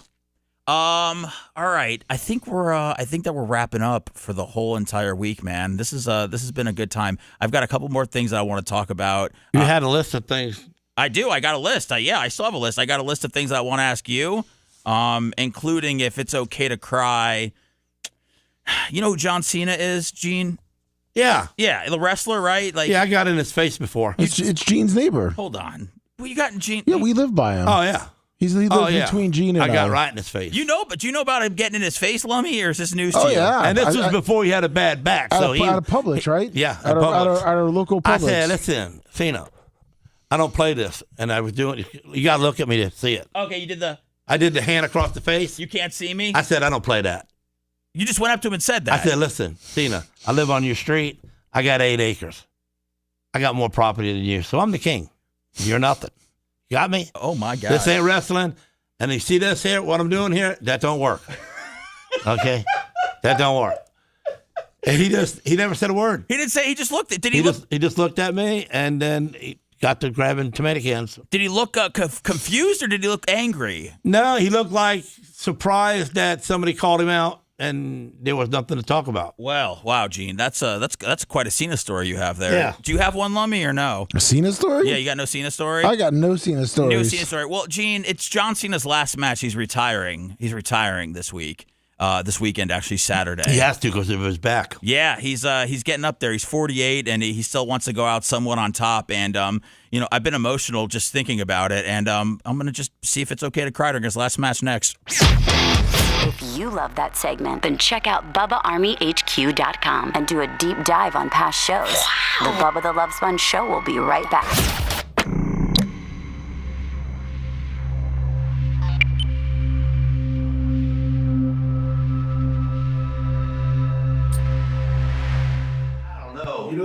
You know who owns the one on 41 that that they have that old produce, it's fenced off and they have goats and shit? Oh yeah, that dude owns Subways. That's what he does? He owns like 80 Subways. And he builds them cars. Yeah, I see him. I've seen him lately. He's had his doors open. Yeah, and he builds them cars. They're building one in the garage, like in the front. Yeah, He builds them for people who work for him for 10 years without missing a day. If you work for him and you never missed a day in 10 years, he will build you your dream car. If it's a 68 Cadillac or a 54 sedan or a... I need to go knock on his gate. And he builds them. He does it all in there. Because that's just his little... his house isn't there. No. It's just like... Yeah, you don't live there. That's a business. They have like 100 goats. They have a shit ton of goats. Yeah, you got all the goats. Yeah. So you don't have to mow. Oh, yeah, I know. It makes sense. He has a ton of goats and a couple of donkeys. Yeah, he got some donkeys. And they don't have to mow, and it looks animalized. And he had the produce. He rented the produce out. Now it's just full of car bumpers. I was going to say, now he fenced it off. Yeah. I do like how he fixed it up, though. It does. At least it keeps the nostalgia of old 41. Yeah, and he's got old stuff on there, but he's got a bunch of bumpers, car bumpers, like storage. All of them little cargo boxes. It's all car part storage. And he builds nostalgia cars for himself. You got it, Steve. Glad you got him, buddy. For people that work for him. So, do you want to go work for this guy who owns Subways? He builds your cars. How many Subways is I thought you meant the Subway, the restaurant. Yeah, it is Subway. Yeah, he owns like 80. I thought he builds that. He owns 80? Yeah, I'd love to work this for guy him. builds you a car if you don't miss a day of work. And when you join up with Subway, he'll tell you, you work for me for 10 years and not miss a day, I will build you the car of your dream. Now, if the car of your dream is a brand new Corvette at that time, he'll just go buy it. Well, yeah. But if it's a 34 Ford Coupe like mine, they'll build you one of them, or they'll build you a 68 Camaro, or a 70 Le Mans Goat Super Judge, whatever. It's Gene's neighbor. One of Gene's neighbor. He didn't mock him though. And that's why John Cena doesn't go to Publix anymore. John Cena does, what's the place that does shopping for you? Instacart. Yeah. Yeah, he's at Instacart. You don't see John Cena at that Publix anymore after Gene. He really did disappear. Jesus.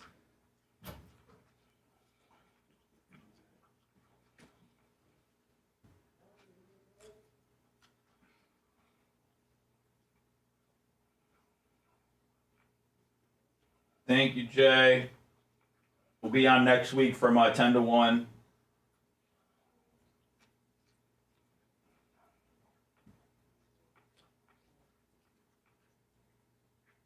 Damn, good audience today. Good crowd, good crowd.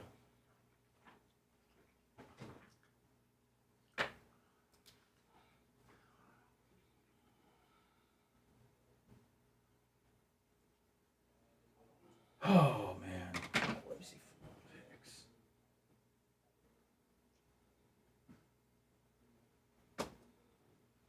Dude, Lummy said, Lummy didn't, we didn't do football picks. It might be over. I don't know. I didn't bring no picks today. Yeah, no, you're fine. I figured Lummy would have said if he had something from Walker. Walker did, but Hey, but so did I make anything on Walker the last time? Well, you took last week off, but you're still like 6 down. Oh, I'll never win. You guys tied. Well, you couldn't win. I mean, we're tied. No, you guys tied the 2 weeks ago. We did? Yeah. And then I sucked it that bad that I lost 6? Well, you're 6 down. Total. You could gain 6 in a week, Gene. Yeah, but Gene, Walker's got your number, kid. Okay, it's okay. He's a 4-year-old. He's studying. Look, he picked the Titans last week, and the Titans have only won 2 games. All right. And Kid's they a won genius over that there. week. Oh yeah. He's just a lucky little bastard. They beat the Browns. We need to take him to the casino. I think the Browns are going to beat the Bears. I'm scared. Man, the Browns. How about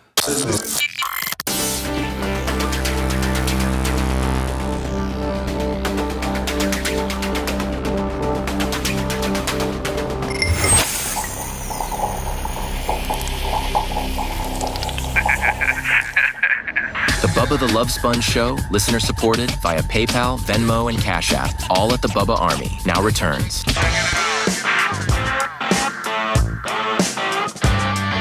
Welcome back to the Bubba the Love Sponge Show. My name is Seth Kushner. Bubba will be back on Monday. I'm joined by Lummy and Gene Lasker. We'll be on the air, or actually not on the air. We'll be on next week streaming from 10 a.m. to 1 p.m. Why? I think it's something Bubba always does is like towards the end of the year is instead of just taking off, I think kind of just not having a wake up. He's never done it before. Yeah, we did. We've done it the past couple years. Oh, I don't pay attention to the end of the year. Yeah. Plus I'm about over. Plus we can sleep in. Yeah, I think a lot of people are over things towards the end of the year, Gene, and I think Bubba's. Well, you know what? I make a good living. I'm not really rich. I'm not Diaco money or Hazlett money, but I got money, and so. You went up to John Cena and made fun of his property. Yeah, you said you got 8 acres, buddy. Yeah, well, he ain't got 8 acres. He doesn't. No, you're right. But he's on the lake, and I'm not. Well. But he didn't say that. And I said, okay, so you got to clean up the water and chum the fish, but I don't have to. Yeah, he's got a chum. He's also 17-time world champion, but he didn't throw that up in your face. No, he didn't swap me in the head either. Good. Then I would have made a bank. Got me some bank. So you were saying, so you don't have as much money as these other guys? Yeah, so, at this part of the year, kind of like, man, I got to buy presents for everybody. They expect it. Do you? Why don't you just take care of your family? I don't think. That's what I'm talking about, the family. Well, yeah, that's not. I mean, now I got grandbabies to boot. Well, why don't you just what isn't you can do a lot of shopping online. What do you like to go out in the stores or something like the old days? Yeah, you do. You like at the department stores, the ones that you used to steal from with the gypsies, right? Mm-hmm.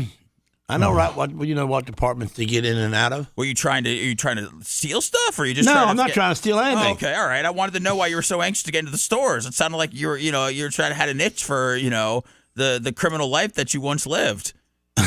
No, I like the shopping part. Then you see something cool and it looks good on that one, and it'll be great. So You like the holiday feel of like being the mall and the mall Santa and all the stuff. Yeah, I get that. Well, Lummy, did you take Walker? You do a mall Santa picture with him at all? Yeah, we did it.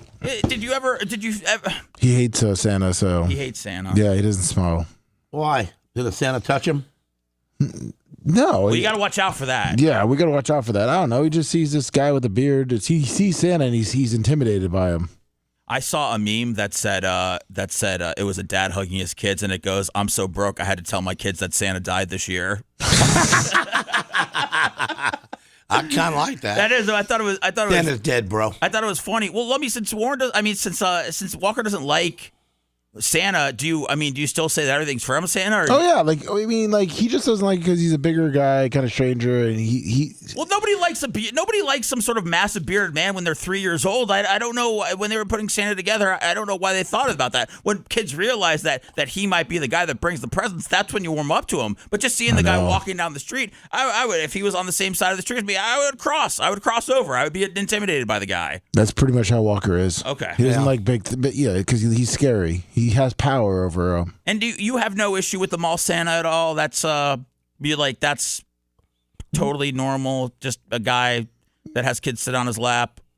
Yeah, you got the mall Santa, and then you got the zoo Santa. You got oh my goodness, Dino World Santa. Okay, so there's a car wash down the street that's doing a Santa too. Are all Santas created equally, or do you feel like they all grew up your wife? They every one of them.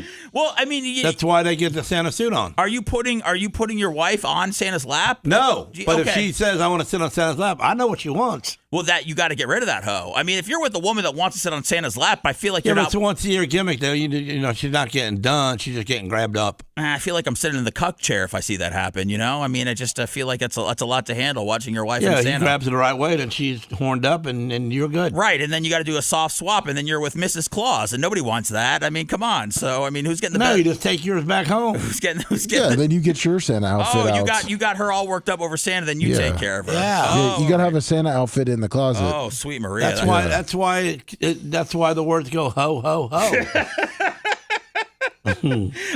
Are we done with football picks? By the way, I know that we've been off the Thanksgiving. Gene wasn't in last week. Yeah, so let's just brag about the kid beat me. Okay, go ahead. Is it official? Where are we at, Lum? Oh, I mean, listen, Walker's now addicted to football picks, so he's doing them on his own. So I mean, so is it over? Is it over for the show? Like, is this season? I messed it all up. If Gene wants to keep doing it, I can get him to Gene. But I mean, right now the current record is Gene Lasker 79-52. Oh wow, that's not bad. That's respectable. And then Walker is 82-49.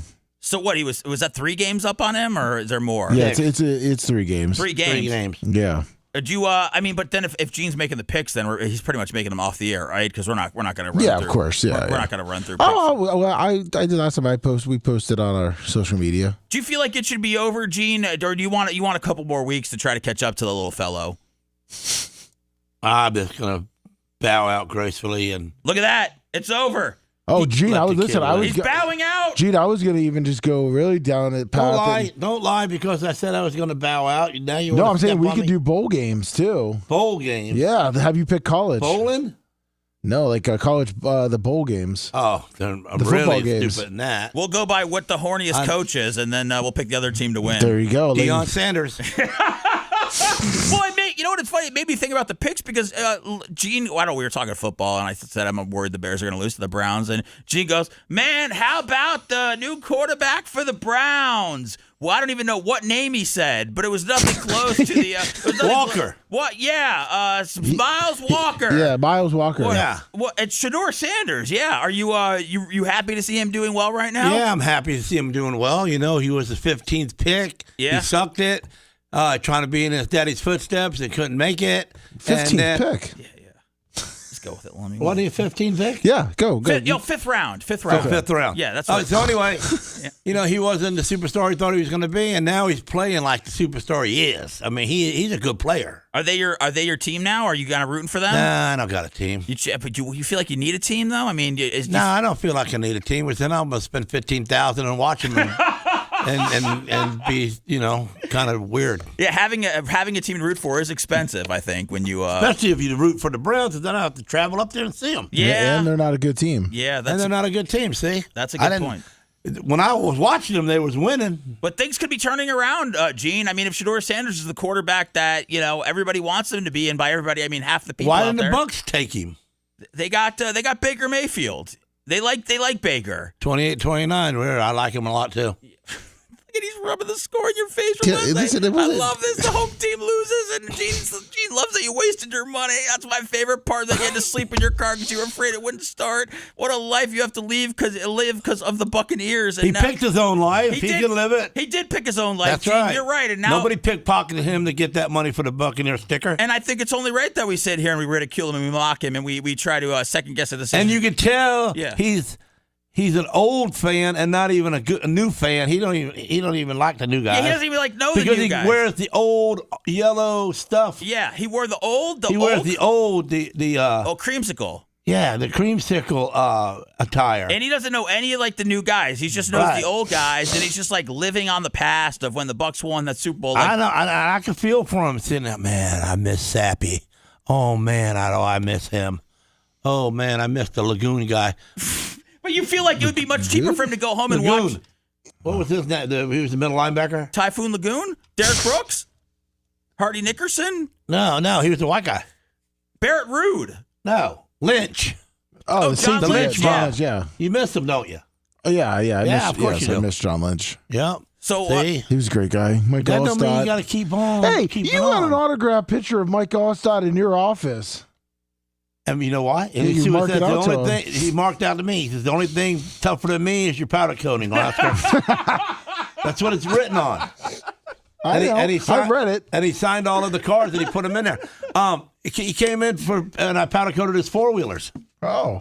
That's awesome. Allstott's a great guy, man. He stayed in town for the duration, I think, after his career with the Buccaneers was over. He used to hang out at Crooms on the Sundays that he was off during the winter. What, is that a bar? It's a 5,000-acre place that everybody drives the four-wheelers on. Oh, okay. Yeah, that guy is that is one tough dude, and he's just done a lot of stuff. He did a lot of charity and all that. So we did a broadcast from his charity golf event one year, and we were interviewing some of the different players. And then Mike was a little Mike was buzzed. He was buzzed at his golf. I told him, I said when he was at my shop, I said, "Listen, man, you need to tell the sports announcers and the TV to speed up the voice on you, because when you talk slow and they make you look like an idiot."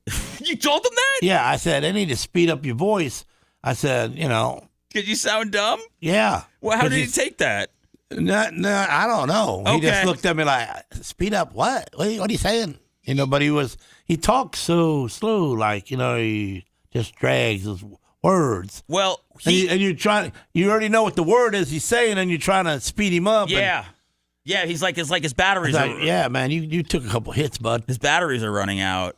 God, I don't even know what the Mike Allstott story I was. So we were broadcasting at his golf event, and we were talking to different athletes that were there, and then we were like, "Hey, we saw Mike. We're like, hey, Mike, come over. Let's talk to you." And Mike was very drunk, which we were like, "Great, we'll get drunk Mike Allstott on the air." We had him on for about 1 minute, and then his handler. His right-hand guy comes running. That's his job. Running over, takes the mic out from takes off his headphones, just smiles at us, not mad at us at all, and just takes Mike Allstott away. Yeah. So I heard that Mike Allstott had a guy like that for pretty much his whole career to make sure that he didn't get into a bunch of trouble. Either way, Mike Allstott has a clean name in Tampa Bay. So yes, he does. Yeah, everybody loves him. Yeah, there's not a lot of stuff. He was up in the Diaco box the other day, and he's not drinking, but he is ripped out of his mind. He's been on what? He's been muscles. Ripped. Yeah, no, he's he's ripped. Is he Macho Man ripped? Yeah. He's Macho Man. You ain't the only Macho Man. You're not a fullback. You're not an NFL fullback, Macho Man. Oh, Gene, I wanted to bring this up. I found this very fascinating that you were talking about this to Lummy off the air. You were saying that there's a guy that that owns a bunch of Subways, the restaurant, not the transportation. He owns system. like 80, I heard. And he's got this big, I would say, Lummy, it's like about 120 by 120 building. Yeah, that's about right. And it's on like about 25 acres, that whole corner, right? Yeah. And he's got a couple of buildings on it. And he's got a couple of buildings on it, and they're parts for classic cars that he builds. And he's got like 10 or 15 people that work just building the classic cars. And what he does with them is he tells you when you're hired, if you work for me for 10 years and never miss a day, I will give you the car of your dreams.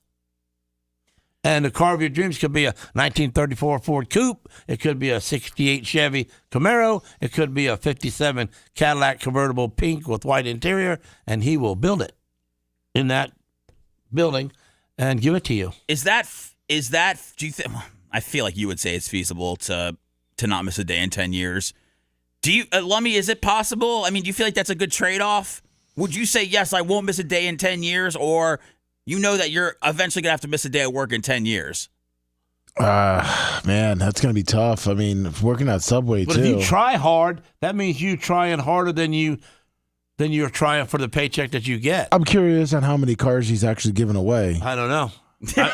He's giving away some, though, because otherwise, I mean, some people got it. Is this like his executives, or are we just talking like, a sandwich maker? Sandwich maker. So that deal's on the table then for anybody who signs up to work for Subway, they let you know if you work here for 10 years and never miss a day, you will get the car of your dreams. It could be in 10 years a 38 Camaro.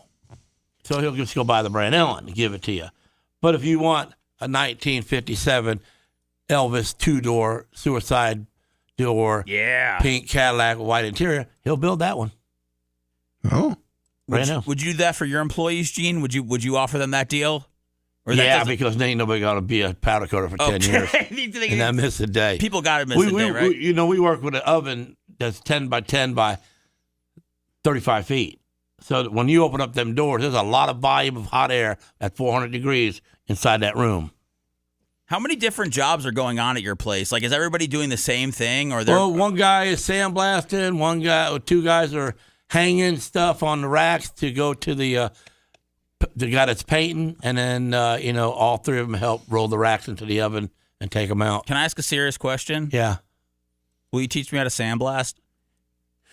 I can teach you how to sandblast, but are you sure you want to work around an oven? I mean, well, I know what you're saying. Right. I mean, not many guys. Yeah, want to do that. Yeah. Not because they're afraid I'm gonna stick them in it. Yeah. No. But it's like cultural. Yeah. No. Wrong. Yes, I know what you're saying. Am I saying that right? It's like it's cultural wrong. Yes, cultural wrong because of some idiot made an oven bad. Hitler. Yeah. Yeah. Dumbass. He can drive the forklift. Who was on a forklift? No, one of these guys drives a forklift around. Oh, yeah, they drive. Everybody's got to know how to drive the forklift. Well, I don't know. I feel like sandblasting. I'm just saying the main event is the oven. It's right there in the middle. Yeah, I was just trying to keep Seth out of the oven. So, do you feel like that I could, if I was able to get over the cultural aspects of working by an oven, do you feel like that I would be able to sandblast? Yeah. Okay. Sandblasting is easy. Okay. You turn the machine on, you got to hold on tight because the pressure coming out kind of, it's got pressure. You let go of that hose, it's going to beat you to death. But you hold on to it and you put it on the product, and as you see it change color, you just move. All right, I need another skill set. Like, I want to be able to put on my LinkedIn that do digital marketing, social media, Any sandblasting. monkey can sandblast, so you really don't want that one. Not anybody can sandblast, Gene. You don't want to say that. I feel like it's a skill that you have to learn, you have to develop. That's why I asked you to teach me. It's kind of a skill to know what metals are heavy enough that you can just blast right on it, or if it's light and you blast right on it, you blow a hole in it. But you got to plug it in, right? Yeah, you got to plug it in. You got to turn it on. Well, exactly. You have to know how to do that. So, I mean, that's a skill, right? To know how to... But the skill is powder coating, and you're not going to roll a 17-foot rack into a 35-foot oven and then have to walk back out of that oven without thinking of your culture, and then you're mad at me. No, I understand. But it's not my fault. So no, it's not. Will you teach Seth how to powder coat? Yeah, I could do that. Yeah, he said you can powder coat. I really am interested in learning a new skill. I feel like it would be beneficial to me. Maybe not now, but maybe in the long run. If that was... Well, ain't you good at the computer? No, I hate the computer, Gene. I like to work with my hacking's really in. I know hacking's in and coding and all that, but I tell you what, man, I'm old-fashioned. I like to work with my hands. I like to get dirty. I like to sweat. I know. I can teach you how to fillet a fish. Fillet a fish? Yeah. What do you buy that at McDonald's? What do you mean? Oh, so you can become a fish filleter. They make like $30-$40 an hour. No, they don't. Yeah, they do. A good fish filleter? Because there's not many good ones. No, an actual fish filleter that you work in a warehouse. Why did? What do you mean warehouse? They don't fillet fish in warehouses. How do you think they get in the box that you eat? That's not how they're coming out of the ocean. They're So they fillet them and they square box them off and put them in a square box? Yeah, sure. If you want a square one, I can teach Seth how to make a square one. Why do you take me as a fish filleter, Lummy? Well, you said you want to work with. I'm trying to give you a new skill. Well, I know. I mean, I just was trying to, go the powder coating. When the restaurant people buy the fish, they've got the head and everything on it. Not all the time, but Seth, you and I could be fish filleters. The only time they did is that they don't want us to know that it was a Kobe or a black salmon, and That's when it's filleted. They're illegal. Yeah, that's when it's So they filleted. cut the head off, so they say, oh, no, that's just a regular old bass. Yeah, teach you how to cut the head off. Is black salmon a thing? Oh, that's black cod. Oh, okay. I didn't know. I was like, holy God, that's one thing I've never heard of. So we would both fish fillet lummy. What that taking off the head? Head, skin, bones. You think fish talk to each other like the black salmon talk to the ladyfish and the whitefish? I mean, are you asking if there's racial harmony amongst fish, or do they communicate? The black ones don't swim with the white ones? I tell you what, No, they don't swim. And then you don't forget you got the parrotfish, which is the rainbow fish. The fish don't see color, Gene. Yeah. The fish The fish don't see color with them big old eyes? Nope, they don't see it. It's I tell you what, it's a human thing. It's a human thing that sees all the color and everything. Only humans see color? I think so. They say that dogs only see in black and white. That's what I've heard. Have you heard that? My dogs see color. Your dogs see color. Lummy, can dogs see color? I've always been unsure about dogs. Dude, I can eat my hamburger without bread, and my dogs just stare at me a little bit. But as soon as I put that hamburger on white bread, they attack me to eat it. My dog wakes up when we have Chick-fil-A. Like there's a lot that they can pull off from their sense. It says yes, dogs can see color. I told you. But I know my babies. Their color vision is limited compared to humans. Ha! So they can't see they probably can't see teal or turquoise or violet. They perceive the shade of blue and yellow. And they know red because if my burger don't got no ketchup on it, they don't want it. They're not good. But if I put ketchup on my burger, they want it. What if they smell the ketchup, Gene? What if they can't smell ketchup? Don't smell. Oh, they smell what do you mean? Ketchup don't smell. Footprints don't smell either, but they smell footprints. They can catch a murderer. I mean, Kona, she don't eat tomatoes. You put that burger in her mouth with a tomato, she'll chew it up and spit the tomato right out. All right, she sees red, she don't eat it. She sees red, she sees red, she doesn't eat red. All right, wow. Whew, this was a lot of show here in the last 2 days here. Thank you very much to Macho Man. I thanked him before the show, Lummy, because I said, hey man, listen, if I don't thank you or for some reason leave you out, just know it's not. I don't hate you. I just for some reason just will only think about the people in the room. You don't thank him until he thinks you hate him. He's not as light duty as you. No, I'm as light duty as it gets. I mean, I'm trying, Gene. I'm trying. That's why I want to work outside. I want to sweat. I want to get my hands dirty. I sent you vision how the dogs view color. If you want to see, I'm nervous. You want to try to be a dog trainer? I'll put mine on you. Oh God, no. So what is? Okay, so dogs can't. I mean, I can't see a lot of bright colors. It's a little dull. It looks like. Yeah. Gene, do you see that with the gray, with the yellow, and the? So, I mean, red's not on here, Gene. What do you have to say about that? It says dogs. They're lying. Okay. The red looks like it's black, so maybe they think it's bad. I'm gonna go smell ketchup after the show. I can't believe that there's a. I really. Don't smell. I can't believe that there's a dog. There's a dog color chart. That, How do they know that's true anyhow? They don't. I don't think you know. There's no way to know, but we just take their word for it. Same reason why Jews don't, believe in God, because they don't really know. Well, they believe in God. Yeah, but they believe he was a regular dude. That's Jesus. Oh, him too. Anyway, I love you, Sarah. Love you, Sarah. Love you, Phoebe. Love you, Ashley. Love you, children. Love you, listeners that are polite. Santa's dead. No presents. Oh, whoa. The man, listen to the man. Walker's listening. He's life lessons. He's teaching life lessons. Well, you need to teach your son radio is not real. Yeah, radio's not real, Walker. Uncle Gene did not. Right, radio's not real. Gene, thank you very much, man. I appreciate you coming in today. You did a great job. Thank you for sharing the story about Khaleesi, and we're thinking about you, dude. And I miss her. And happy birthday in a few days, man. Hopefully we get to see you next week, man. Hopefully you get to stop by. It'd be great to have you before the end of the year. But if not, we know that you're making money. Yep, I'll keep a job open for you. Thank you, Lasker. Thank you, Lummy. Great job, dude. Thank you. I'm sorry you had to sleep in your car, and I'm sorry the Buccaneers lost. Go Bears. Go Bears against Cleveland. Go everybody's favorite team. And we will see you next week at 10 a.m. right here on all your favorite streaming platforms. Adios. Thanks for letting me finish. You've been listening to the Bubba the Love Sponge Show, starring me, Army, Bubba the Love Sponge. Co-host and show historian, Lummit. It's Seth, co-host and president of podcasting. It's Brian Matroni, king of counter-programming. Gene Lasker, voice of the people.